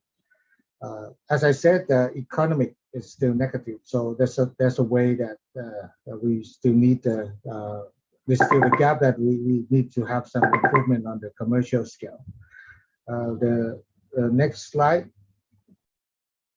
I would like to bring you to the next project that we are working on as well. A different approach for the CO2 to methanol project. This is what we try to. We're thinking about the reverse of the CO2. It's the reverse process of the CO2. It's the photosynthesis. So we're looking at how to use the algae to capture the CO2. This is what we call the biocarbon captures. So we think this is quite interesting as well. We took some of the research from the TISTR and further developed by using our CO2 from the stack. The step as what we have experiment is shown in the slide. The first step is we have to develop at the initial state. We have to grow it up. We have to grow up the algae the algae is the species the nostoc, which we have a lot of applications in various industries. So we use the first step is the formation step. We grow up in the laboratory to be the first step, and we have to feed food and CO2 and light to simulate try to have the conditions ready for the photosynthesis, and we grow it up in the laboratory until it's come to the certain stage that we move to the second step, which is to multiply the algae, which is now we don't need to feed the food. We have to feed only the CO2 and light. So this is the second step that it's purely photosynthesis in the laboratory. And the next step is we call the acclimation step, that we have to grow it up in the real conditions, and we're feeding the CO2 from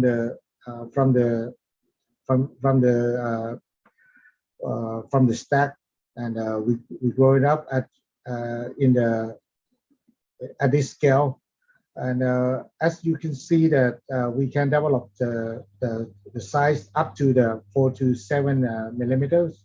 And at this stage as well, that we're feeding the CO2 and light to get them familiar with the real conditions and environments. So after we grow it up, Yutana, sorry for interruption, as we will have some time left, and we need you to clear off some off, and we will going to open the floor for discussion, as we might not have time left. Sorry for that. Okay, you have a time for a little bit. Let me just wrap up on this the lab scale and pilot scale that we think that we can grow it up, and we can achieve on the pilot scale as well. So if we go the products of the algae that can go through the fertilizer, cosmetic, and also the supplements, this is what I would like to highlight. And the next slide, which is probably almost the last slide. Next slide, please. This is how to scale it up on the horizontal design and vertical design that we can go for the next slide. We are developing on studying for to scale it up. I would like to compare between about the CO2.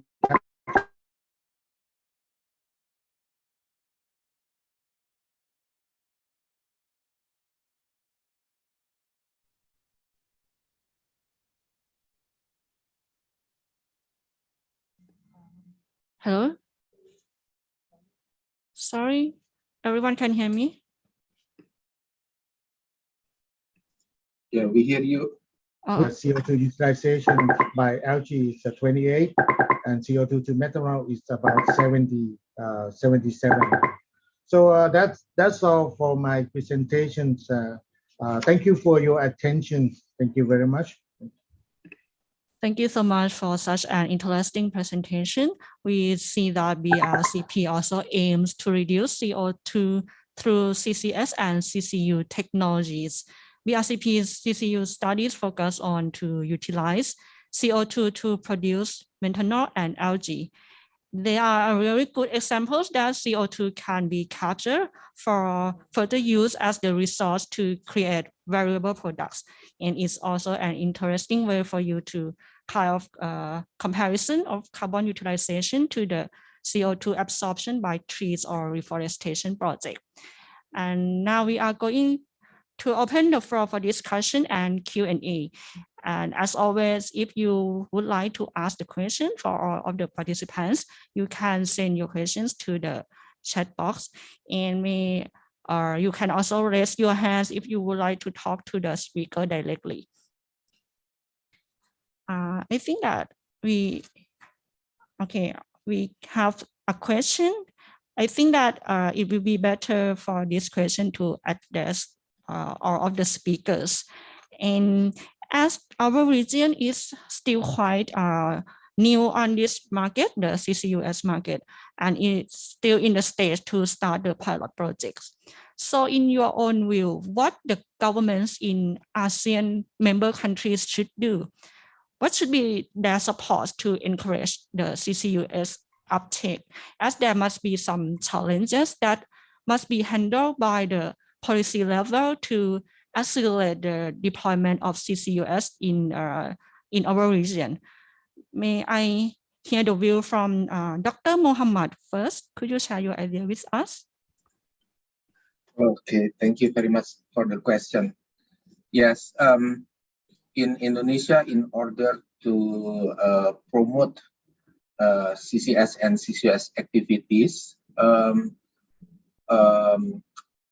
we developed the regulation. Yeah, this regulation is very, very important. And economic benefit, incentive, and other benefit should be written in that regulation. For example, in our draft, we mentioned that if the activity is related to the CCUS, it means the operator will get also benefit from the incremental oil and gas production.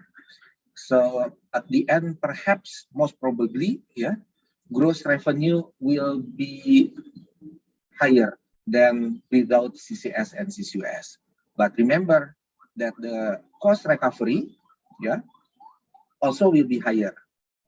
But at the end, the equity to be split is a little bit higher. So that's why it doesn't change the activity in oil and gas. Yeah. But if the activity is related to the CCS, so it means that the equity to be split is smaller. And in our regulation, it is mentioned that the contractor's share will remain the same as without CCS activity. So it means the government share will be smaller. So the revenue or the income for the government could be smaller. So this is a so-called incentive that could be provided by our regulation. Yeah. Hope I answer your question. Thank you. And may I also hear the comment from Dr. Salmi. I know you touched on this point a little bit in your presentation, but could you give more details about this? The Malaysian government should do to encourage the Malaysian industries to apply such a technology? Please.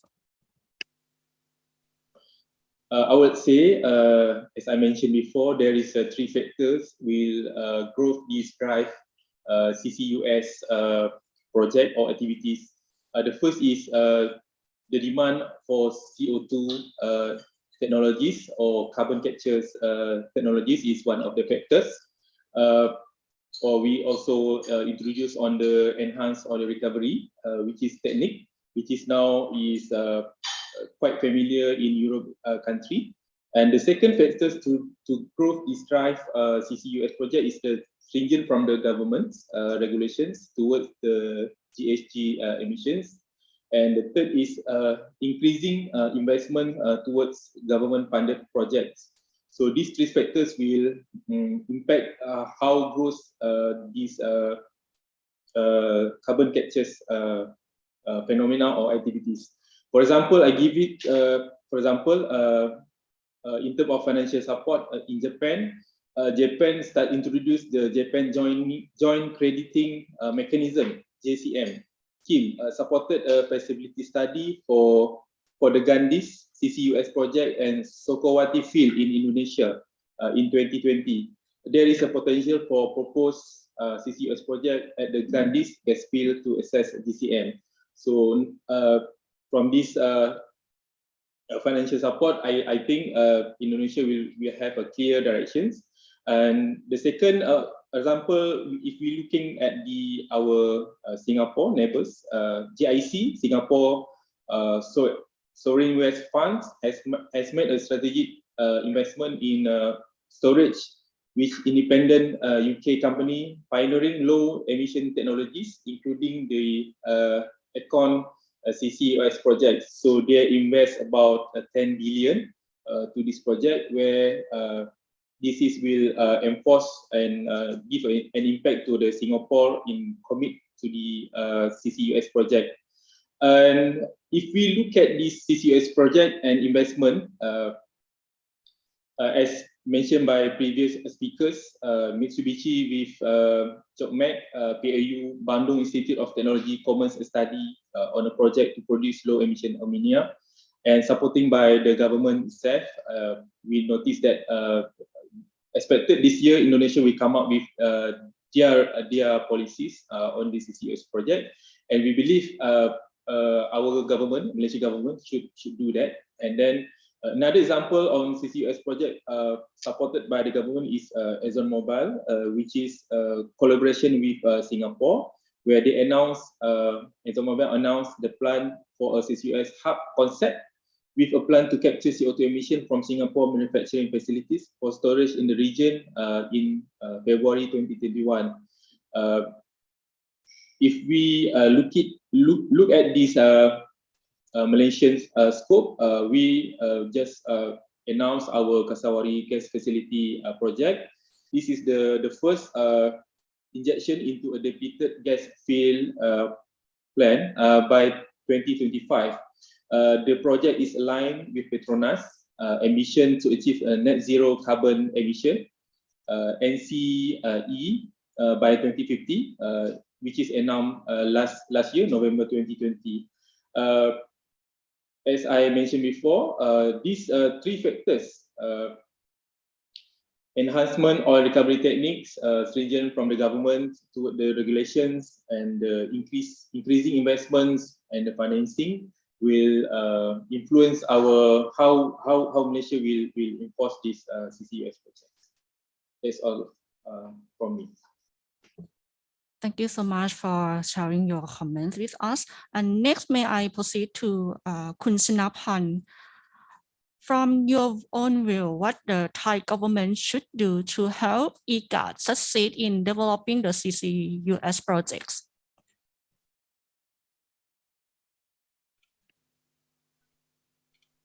Okay, thank you, moderator. For my side, I think in our government, besides such technology that is quite new to us, and as we heard from many of speakers, we will find that CCUS operations are quite costly, both from survey for suitable reservoir or including investment in the technology. If we try to do the projects can operations, that I think the support from government should be something like subsidize or funding or tax or something.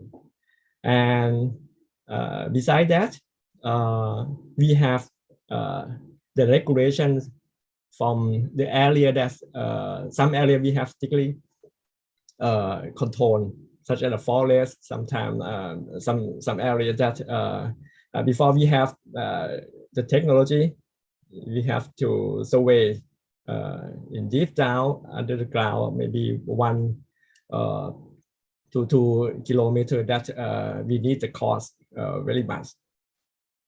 And another thing, I think we have to do something like collaboration between the government organization, all of that related to this project. That I think that. Thank you. There is a new question coming in and is addressed to Kun Yuttana. The question is, how does the GHG emissions from methanol production compare to the CO2 being utilized for the process?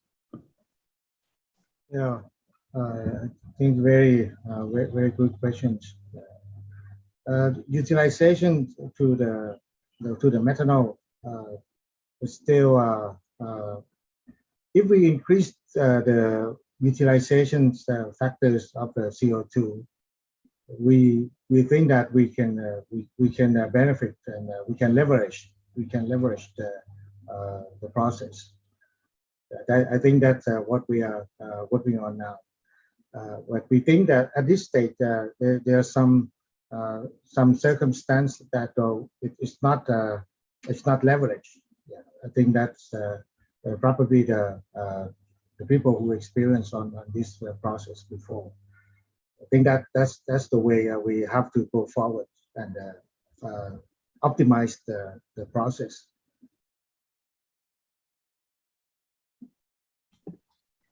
The next question that's coming in is that if incentives are not given by the governments, would it be wise to pass the cost of integrating CCUS to the end users in the spirit of protecting the earth as citizens of the world? And anybody would like to answer this question? I could give some view on this. Okay. We're talking a lot with the government on this. It depends on the part of the world that you live with. Some of the part of the world that people earn the cost of living is good and high, but also the income is high as well. So in that perspective, it could be passed through, but for Thailand, there's a lot of things still being developed, and it depends on the country. I think the country in Thailand is still the majority, the portion is still agriculture, so it sometimes difficult to pass through the straightforwardly on the electricity cost. But it's I think that's true that any economics point of view, it should be passed through to the cost of electricity, similar to in Germany, they pass through all the renewable costs into the tariff.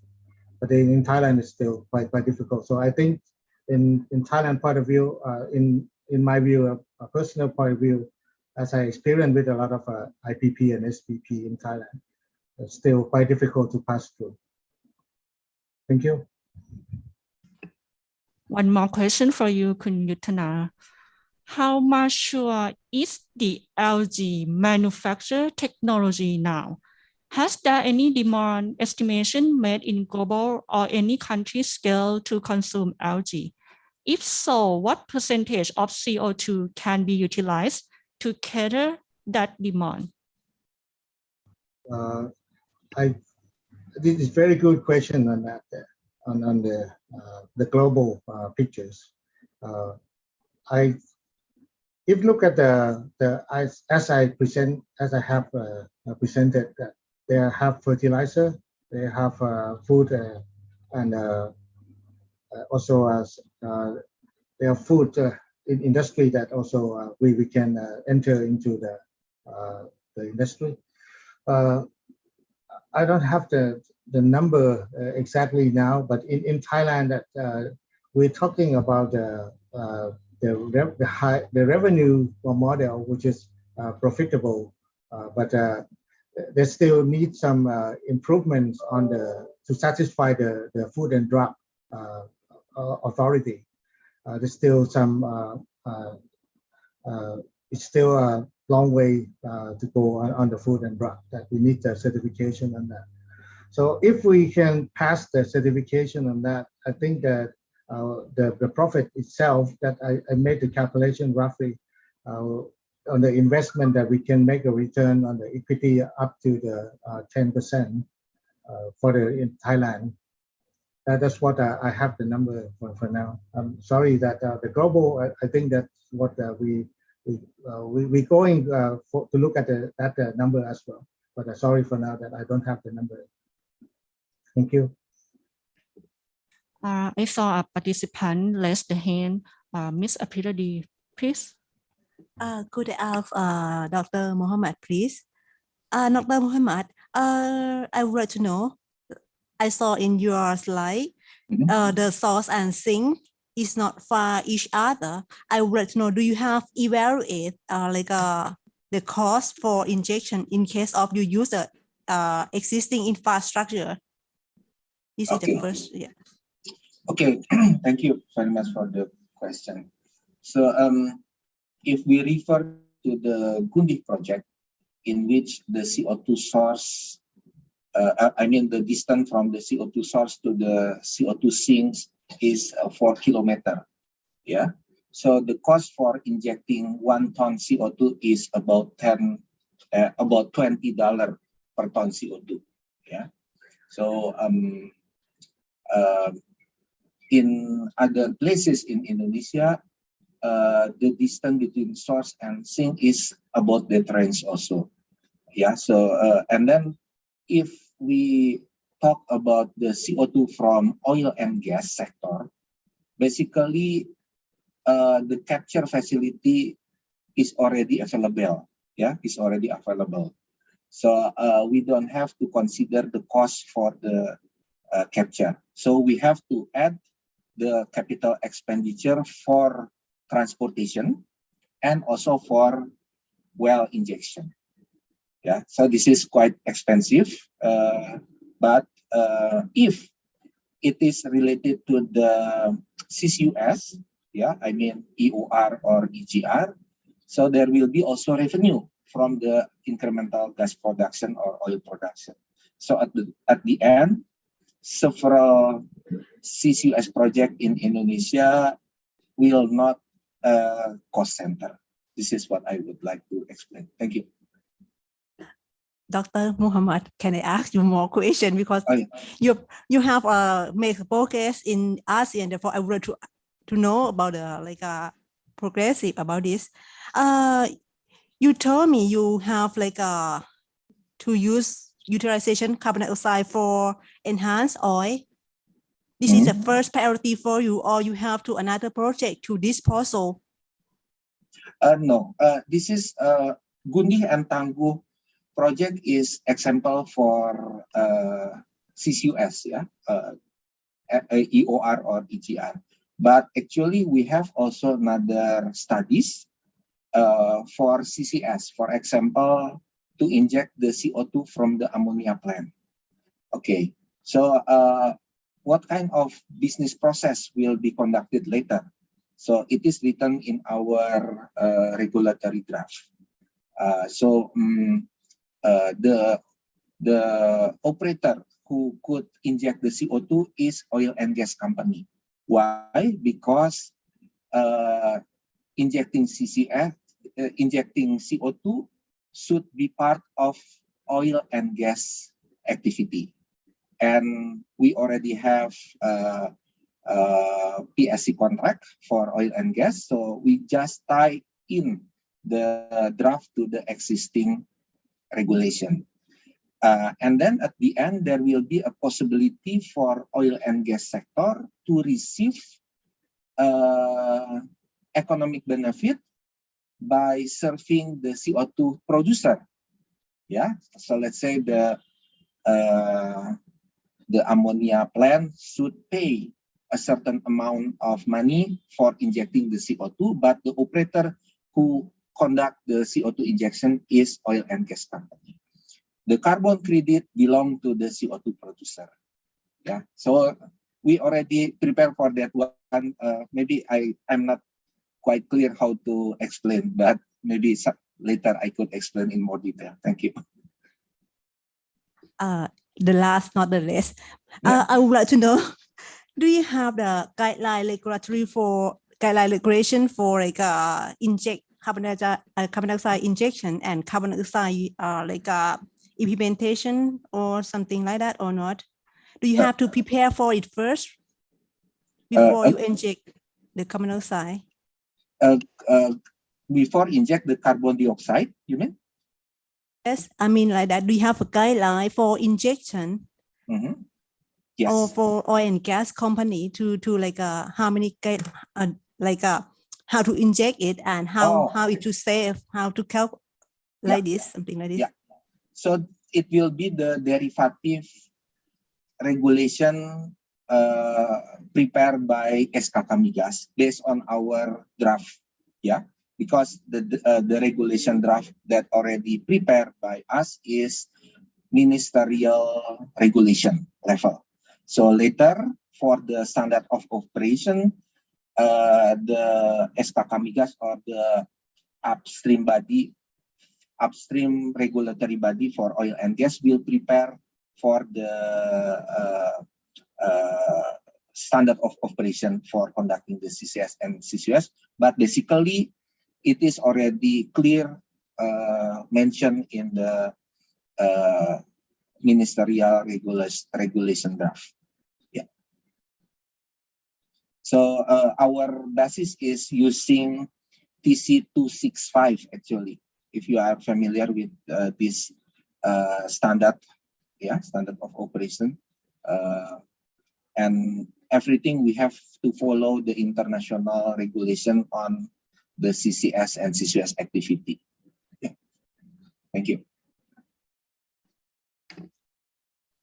Thank you. And as we are running out of time, may I wrap up all of our discussion that CCUS will be an important role for our region as one of the solutions to tackle the emissions from heavy industry amidst the context that our energy mix is still fossil fuel based and the clean energy transition is in progress.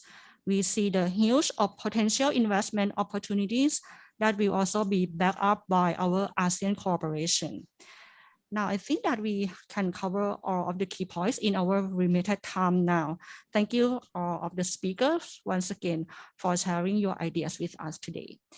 And right now we are going to end this roundtable dialogue with the closing remarks by our co-host of today's event. May I firstly invite Dr. Supalak Pan Anurak, Director of Mineral Fuels Management Division, Department of Mineral Fuels, Ministry of Energy of Thailand, to deliver the closing remarks, please. Mr. Sky Kongtam, Business Development Assistant Director, Electricity Generating Authority of Thailand. Mr. Abdul Lasip Dawood, Chief Executive Officer, Energy Commission, Malaysia, and AFOC Chairman. In closing, I would like to express my sincere appreciation to all delegates from ASEAN member states, the companies, organizations, and universities for the CCT and CCUS information sharing in many aspects. The first, CCT and CCUS best practice of coal industry around the world, and CCT and CCUS business opportunity in ASEAN. Second, directions for coal-based power plant and industry retrofit with CCUS facility to ensure energy security and resilience for energy transition in ASEAN.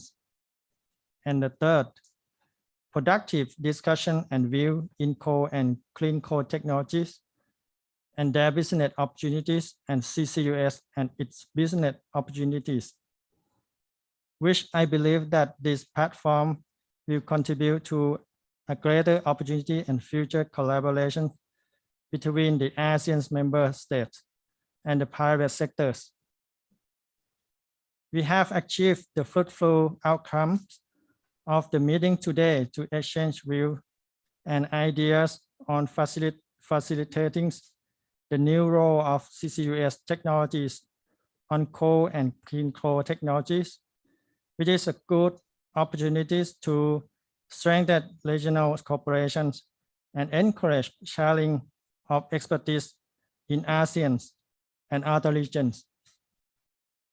We will continue to work more closely to move forward our future activities on CCT and CCUS in the coal business and energy business in ASEAN. Once again, I would like to thank the ASEAN member state, ASEAN Center for Energy, the companies, expert speakers, and distinguished delegates for your active participation in making the second ASEAN Coal Business Roundtable Dialogue great success. I wish to meet you again in this forum next year. Thank you very much. Thank you very much, Dr. Suparak, for your closing remark. And may I also invite Mr. Sakrai Kongtham, Business Development Assistant Director of the Electricity Generating Authority of Thailand, to deliver another closing remarks, please. Dr. Suparak Anandrat, Director of Mineral Fuel Management Division, Department of Mineral Fuel, Ministry of Energy, Thailand. Mr. Abdul Rasis Dawood, Chief Executive Officer, Energy Commission, Malaysia, and AFOX Chairman. Distinguished delegate, ladies and gentlemen, I would like to express my sincere appreciation to our delegates from the ASEAN member states and the international organization, university, and the companies for the excellent presentation and discuss in coal and clean coal technology, CCT, and carbon capture storage and utilization, CCUS, which I believe will contribute a greater opportunities for future collaboration among the ASEAN member states, international organizations, and their private sector. We have achieved the fruitful outcomes of the meeting today to discuss the role of coal and clean coal technology and CCUS in the energy transition era, CCT and CCUS best practice, and CCT and CCUS business opportunities in ASEAN.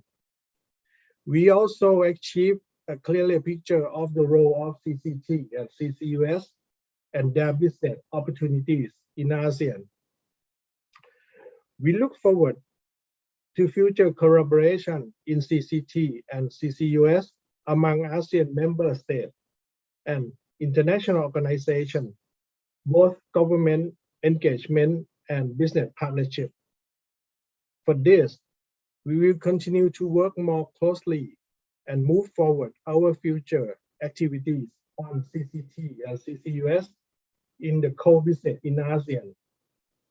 Once again, I would like to thank the ASEAN member state, ASEAN Center for Energy, companies, expert speakers, and distinguished delegates for your active participation in make the second ASEAN Coal Business Roundtable Dialogue a great success.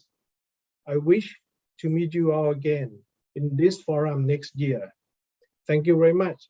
See you all soon. ขอบคุณครับ Thank you very much, Mr. Sakrai. And lastly, may I also invite Mr. Abdul Rasif Dawood, Chief Executive Officer, Energy Commission Malaysia, and AFOC Chairman, to deliver the final closing remarks.